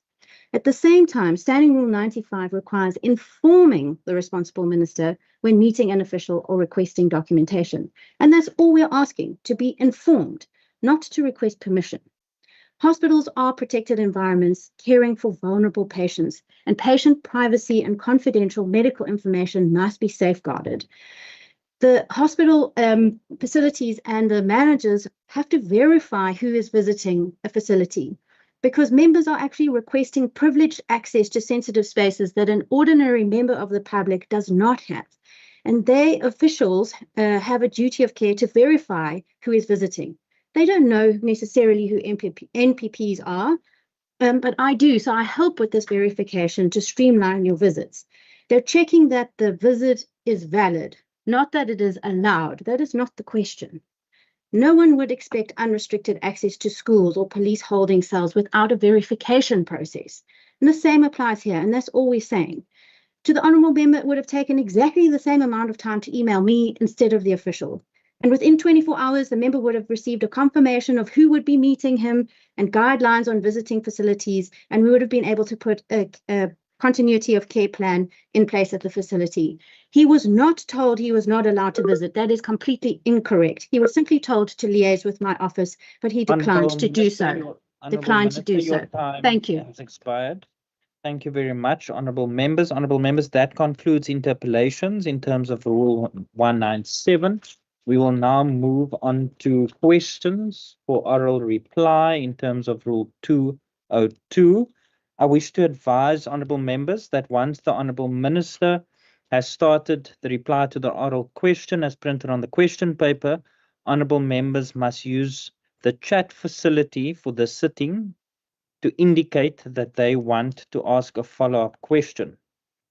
There are 4 opportunities for follow-up question, but the honourable member who has posed the initial oral question as printed on the question paper will have the first opportunity for a follow-up question, and thereafter other honourable members may then use the remaining opportunities to ask the follow-up questions if they so wish. I recognise the Chief Whip. Honourable Speaker, as agreed by members, questions 1, 2, 5, 6, 7, 8, 13, 15, and 17 will stand over until the next sitting. Thank you very much. I recognize the honorable members. Just for your information, we move on to question number 3, and those are questions that stood over from Thursday, the 7th of May, as agreed by the House. And I recognize the Honorable Minister of Finance, Minister Bartman. Thank you, Speaker, and thank you to the member for agreeing to hold the question over so that I'm in the sitting in order to answer it. The answer is as follows. The Western Cape Provincial Treasury acknowledges the positive audit outcomes achieved for the 2024-25 municipal financial year. 20 municipalities attained clean audits, 5 received unqualified audit opinions with other matters, and a total of 25 municipalities achieved thus the globally recognized benchmark of an unqualified audit opinion. Particularly, Speaker, I'm very proud of Beaufort West having moved into an unqualified with findings audit. This is the first time since 2016, so congratulations to Beaufort West. It's not perfect. There's not always sunshine and roses, but it's good to see that things are improving. These outcomes are the result of sustained commitment by municipal councils and administrations, supported by structured collaborative governance interventions led by the Provincial Treasury in partnership with the Department of Local Government. Our shared approach is anchored in the principles of the Municipal Finance Management Act, cooperative governance, and a culture of proactive financial oversight and accountability. In terms of Part A, Provincial Treasury's local government accounting support interventions have contributed materially to improved audit outcomes, including the achievement of clean audits, by addressing systemic weaknesses in financial management, reporting, and governance. It must, however, be emphasized that audit outcomes remain the primary responsibility of municipal councils and their administrators. Provincial support serves to enable, strengthen, and sustain municipal efforts. The following coordinated support initiatives have directly contributed to improved audit performance. Annual financial statement consistency workshops. This expanded from a provincial to a national conference under the Western Cape Government coordination. This initiative has reduced material misstatements by systematically addressing root causes of accounting errors and governance failures. Material misstatements are the primary cause of a municipality not achieving a clean audit. Second one is audit readiness engagements. These are conducted prior to each audit cycle to ensure municipalities are prepared for the annual audit, with corrective measures implemented either in the current or following financial year. Weekly Provincial Audit Steering Committee meetings. These forums enable rapid identification and resolution of transversal audit issues by convening the relevant technical and governance officials in real time. Multiple departments and key institutions or role players in the Western Cape Government attend these committee meetings. Observer role in municipal audit steering committees. Upon invitation, Provincial Treasury provides real-time access to audit complexities, offering on-the-ground support during the audit process. Quarterly monitoring of audit action plans. Findings are formally reported to municipalities and the National Treasury, reinforcing consequence management and accountability for remediation. Analysis and distribution of a sanitized consolidated management report together with an in-depth analysis of findings. This assists municipalities in identifying transversal audit findings and emerging audit focus areas, enabling preemptive corrective action. The GRAP update training and MSCOA support. Continuous capacity building ensures compliance with evolving accounting standards and the municipal standard charts of accounts.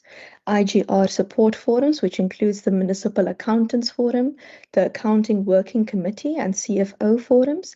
This keep municipal finance officials informed of latest developments, fostering peer learning and consistent application of MFMA requirements, and inputs into key national forums and meetings, including National Treasury and the Accounting Standards Board.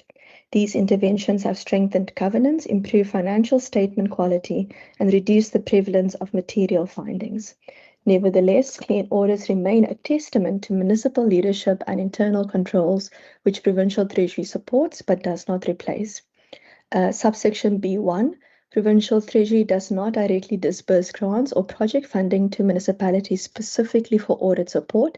Instead, our financial assistance is delivered through funded training and capacity building programs, including GRAP update training, which is fully funded by Provincial Treasury to ensure municipalities remain compliant without bearing the cost burden. National Annual Financial Statements Consistency Workshop Coordination, financial and logistics resources provided by the Provincial Treasury to enable this conference at no cost to participating municipalities, and support forums, the CFO Forum, Accounting Forum, and Accounting Working Committee, which is funded and facilitated by Provincial Treasury to provide continuous no-cost access to technical updates and peer learning. The Provincial Treasury's local government accounting investment in structured training, workshop coordination, and ongoing technical support represents significant financial assistance in kind, aimed at reducing municipal exposure to audit risks and the associated financial consequences of non-compliance. Provincial Treasury additionally provides direct funding to municipalities through the Financial Management Capability Grant. Some of the projects funded through this grant assist municipalities to respond to findings raised by the Auditor General, but that is never the sole purpose of a grant allocation. For example, in 2025-26, this grant funded the asset management projects in 2 municipalities. While this work will help to address findings made by the AXA, improving asset management is a priority in its own right and form part of the Provincial Treasury's broader mandate to support improved financial governance. Provincial Treasury is cognizant that improved financial governance should in due course lead to improved audit outcomes. Subsection B2. The following forms of technical assistance form the core of Provincial Treasury's local government accounting municipal support model. Financial management support, which is daily operational support via the dedicated help desk. The email address is pthelpme@westerncape.gov.za, which addresses accounting, auditing, legal and regulatory matters. Audit preparation support, audit readiness engagement, pre- and post-submission review of the annual financial statements, and holding an observer status in municipal audit steering committees, governance and compliance support, quarterly monitoring of audit action plans, analysis of transversal findings, and distribution of the consolidated management report analysis to identify new audit focus areas, training and capacity building. This is the GRAP audit training, the IMSCOA support, and structured learning through the Municipal Accountants Forum, Accounting Working Committee, and CFO forums. Financial statement review processes. This is the formal review of AFS prior to submission to the Auditor General and again after submission, enabling municipalities to institute corrective measures within the current or next financial year.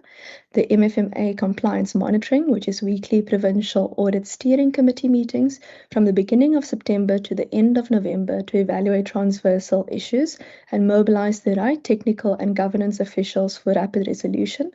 Data analytics and benchmarking, the use of the sanitized consolidated management report analysis to benchmark municipal performance and identify recurring or emerging audit risks, support forums and workshops such as the National AFS Consistency Workshop, the CFO Forum, the Accounting Forum and Accounting Working Committee as mentioned previously. It's all structured to ensure municipal portfolios remain abreast of latest developments in accounting and in SCOA. And in conclusion, the Western Cape Provincial Treasury remains unequivocally committed to sustaining and deepening municipal financial governance, accountability, and clean administration. Through structured intergovernmental collaboration with our sister department, the Department of Local Government, and by maintaining a proactive, evidence-based support model, we will continue to strengthen a clean governance culture across all municipalities. Our support evolves in line with emerging risks, audit findings, and the changing regulatory environment, always respecting that the ultimate responsibility for audit outcomes rests with municipal councils and administrations. The positive 2024-25 audit outcomes provide a strong foundation, and we will build on this through continued vigilance, capacity building, and cooperative governance. Thank you, Speaker. Thank you very much, Honourable Minister. I recognise Honourable Bryant. Thank you, Speaker, and thank you to the Minister for that response. Minister, thank you for stepping in to assist these municipalities that are failing and filling the gap where the political leadership has failed. But you know, the province can't keep being expected to save failing political administrations. And my question to you then, as a follow-up, would be: how important is it to have a stable political municipal administration that prioritizes financial diligence and forward planning, and is able to interact with your office on a regular basis in a coherent fashion? Honourable Minister. That's a new Thank question. you. Honourable Minister. Honourable members, interjections in terms of the rules is not allowed.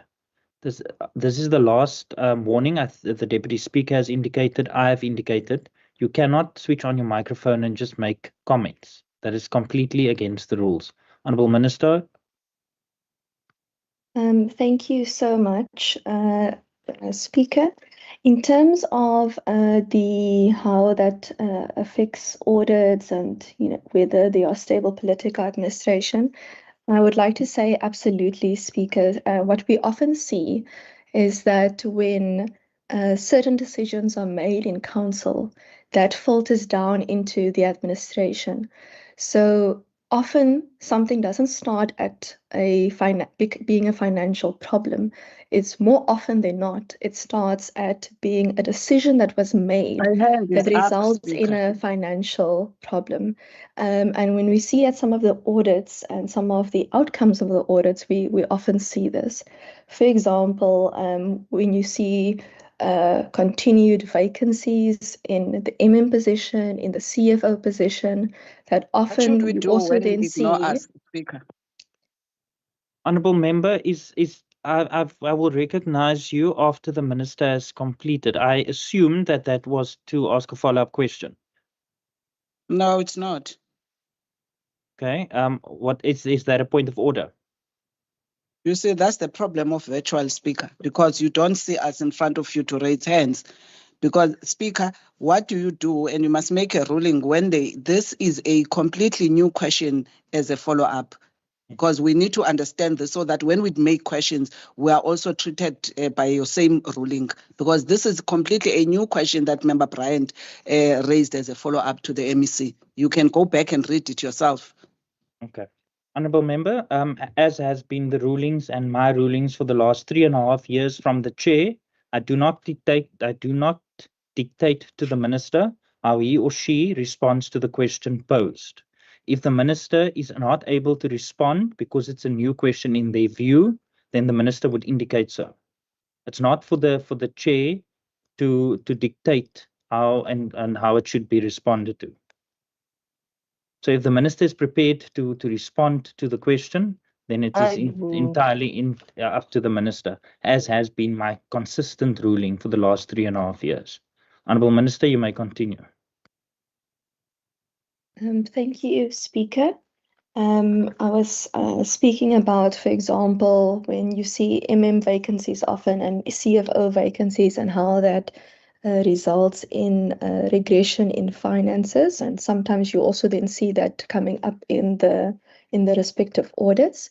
Also, what we also see is that I was speaking earlier about sometimes how a decision in a council will eventually result in a financial problem. And then this you also sometimes see coming out in audits. For example, councils have the ability to make policy. So if you make policy that will have financial impacts and does not take things like deficits and surpluses into account, you could, for example, end up in an unfunded budget.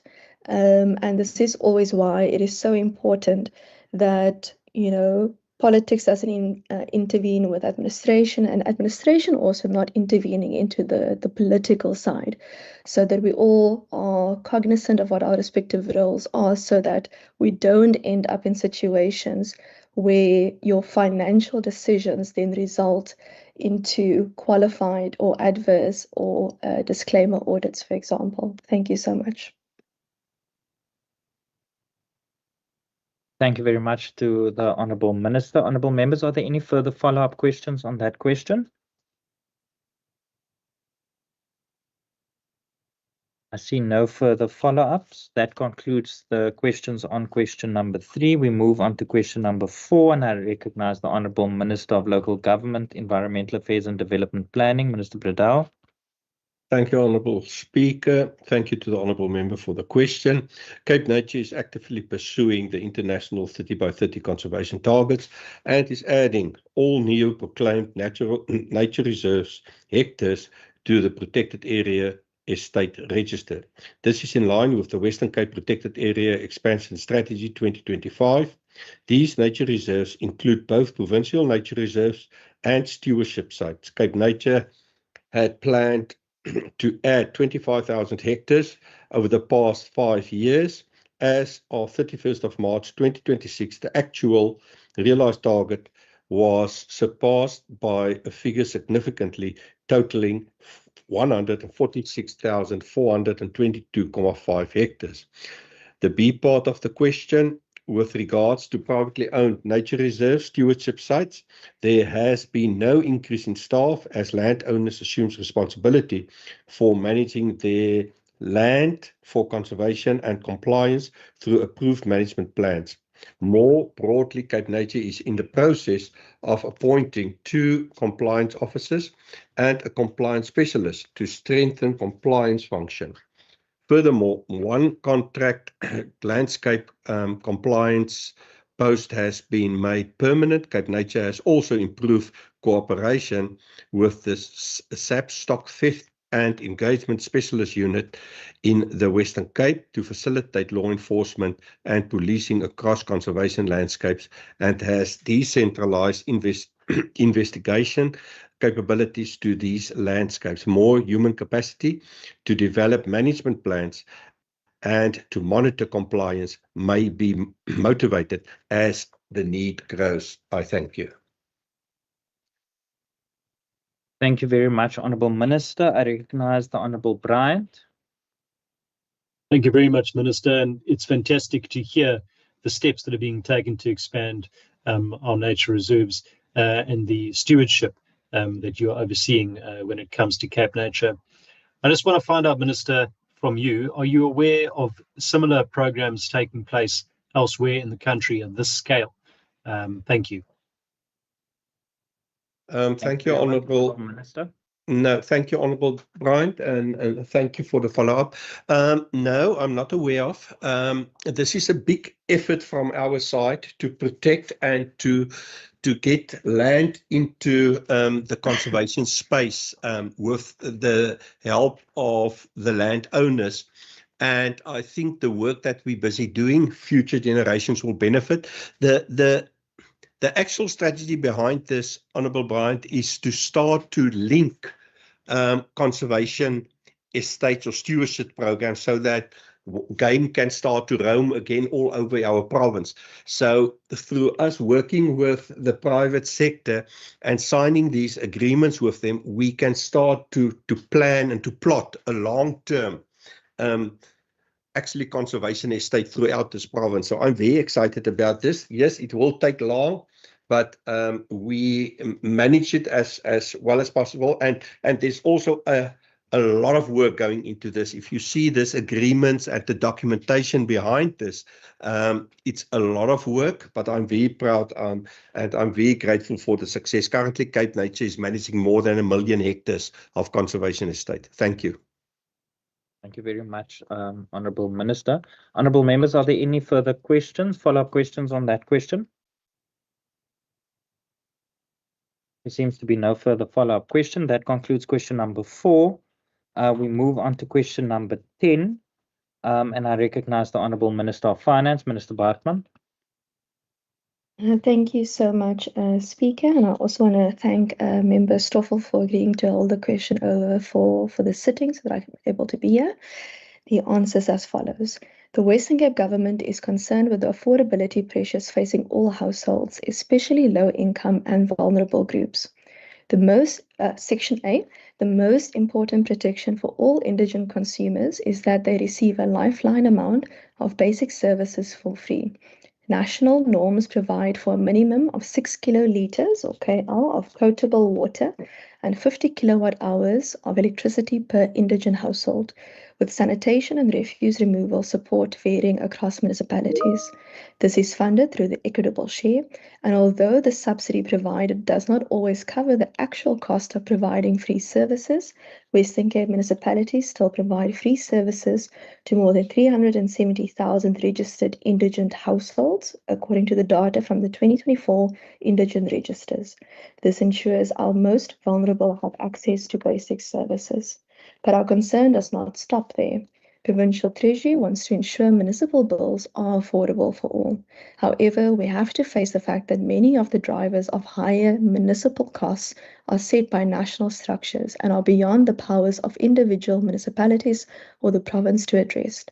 The two biggest costs facing municipalities are bulk electricity, where NERSA has allowed Eskom a 9.1% increase this year, and wages, where SALGA has signed an agreement for 4.75% this year, plus a notch increase of a further 2.4% that is applicable to most municipal workers.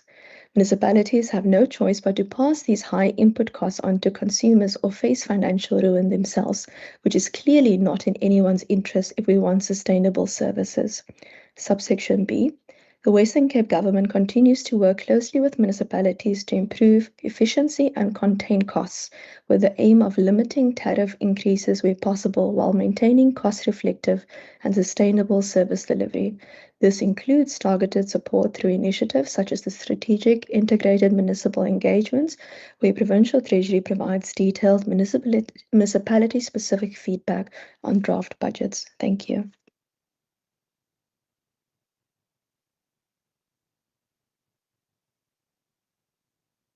Thank you very much, Honourable Stoffel.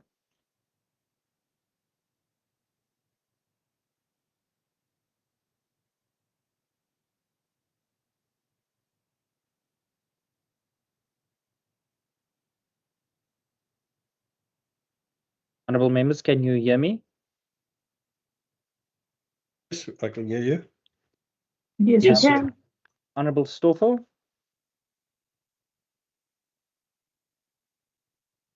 Honourable van Wyk. Thank you, Speaker. I have a question to the Minister.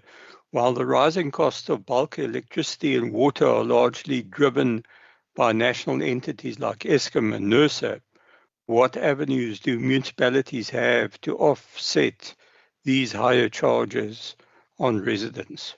Thank you. Thank you very much, Honourable Minister. Thank you so much to Member van Wyk. So on the offsetting of higher charges, there are different options, and they're not limited to the ones that I'm mentioning here today. So National Treasury always encourages municipalities to make sure that the cost of the item that you're supplying is covered.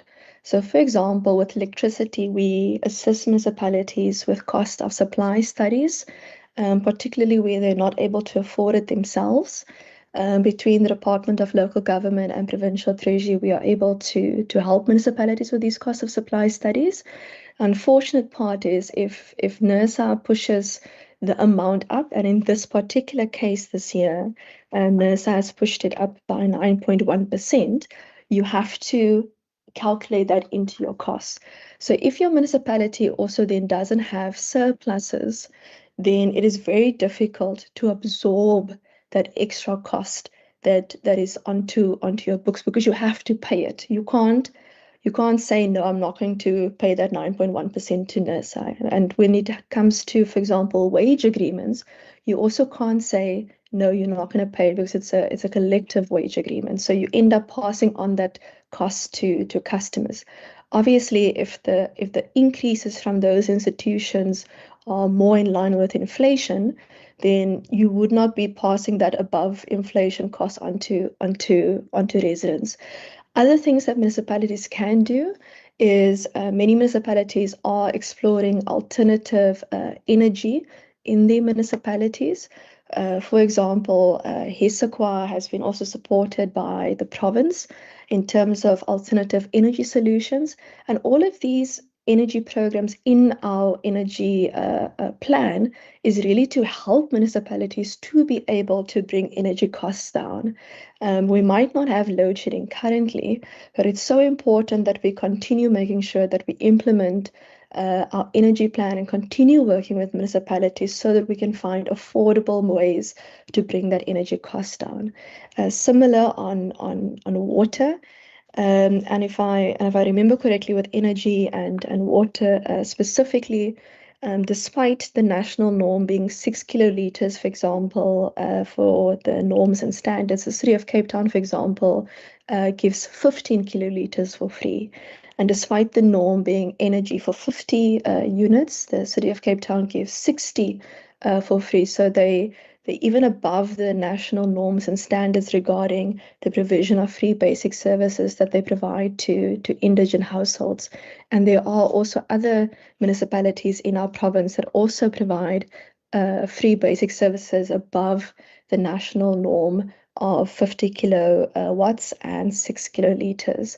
And I also want to just thank our sister department in the Department of Local Government that is currently embarking upon identifying how we can really implement a basket of services in municipalities. They released recently the findings of the basket of service research project. The study, for example, serves as a critical update to the 2019 report and really speaks to what exactly the minimum amount of free basic services for indigent residents should be in terms of our constitution. And part of the suggestions of that report indicated, for example, with water, made it a suggestion of increasing free allocations to 10.5 kiloliters per household to better reflect health and hygiene needs. It also recommended moving towards a 150 kilowatt per month threshold to support modern household requirements, but also recommended recognizing connectivity, internet access, which is currently not in that National Treasury equitable share formula for local government as an essential service, for enabling job seeking and educational advancement. And the department will continue with the municipal engagements, with interdepartmental collaboration, and also making sure that if we move to this new basket of services, that there is phased implementation so that we can prioritize long-term financial sustainability of municipalities while ensuring that such a dignified basket remains a foundation for human upliftment. So we will continue working with municipalities on that, and I'm hoping that that will be fruitful work that will really benefit the people of our province. Thank you, Speaker. Thank you very much, Honourable Minister. I recognize the Honourable Stoffel. Thank you, Speaker, and thank you, MEC, for the response. My follow-up question is that in terms of the indication by the MEC, in terms of the beneficiaries of this indigent register, do the MEC think there's enough been done pertaining that within the Western Cape when it comes to our poor people who can't afford? Is there enough from the municipalities done towards that right of our people? Can I please ask that the honourable member be muted? Honourable Minister, again, I'm not going to dictate how you answer that question, but what it is against the rules is to request the Minister to express a view, Honourable Stoffel. So you have asked, it's the Minister's view that. But Minister, I will not dictate how you respond to that. Thank you so much, Speaker. I'll try to keep it objective and not break your rules.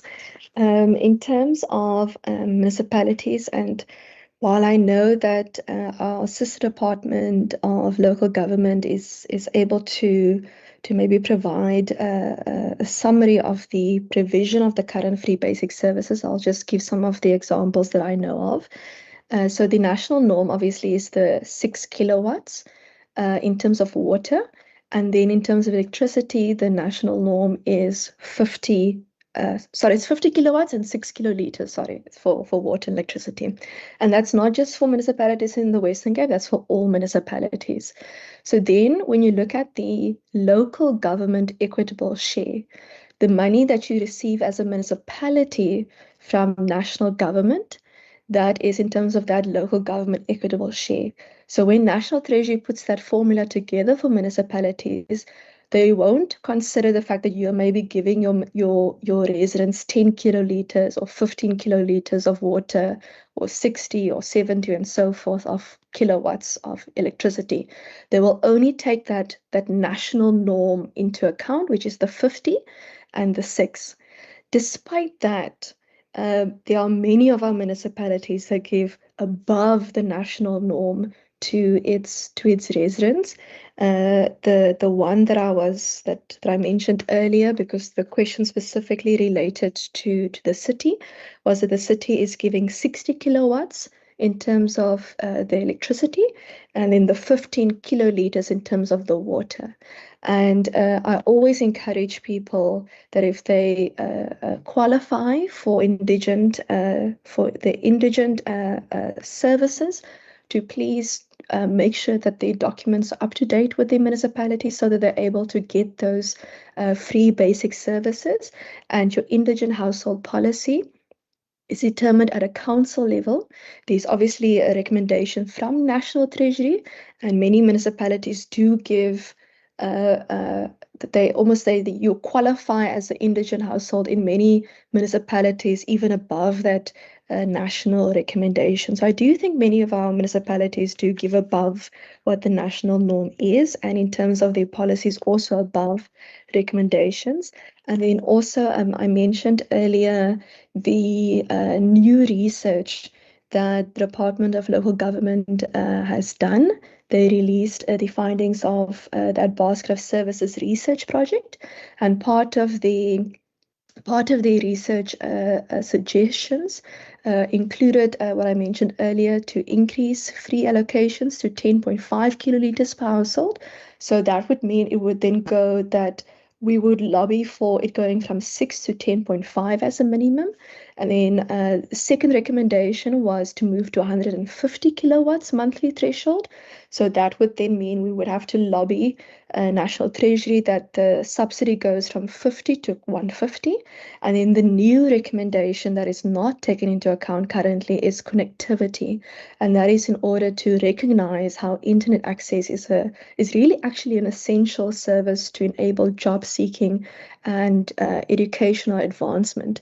And obviously, because these things need to be done in a manner to make sure that it's financially sustainable, because we don't want to push municipalities into unfunded budgets, and we don't want to push municipalities into a situation where they're actually not able to afford it.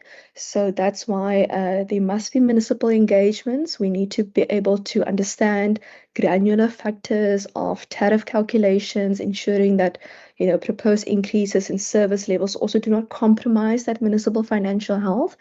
I mentioned earlier interdepartmental collaboration. We have to work with the different sector departments also to explore how we can really make sure that there's enough resources on the table to be able to implement this, and that we must also focus on sustainable implementation. So even if we are able to get this right, we might need to phase in implementation to make sure that we're able to balance that long-term financial sustainability of municipalities with the foundation of human upliftment. Because like I said earlier, Speaker, the last thing we want is to push municipalities into a situation where they aren't financially sustainable. Thank you. Thank you very much, Honourable Minister. Honourable members, the next honourable member is Honourable Marais, and then Honourable Nkondlo. Honourable Marais. Thank you very much, Speaker, and thank you to the Minister.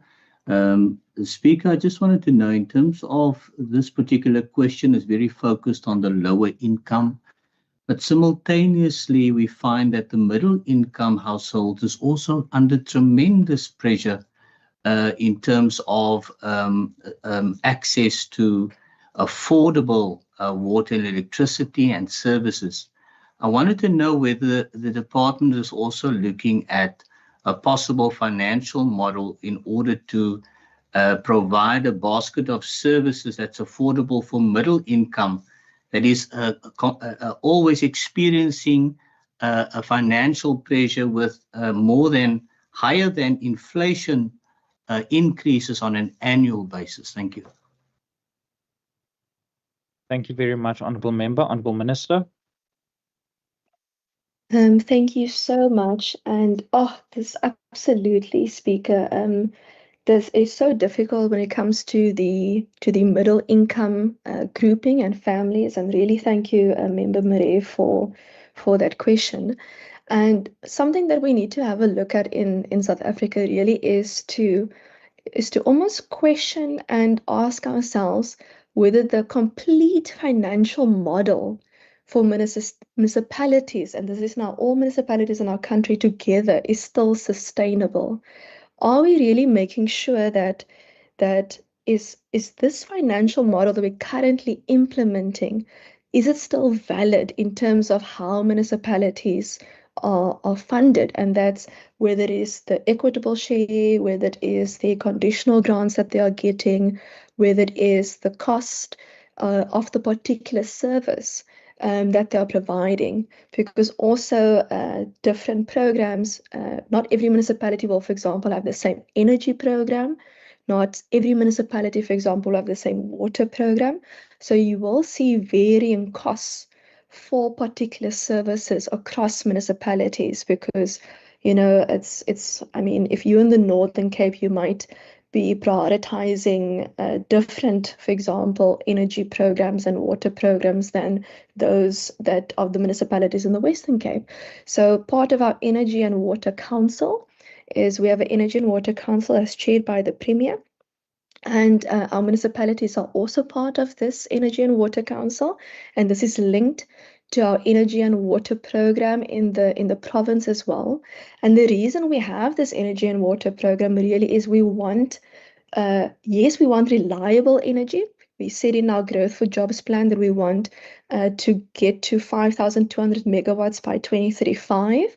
And we also said that we want to bring in additional 320 million cubic meters of water in our province.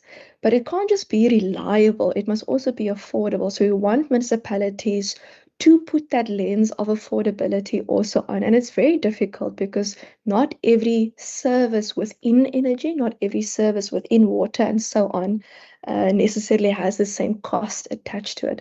So I really do think that at a national level, we have to ask ourselves whether the financial model for municipalities and how we allocate funding as a country and how we cost different services is still sustainable. That's the first part. The second part is because the member really focuses on the middle income specifically, is the middle income families really have been pushed to the brink, really, if it's, for lack of better terminology. We know in many countries that it's so important to grow your middle class. And we do that through growing the economy, through making sure we bring more people into jobs, because we want people to move up that opportunity ladder so that someone else again can benefit from, for example, an indigent grant. We don't want you to remain on an indigent subsidy or indigent grant, because we want you to be able to get a job, to be able to contribute to, for example, increased income taxes and so on. But middle income families are really struggling in our country. I'm very grateful for the national government to have provided relief to households and to residents and to businesses on the fuel levy. For example, it's been a very tough time for South Africans, and I'm hoping that in this conversation with municipalities and with provinces as well, you also know I'm always speaking about the provincial equitable share and how provinces are funded. And I'm hoping that the three spheres of government can get together now with this program of the white paper and how we're really checking how are we costing everything, so we can have an honest conversation about, is the model still holding up? And any suggestions, Member Marais, that you have, we always take those into consideration as to what are those key aspects that we can make sure that we have reform in energy, that we have reform in water, but similar to the fuel levy, for example, that we have reform in transport so that we can have affordable services to get our people home, to get our people to school safely as well. Thank you. Thank you very much, Honourable Minister. I recognise the Honourable Nkondlo. Chair, I've withdrawn my question with that long answer of the Minister to give space to others. Thank you. Thank you very much, Honourable members. Is there anyone else for that final opportunity? If not, then Honourable Marais, is that a follow-up? Thank you, Speaker. Speaker, I want to thank the Minister for her reply, because it's important that we try and balance, find that sweet balance between providing for the poor, the subsidize the services they need, and then, of course, on the other hand, those who actually pay a bit extra to subsidize them. Your follow-up question. Sorry, Speaker. So I just wanted to tell the Minister, thank you. I will take up the offer and I will get back to the department and to her. Thank you. Thank you very much. That brings us to the end of that question. We move on to the new questions under question 3 as printed on the question paper, and I recognise the Honourable Minister of Finance, Minister Baartman.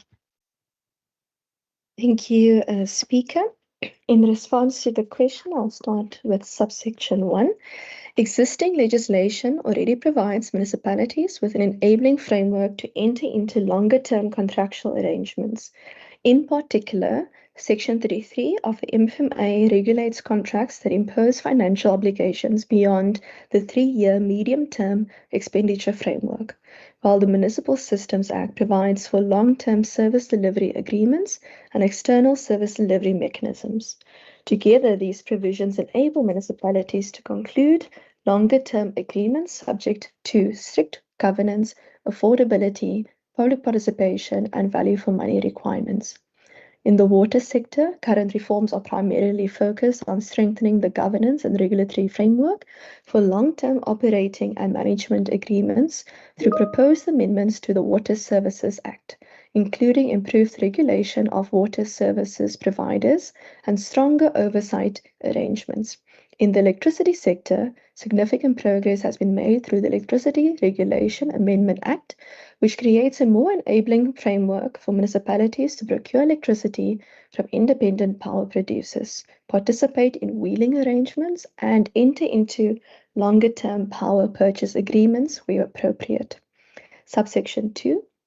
At municipal level, National Treasury is currently reviewing the municipal PPP regulations to improve regulatory clarity, streamline approval processes, and make the framework more practical for infrastructure projects in sectors such as water, sanitation, and energy. A number of municipalities are already exploring PPPs, concession arrangements, and other long-term service delivery models to address infrastructure and energy resilience challenges. The primary constraint, however, remains implementation capacity at municipal level. Many municipalities lack the technical, institutional, and transaction advisory capacity required to structure and manage complex long-term agreements, while PPP processes can also be resource-intensive, particularly for smaller and financially constrained municipalities. Thank you. Thank you very much, Honourable Minister. I recognise the Honourable Van Wyk. Thank you, Speaker, and thank you, Minister, for that response. I think just in addition to that, how is the Provincial Treasury assisting municipalities to develop feed-in tariff structures that are both fiscally sound and attractive enough to incentivize households and businesses to sell power back into the grid? Thank you. Thank you, Honourable Van Wyk, Honourable Minister. Thank you so much, Speaker. While we don't do directly assisting municipalities with developing some of those feed-in tariffs, we do help municipalities with things like cost of supply studies in energy where they request our assistance, and we do this in collaboration with the Department of Local Government.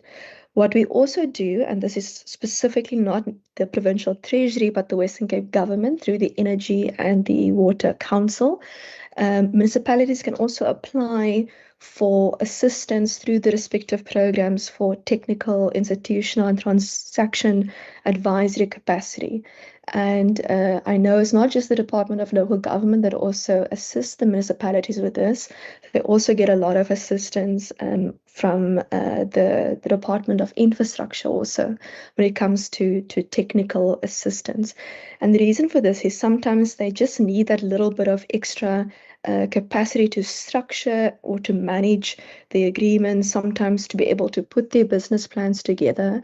And some of these business plans for the projects that they have are very complex, and you need that specialized technical expertise in order to be able to put that type of documentation together. Or for example, if you're going to apply for a BFI, you need to be able to do that preparatory documentation, for example, your pre-feasibilities, your feasibilities, and so on. So there is also the ability to, even through the BFI, to apply to either ISA or the DBSA or IFC, for example, for technical assistance as well. But where we are able to, we attempt our best to help municipalities with those technical assistance. If there is a municipality that requires specific assistance, they're also welcome to contact myself or Minister Bredell or the chair of the Energy and Water Council, which is Premier in this regard, and we will do our best as a provincial government to assist wherever we are able to, or to refer the municipality to the correct avenue in this regard. Thank you. Thank you very much, Honourable Minister. Honourable members, are there any further follow-up questions? If not, we move on to the next question. Question number 4, and I recognize the Honourable Minister of Local Government, Environmental Affairs and Development Planning, Minister Bredell. Thank you, Speaker. Thank you to Honourable Dave Brown for the question. We have completed the first version of the Water Resilience Implementation Plan for all 5 provincial districts by March 2026. These plans translate the strategy into practical district level and municipal level interventions and set out the funding pathways for implementation. We have also established a structured process to update these plans over the next 3 years through direct engagement with municipalities. The Department of Water and Sanitation, the Department of Infrastructure, and the Department of Agriculture, as well as MISA and other partners. In addition, we have completed several projects under the Department GeoHydro program, which supports the strategic focus on diversifying water sources and augmentation water supply. This includes completion of version 1 of the Klein Karoo water supply scheme, as well as groundwater investigations, wellfield development, emergency supply interventions, and technical advisory work across municipalities such as Betu, Swellendam, Prince Albert, Cape Agulhas, Beaufort West, Matsikama, Laingsburg, and Knysna. The part B of the question, several communities are already benefiting from these early interventions in Knysna. Drought response measures implemented during December 2025 have supported short-term supply stability. In Van Reinsdorp, additional borehole investigations have strengthened local municipal water availability. Emergency interventions, including the Klaarstrom water supply project, have been identified for implementation through the water resilience grants. for the 26-27 financial year through the Water Resilience Grant. We have allocated 40.5 million rand towards the Western Cape municipalities for the implementation of priority projects identified through water resilience planning. This funding will support emergency supply measures, groundwater development, and other resilience building interventions across vulnerable municipalities and towns. I thank you. Thank you very much, Honourable Minister. Honourable Bryant.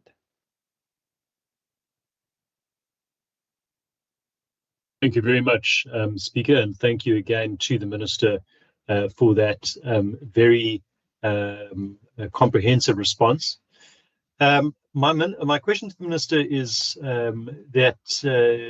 to ask what will be implemented next in relation to the water resilience strategy going forward, and how will that further benefit communities?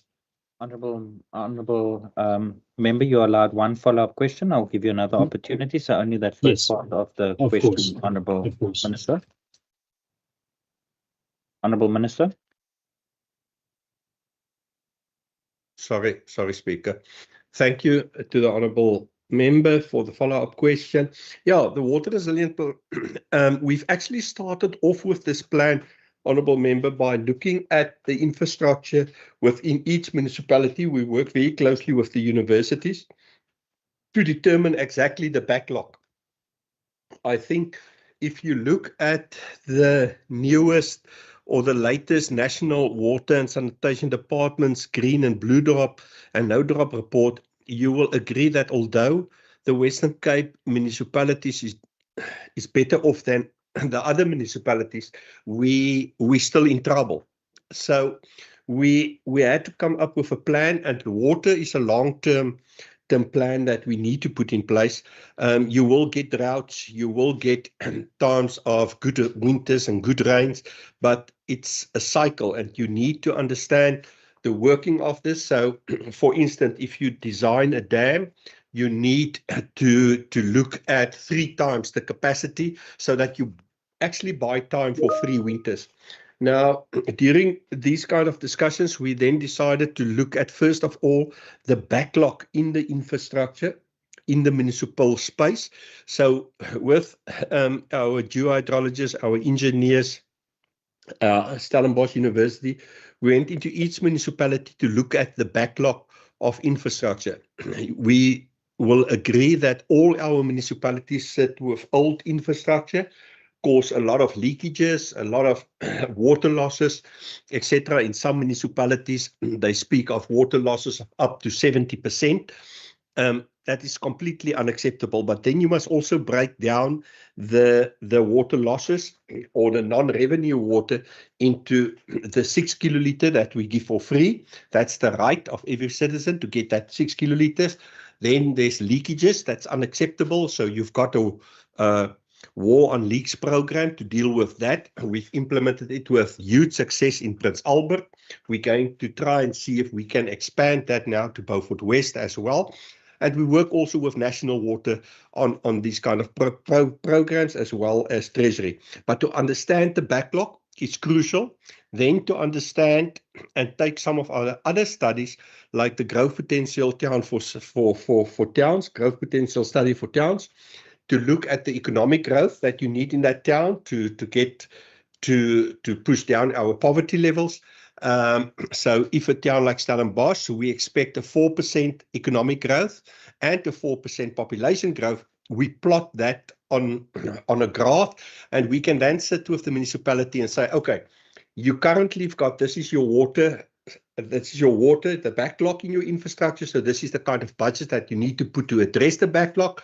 This is the kind of water that we need, or what you've got. And this is the water that we need to address population growth and economic growth.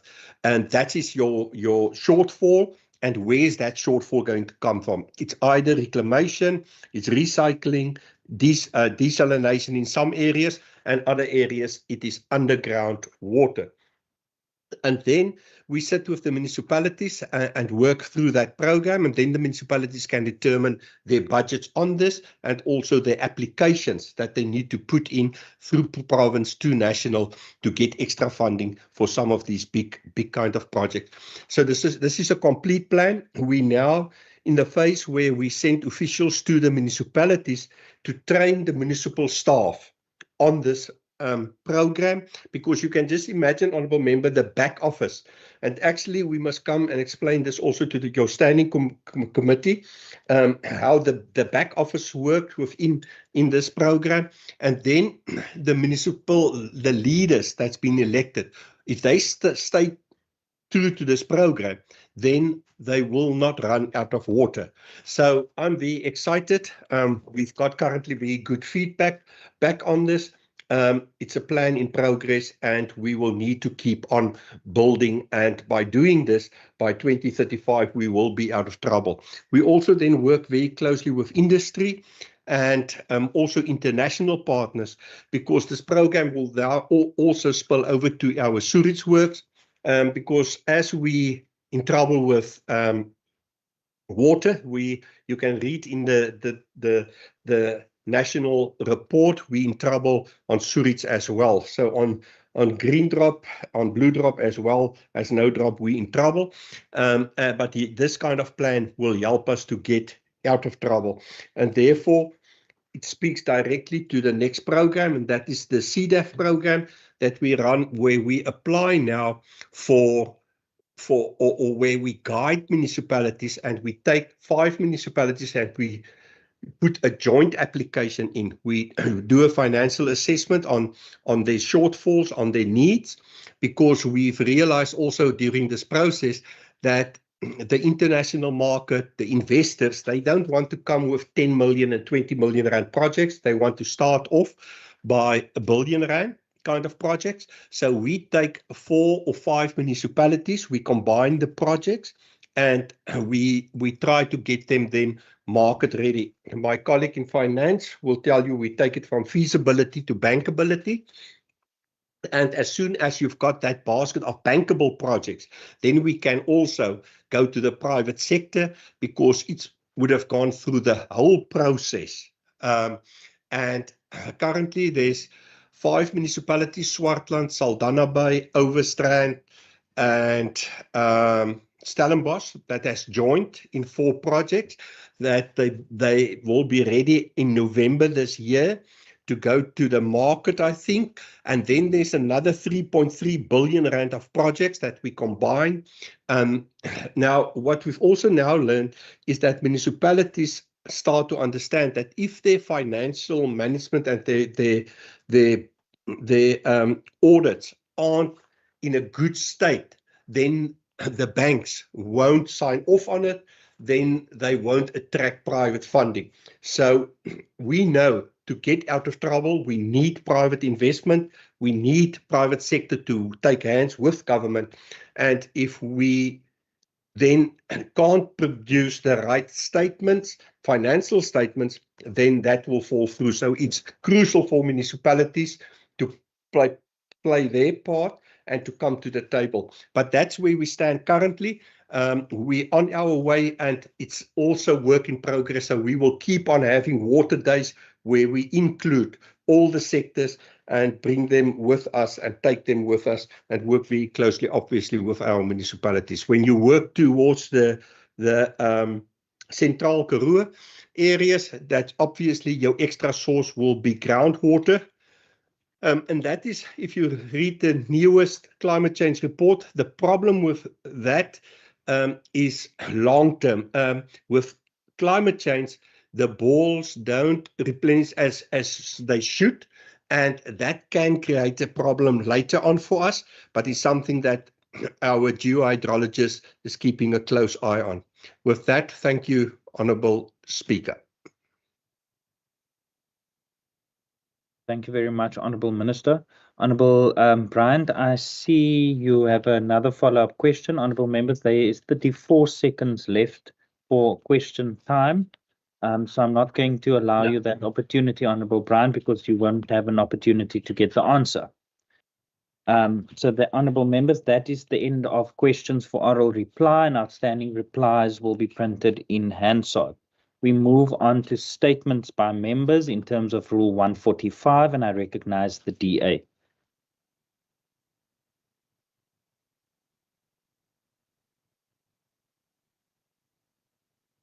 Can I proceed, Honourable Speaker?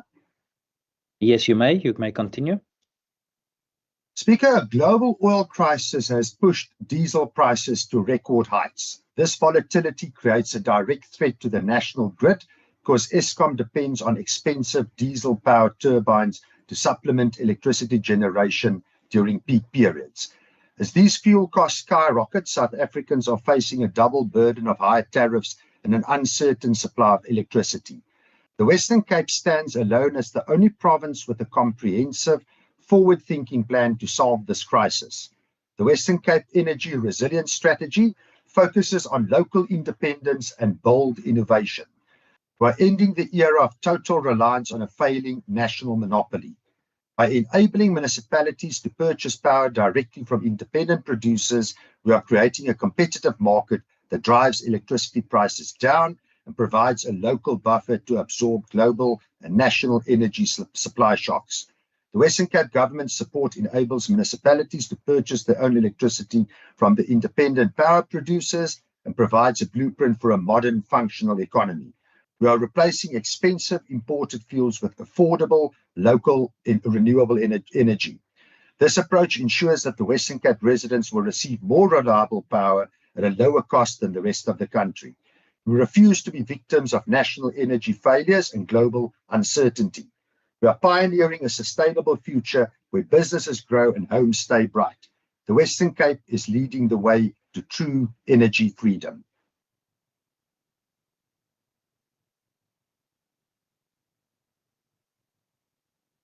Thank you, Honourable Walters. I recognise the ANC. The Western Cape's High Court's ruling declaring the City of Cape Town's fixed tariffs unlawful and invalid is a significant victory for residents who have for months raised concerns about the affordability, legality and fairness of the DA-led administration's tariff model. The court found that the city's charges relating to water, sanitation and citywide cleaning were inconsistent with the constitution, national legislation and the city's own tariff bylaw. Our constitutional democracy continues to affirm the correctness of the democratic project as the judgment reaffirmed a simple but critical principle that no government is above the law at a time when working class and middle class households are already under immense financial strain. The DA-led city used its majority to impose and approve the 2025 budget based on an unlawful tariff model that placed additional burden on residents whilst attempting to disguise them as legitimate service charges. The judges further told the city failed to adhere to the procedures requiring to impose a property rate and had not adopted a rates policy, which needed public participation and comment. Again, the judgment reminded this DA administration that has been notorious in undermining public participation of what is contained in the preamble of our constitution, that government shall be based on the will of the people and every citizen is equally protected by the law. The judgment exposed good governance is not simply about balancing budgets or public relations campaigns. It is about lawful, transparent, and people-centered administration. The fact that residents and civic organizations had to approach the courts to stop these unlawful tariffs reflects a serious failure of leadership and accountability. The people of Cape Town deserve a government that governs with the law and places the interest of residents above political arrogance and financial experimentation. Thank you, Honourable Nkondlo. I recognise the PA. Thank you, Speaker. Speaker, today rise on a matter of the Western Cape Monitoring and Support of Municipalities Amendment Act, an act which was introduced to support, strengthening and monitor struggling municipalities. Achtbare Speaker, die vraag ontstaan echter, wat is die meetbare uitkomste vir gemeenskappe en inwoners wat deur hierdie herstelplanne gehelp word? Die doel kan nie wees om gemeenskappe en inwoners te benadeel ten opsigte van projekte, geleenthede en dienslewering nie.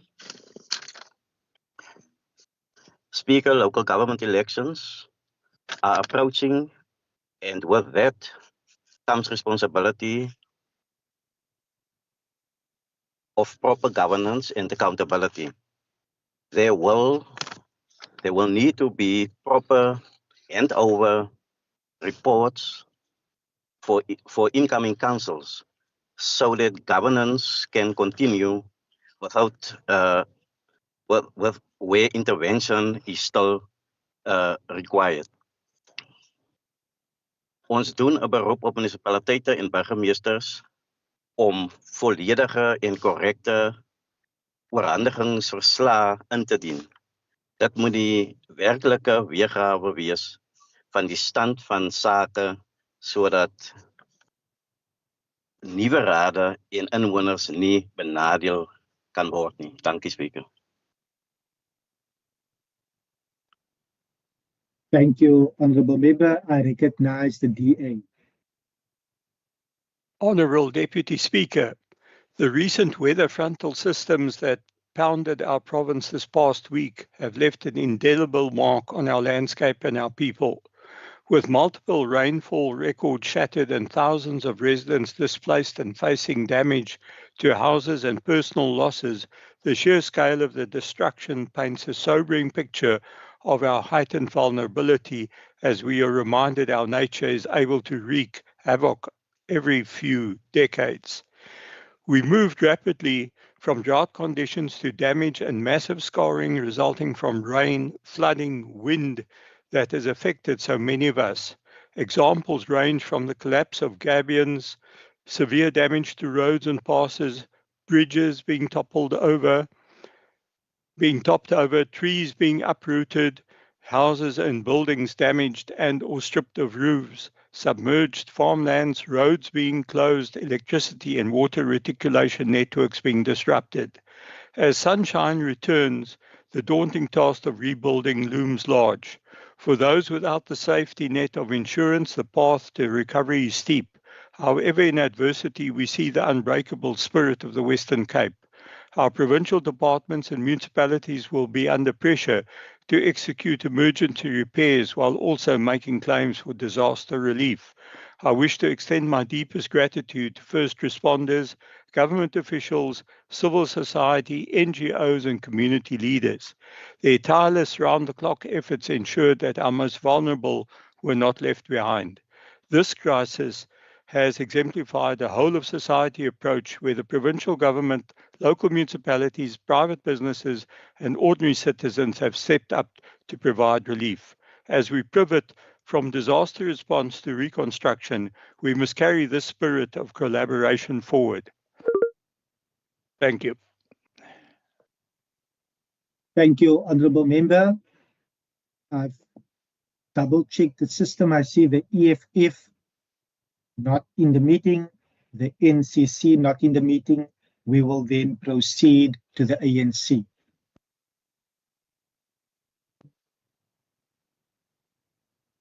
Deputy Speaker. You are audible. Ja, thank you, Deputy Speaker. Deputy Speaker, die onlandse storm wat Weskaap getref het weer eens diepe kwesbaarheid blootgelê waarmee duisende inwoners in die informals nedersettings te kamp het. Dis veral bejaarde inwoners wat dikwels tydens ramptye vergeet word. Ons neem met ernstige kommer kennis dat die oorstroming minstens 26 informal nedersettings reg oor die Weskaap geraak het, met meer as 10.700 strukture wat beskadig is en meer as 41.000 mense wat geraak is. Agter hierdie syfer is gesinne wat oornag hulle huise en besittingswaardigheid en gevoel van veiligheid verloor het. In gemeenskappe soos Imizamo, Yetu, Inhoudbaai, Nyanga, Philippi, Kraaifontein, Tenroete en Mitchells Plain, Greyton, Swellendam, Madiba Park, inwoners van die ergste getref. Dus baie ouer persone het gestrand geraak in koue, waternat huise en nie in staat om hulle self te beskerm of veilig te ontruim nie. Sommige het medikasie, beddegoede, in identiteitsdokumente en toegang tot noodsaaklike ondersteuningsstelsels verloor.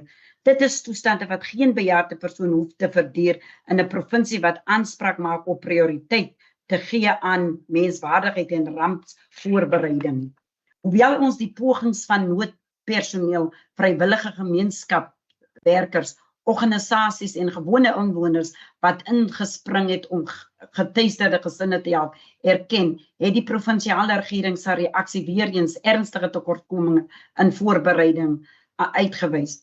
Koördinasie en dringendheid aan die lig gebring. Ja, na jaar word kwesbare gemeenskappe aan dieselfde verwoeste siklus van oorstroming, ontworteling en ontoereikende ingryping onderwerp. Hierdie krisis vereis meer as tydelike verligting. Dit verg beslissende belegging in rampbestande infrastruktuur, verbeterde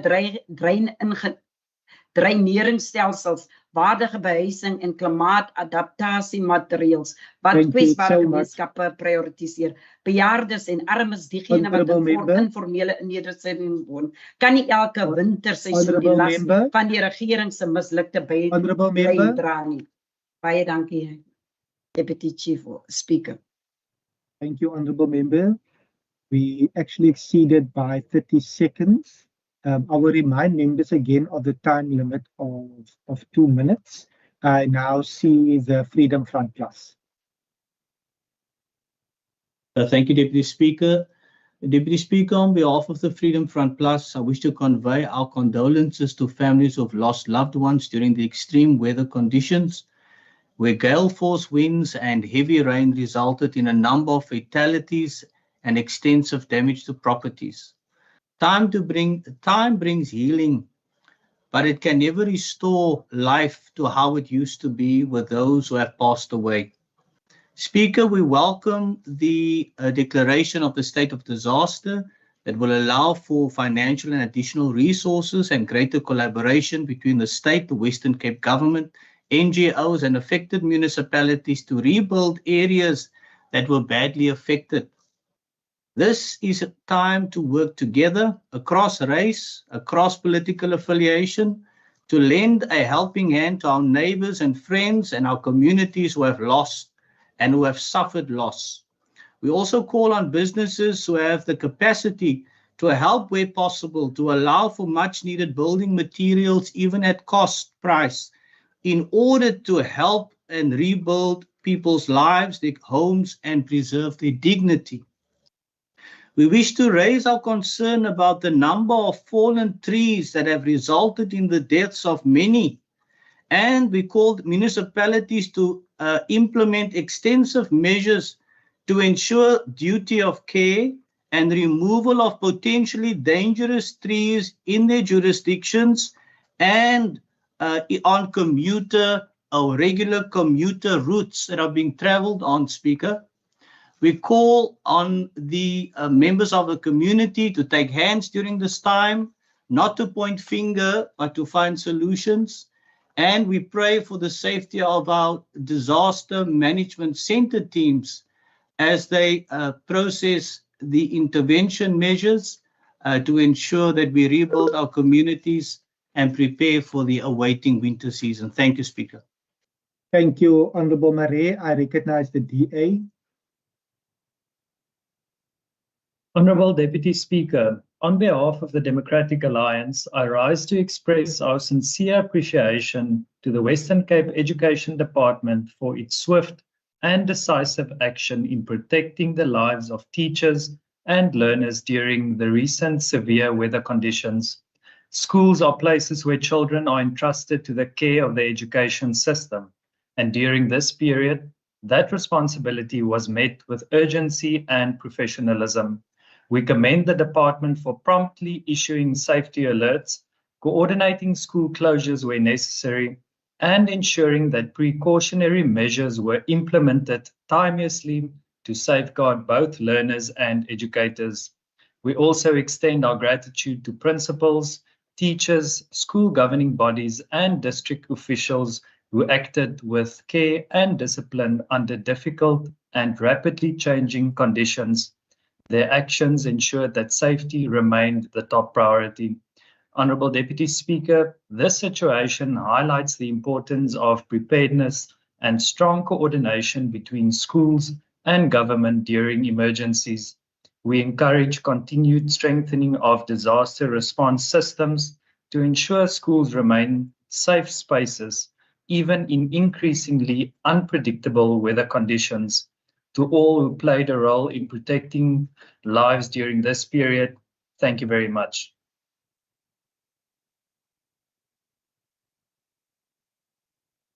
Thank you, Honorable Johnson. I recognize the Al-Jamaa. Thank you very much, Honorable Deputy Speaker. Honorable Deputy Speaker, Bismillahir Rahmanir Rahim. The Prophet Muhammad sallallahu alaihi wasallam said, "Afsus salama bainakum." Spread greetings amongst yourself. Thank you very much, Honorable Speaker. Thank you, Honorable Brinkhuis. I recognize the ACDP. Thank you, Deputy Speaker. On behalf of the ACDP, I would like to express my sincere gratitude to those churches who open their doors today. Yes, Deputy Speaker, today is a significant day in the Christian calendar. Today, we as Christians all over the world and all over the earth celebrate Ascension Day. Ascension Day is 40 days after Easter. This holy day commemorates the Christians' beliefs in Jesus Christ's physical ascent into heaven, as described in the Bible, in Luke and in Acts. Deputy Speaker, this was the end of Jesus' earthly ministry. Sadly, and I must say sadly, this holy day is no longer a public holiday. But as the ACDP, we will, with millions of Christians, celebrate this day. So we want to honor those churches, those schools who close their doors today in order to celebrate Ascension Day. I thank you. Thank you, Honorable Christians. I double-checked that the Honorable Heron is currently not present, hence we will proceed to the DA. Thank you very much, Honorable Deputy Speaker. The recent storms have left a trail of destruction across parts of the Western Cape and other affected provinces, displacing families, damaging homes, and placing immense pressure on already vulnerable communities. In moments such as these, government cannot afford fragmentation or delay. Disaster response must be swift, coordinated, and centered on the needs of those most affected. That is why the Democratic Alliance is calling on the Department of Cooperative Governance and Traditional Affairs, together with the National Department of Social Development, to urgently intensify and properly coordinate disaster relief efforts across all impacted areas. The National Department of Social Development carries a critical humanitarian responsibility in times of crisis. It must step forward decisively, not only to coordinate emergency social relief, but to fast-track social relief of distress support and work closely with SASSA to ensure that grant-dependent households are not left without support when they need it most. Special attention must be given to children, older persons, persons with disabilities, and all vulnerable groups who bear the greatest burden in disasters of this nature. At the same time, the Western Cape has once again demonstrated the importance of partnerships in crisis response. We acknowledge and commend the work of the Provincial Department of Social Development, local municipalities, NGOs, faith-based organizations, and community structures that have already mobilized significant relief on the ground. Initiatives such as the Cape Care Fund, together with coordinated humanitarian partnerships, continue to play a vital role in delivering food, blankets, shelter assistance, and psychosocial support where it is needed most.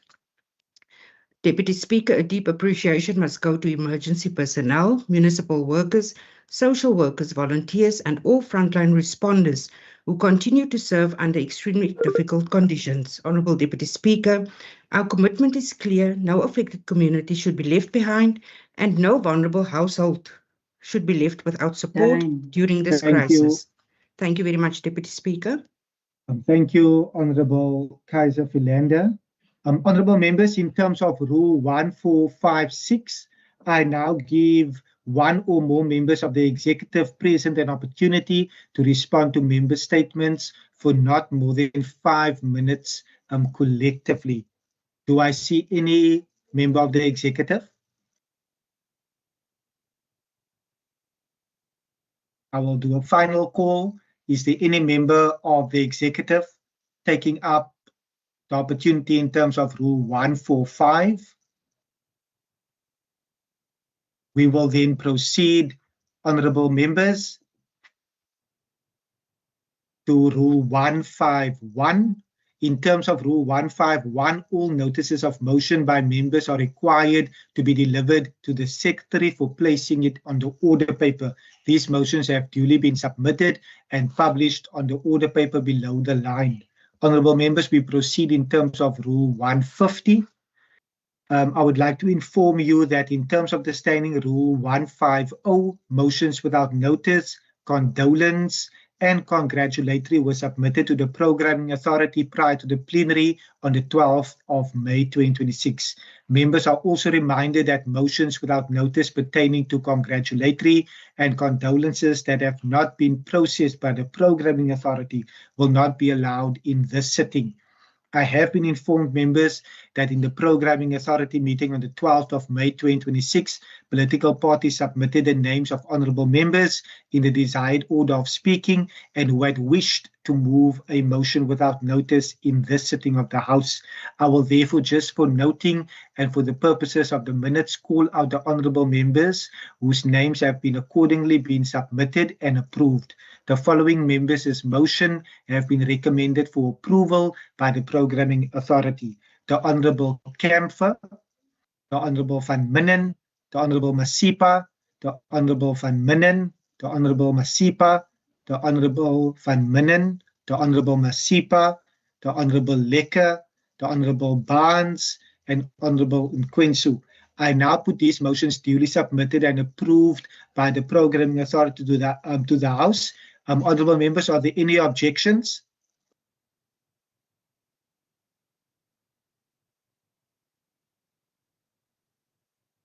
Honourable members, are there any objections? No objections. Thank you so much. Agreed to. The motions will appear in the minutes of the proceedings and in Hansard in each individual member's name as if that member had read them aloud. Honourable members, I will now afford the opportunity to members to move motions without notice as per sitting, as per the Standing Rule 150, subsection 3D.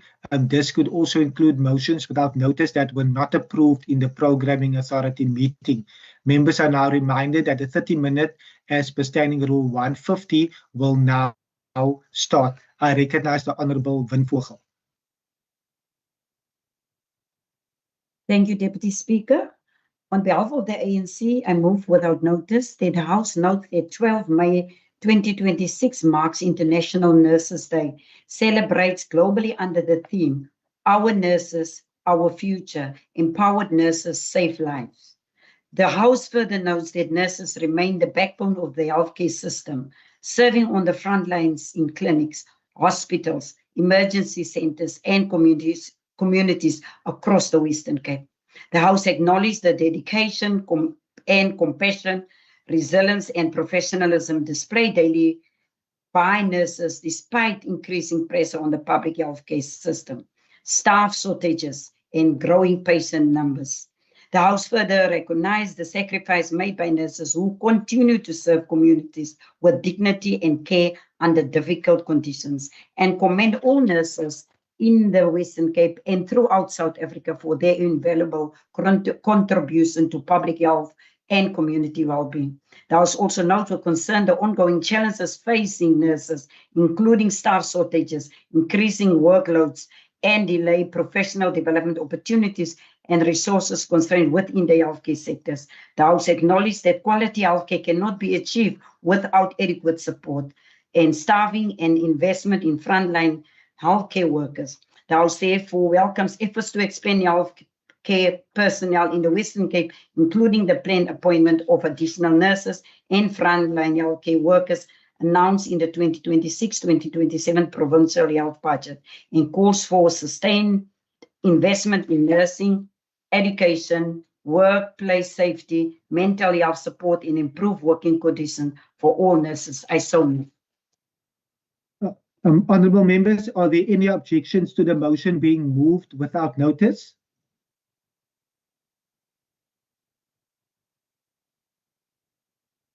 Am I audible on the side of? Yes, you are, Deputy Speaker. Yes. There's no. we can hear you. Thank you. There's no objections agreed to. Before we proceed in terms of the second a motion without notice, I see the Honourable Adams. Yes, sir. I've got a notice for motion that wasn't approved. Can I go ahead? Honourable Adams, I have received a list via the table staff. What I will do, I will double check with them whether your name is indeed, whether yours has been submitted. I will revert back to you soon. We will proceed. Honourable Van Vogel. Thank you so much, Deputy Speaker. On behalf of the ANC, I will move without notice that the House notes with serious concern the growing pressure on blood stock in the Western Cape following severe weather disruption and increased strains on healthcare services. The House further notes that the Western Cape Blood Service requires approximately 700 units of blood daily to maintain a stable supply. Yet blood group stock, particularly O negative and O positive, have dropped to critical low levels. The House acknowledges that severe weather conditions and schools closure and the temporary cancellation of blood donation clinics have negatively affected blood collections efforts across the province. The House further recognized the essential role played by the voluntary blood donors, healthcare workers, and the Western Cape Blood Service in ensuring that hospitals are able to provide life-saving treatment and emergency care to residents. The House therefore calls on all eligible residents of the Western Cape to come forward and donate blood in order to help stabilize blood supply and save lives, and express appreciation to all regular and first-time blood donors who continue to demonstrate solidarity, compassion, and active citizenship during times of crisis. I so move.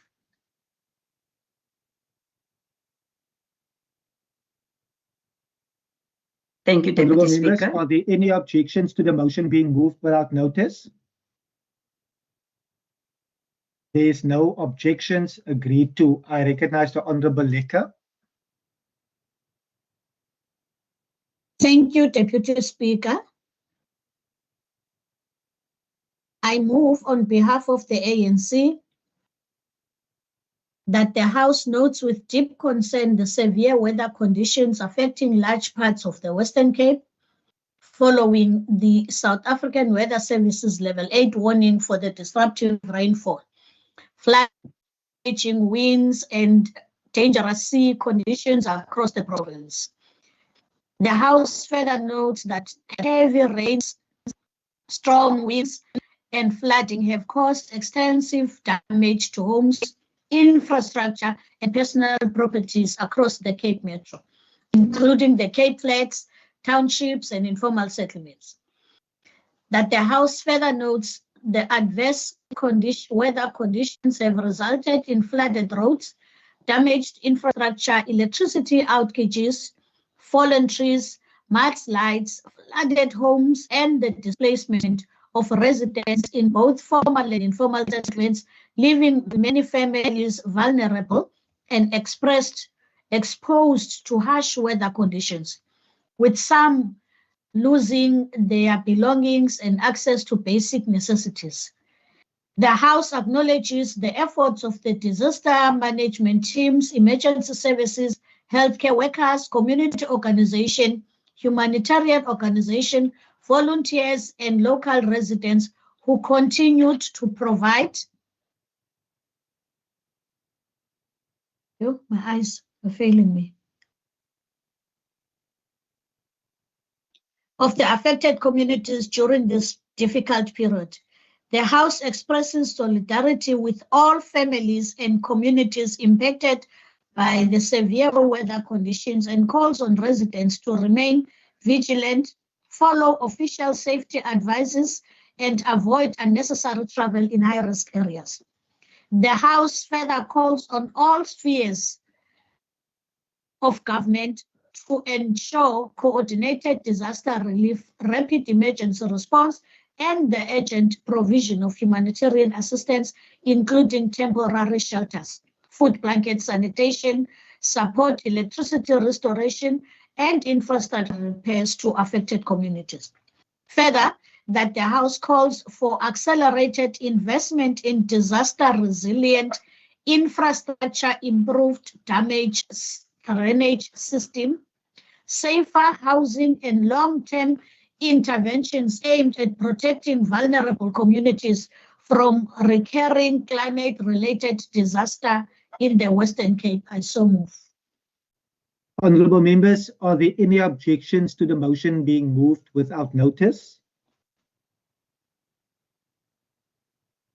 There is no objections agreed to. I again recognize the Honourable Lekker, but before you go, Honourable Lekker, Honourable Adams, I can confirm that your motion was submitted in time and it will be slotted in at number 13, which is the last motion without notice for today.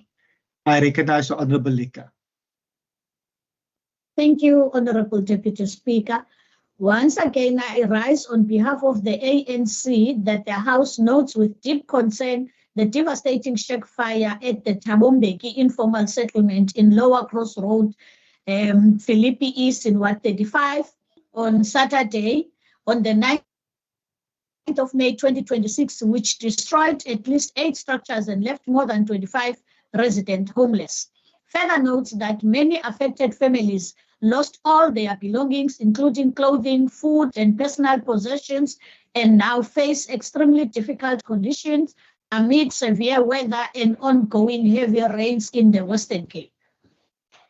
That the House acknowledges the efforts of community leaders, residents, emergency responders, and humanitarian organizations assisting displaced families during this difficult period.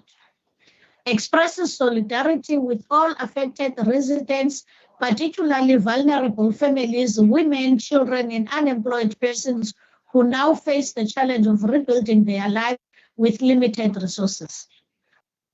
That the House calls on all relevant authorities to provide urgent humanitarian relief, including temporary shelter, food parcels, blankets, clothing, and building materials to affected families, and further calls on the accelerated intervention to improve fire prevention, disaster responses, and access to safer housing and basic services in informal settlements across the Western Cape. I so move. Honourable members, are there any objections to the motion being moved without notice? No objection, Speaker. There is no objections agreed to. I recognize the Honourable Nkwensu. Honourable Council, on behalf of the African National Congress, I move without notice that the House notes with grave concern reports indicating that the working class communities in the Western Cape continues to record the highest number of gang-related murders and drug-related criminality.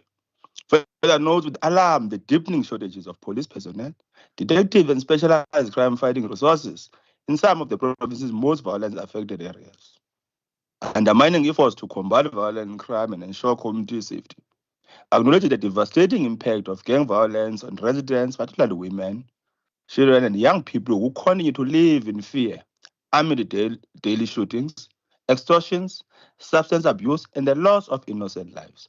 Recognizes the efforts of law enforcement officers, community policing forums, neighborhood watches, anti-crime activists, and civil society organizations working tirelessly to restore safety and stability in affected communities despite limited resources.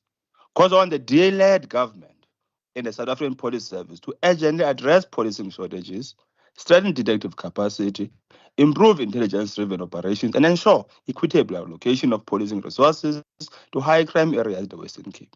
And further calls for strengthened and social interventions, youth development programs, anti-drug initiatives, and economic opportunities aimed at addressing the root causes of gangsterism and violent crime in vulnerable communities. I so move.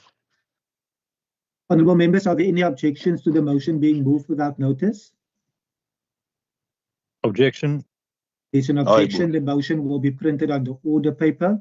Honourable member, you may go again. Once again, Honourable Nkensu, on behalf of the African National Congress, I move without notice that the House notes the grave concern reports alleging that confidential medical information belonging to thousands of members of the South African Police Service in the Western Cape has been exposed and circulated publicly, potentially affecting approximately 2,178 SAPS employees.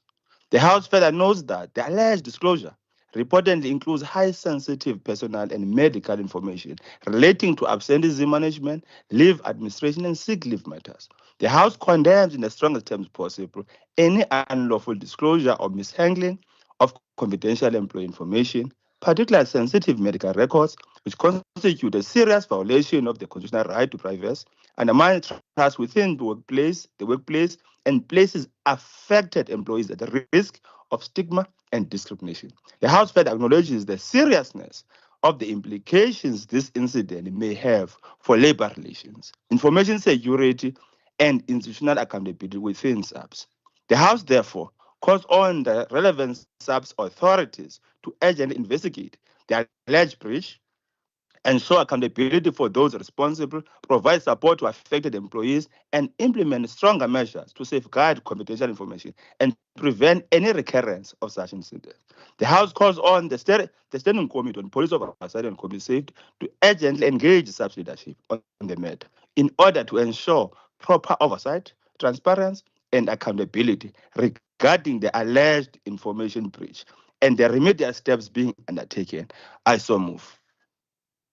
Honourable members, are there any objections to the motion being moved without notice? No objection, Chair. Oh, my God. No objection, Chair. There's no objections agreed to. Honourable member, your final motion.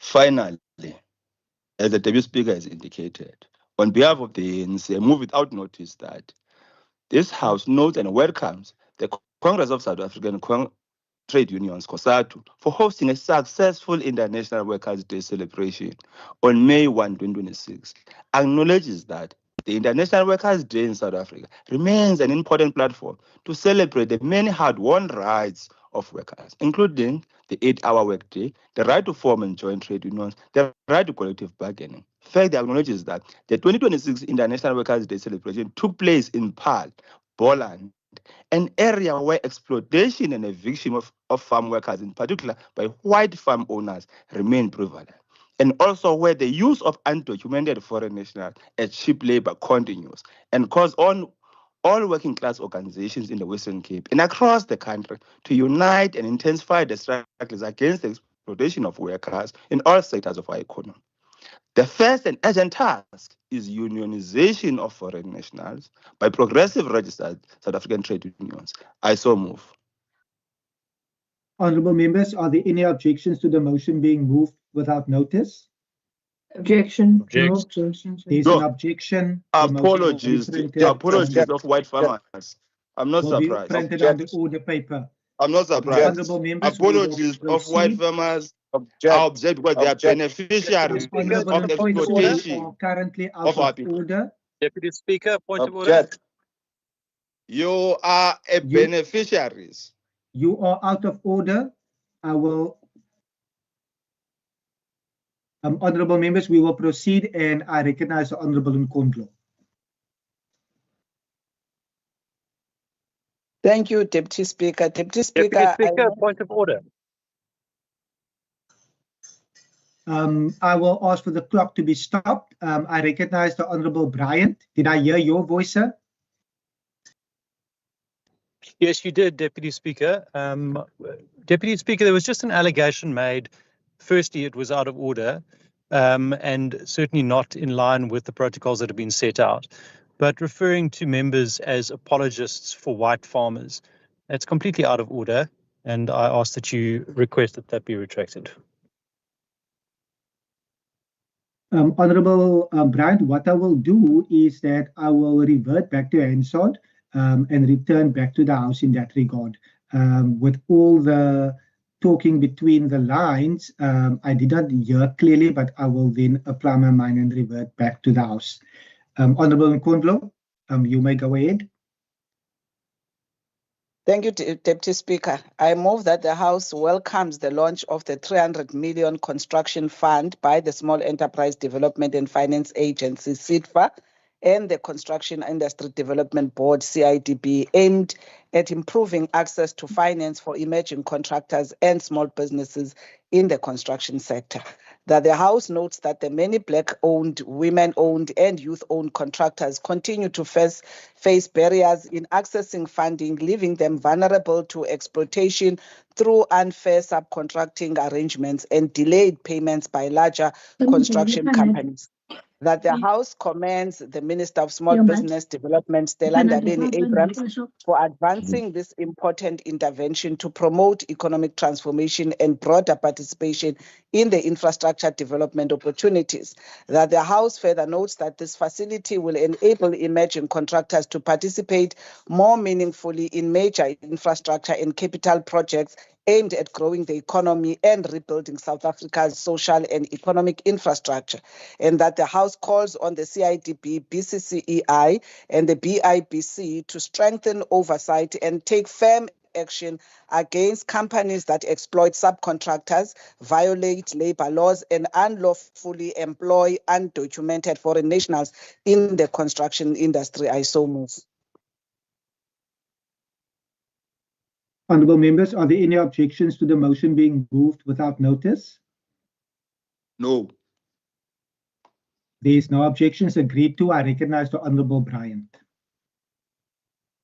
Deputy Speaker, I hereby move that this House notes the tireless and courageous work of our frontline workers during the past few days as the Western Cape experienced severe weather conditions, including heavy rainfall, flooding, strong winds, and dangerous road conditions. Acknowledges that many of these officials acted swiftly and selflessly, often placing their own lives at risk in service of protecting residents and responding to emergencies across the province. Further notes the exceptional work of the Provincial Disaster Management Centre, working in conjunction with provincial departments, municipalities, emergency services, law enforcement agencies, humanitarian organisations and volunteers in ensuring that critical decisions were made collectively and effectively in the interest of safeguarding communities, efficiently in the interest of safeguarding communities, protecting infrastructure and coordinating relief efforts during this difficult period, and recognises all those involved for their dedication, professionalism and commitment to serving the people of the Western Cape during a time of crisis. I hereby move. Members, are there any objections to the motion being moved without notice? No objections. There's no objections. Agreed to. I recognise the Honourable Boyson.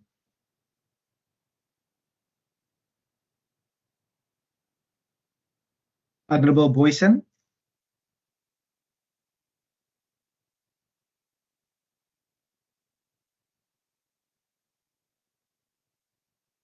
I will come back to Honourable Boyson. I recognise the Honourable Mbombo, Professor Mbombo. Thank you, Deputy Speaker. I move without notice that this House notes with concern the severe storm damages experienced in and around George over the past few days, which caused significant disruption to road infrastructure, mobility routes, and surrounding communities. Further notes the prompt and coordinated response by the George municipality, together with the Western Cape Government and emergency response teams, assessing damage, clearing affected routes, implementing safety measures, and restoring access to impacted areas as swiftly as possible, and recognize all officials, engineers, disaster management personnel, road workers and emergency services, and others involved for their professionalism, dedication, and commitment, ensuring the safety and mobility of residents during these challenging weather conditions. I so move. Thank you. Honourable members, are there any objections to the motion being moved without notice? There's no objections. Agreed to. I recognize the Honourable Van Minim. Thank you, Deputy Chair. I move without notice that this House welcomes the Western Cape Department of Health and Wellness's R4 million repair and renovation project currently underway at Helderberg Hospital. The House notes the construction commenced in mid-April 2026 and forms part of the department's 2025-2026 infrastructure program aimed at improving healthcare facilities and patient environments across the province. The House further notes that the project includes the replacement of roofing at the hospital's administration building, as well as the phased replacement of vinyl flooring across key hospital passages and clinical areas. Furthermore, the House notes that the department is implementing the project in carefully planned phases to minimize disruptions to healthcare services and ensure continued patient care during the renovation period. The House recognises that ongoing investment in healthcare infrastructure is essential to maintaining safe, functional and dignified healthcare environments for both patients and healthcare workers, and reaffirms its support for initiatives that strengthen public healthcare services across the Western Cape. I thank you. Honourable members, are there any objections to the motion being moved without notice? There is no objections. Agreed to. I recognise the Honourable Boyson.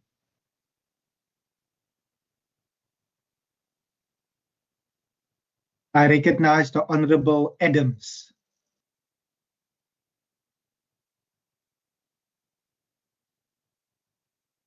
Speaker, am I audible? Deputy Speaker, am I audible? You may go ahead. You are audible. Thank you, Deputy Speaker.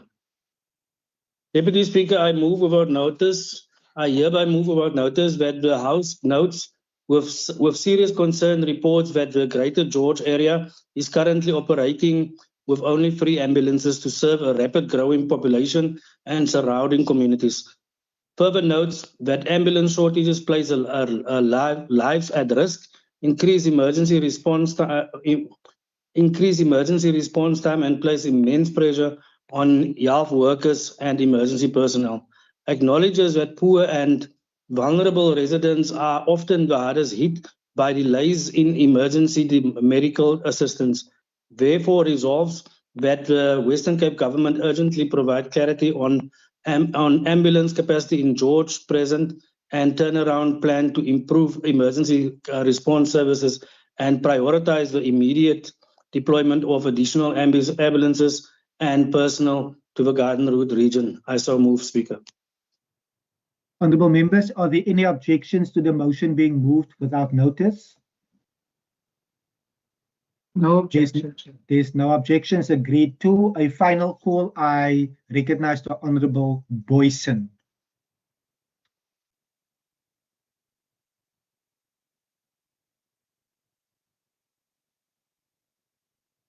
Honourable Boyson.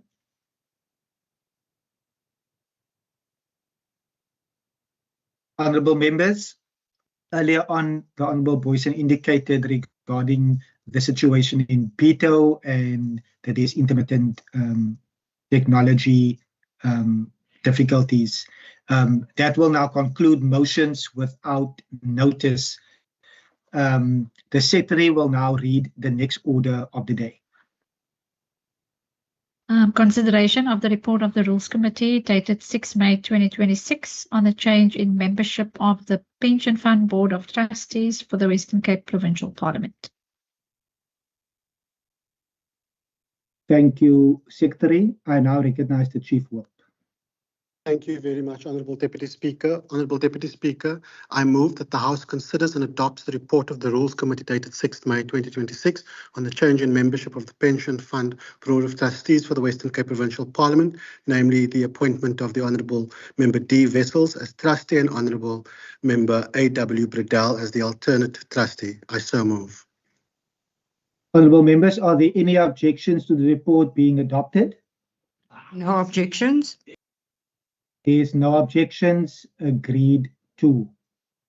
Honourable members, that will conclude the business of the day. The Secretary will now end the meeting and all members will be exited from this platform. The House is adjourned. Thank you. Thank you, Deputy Speaker.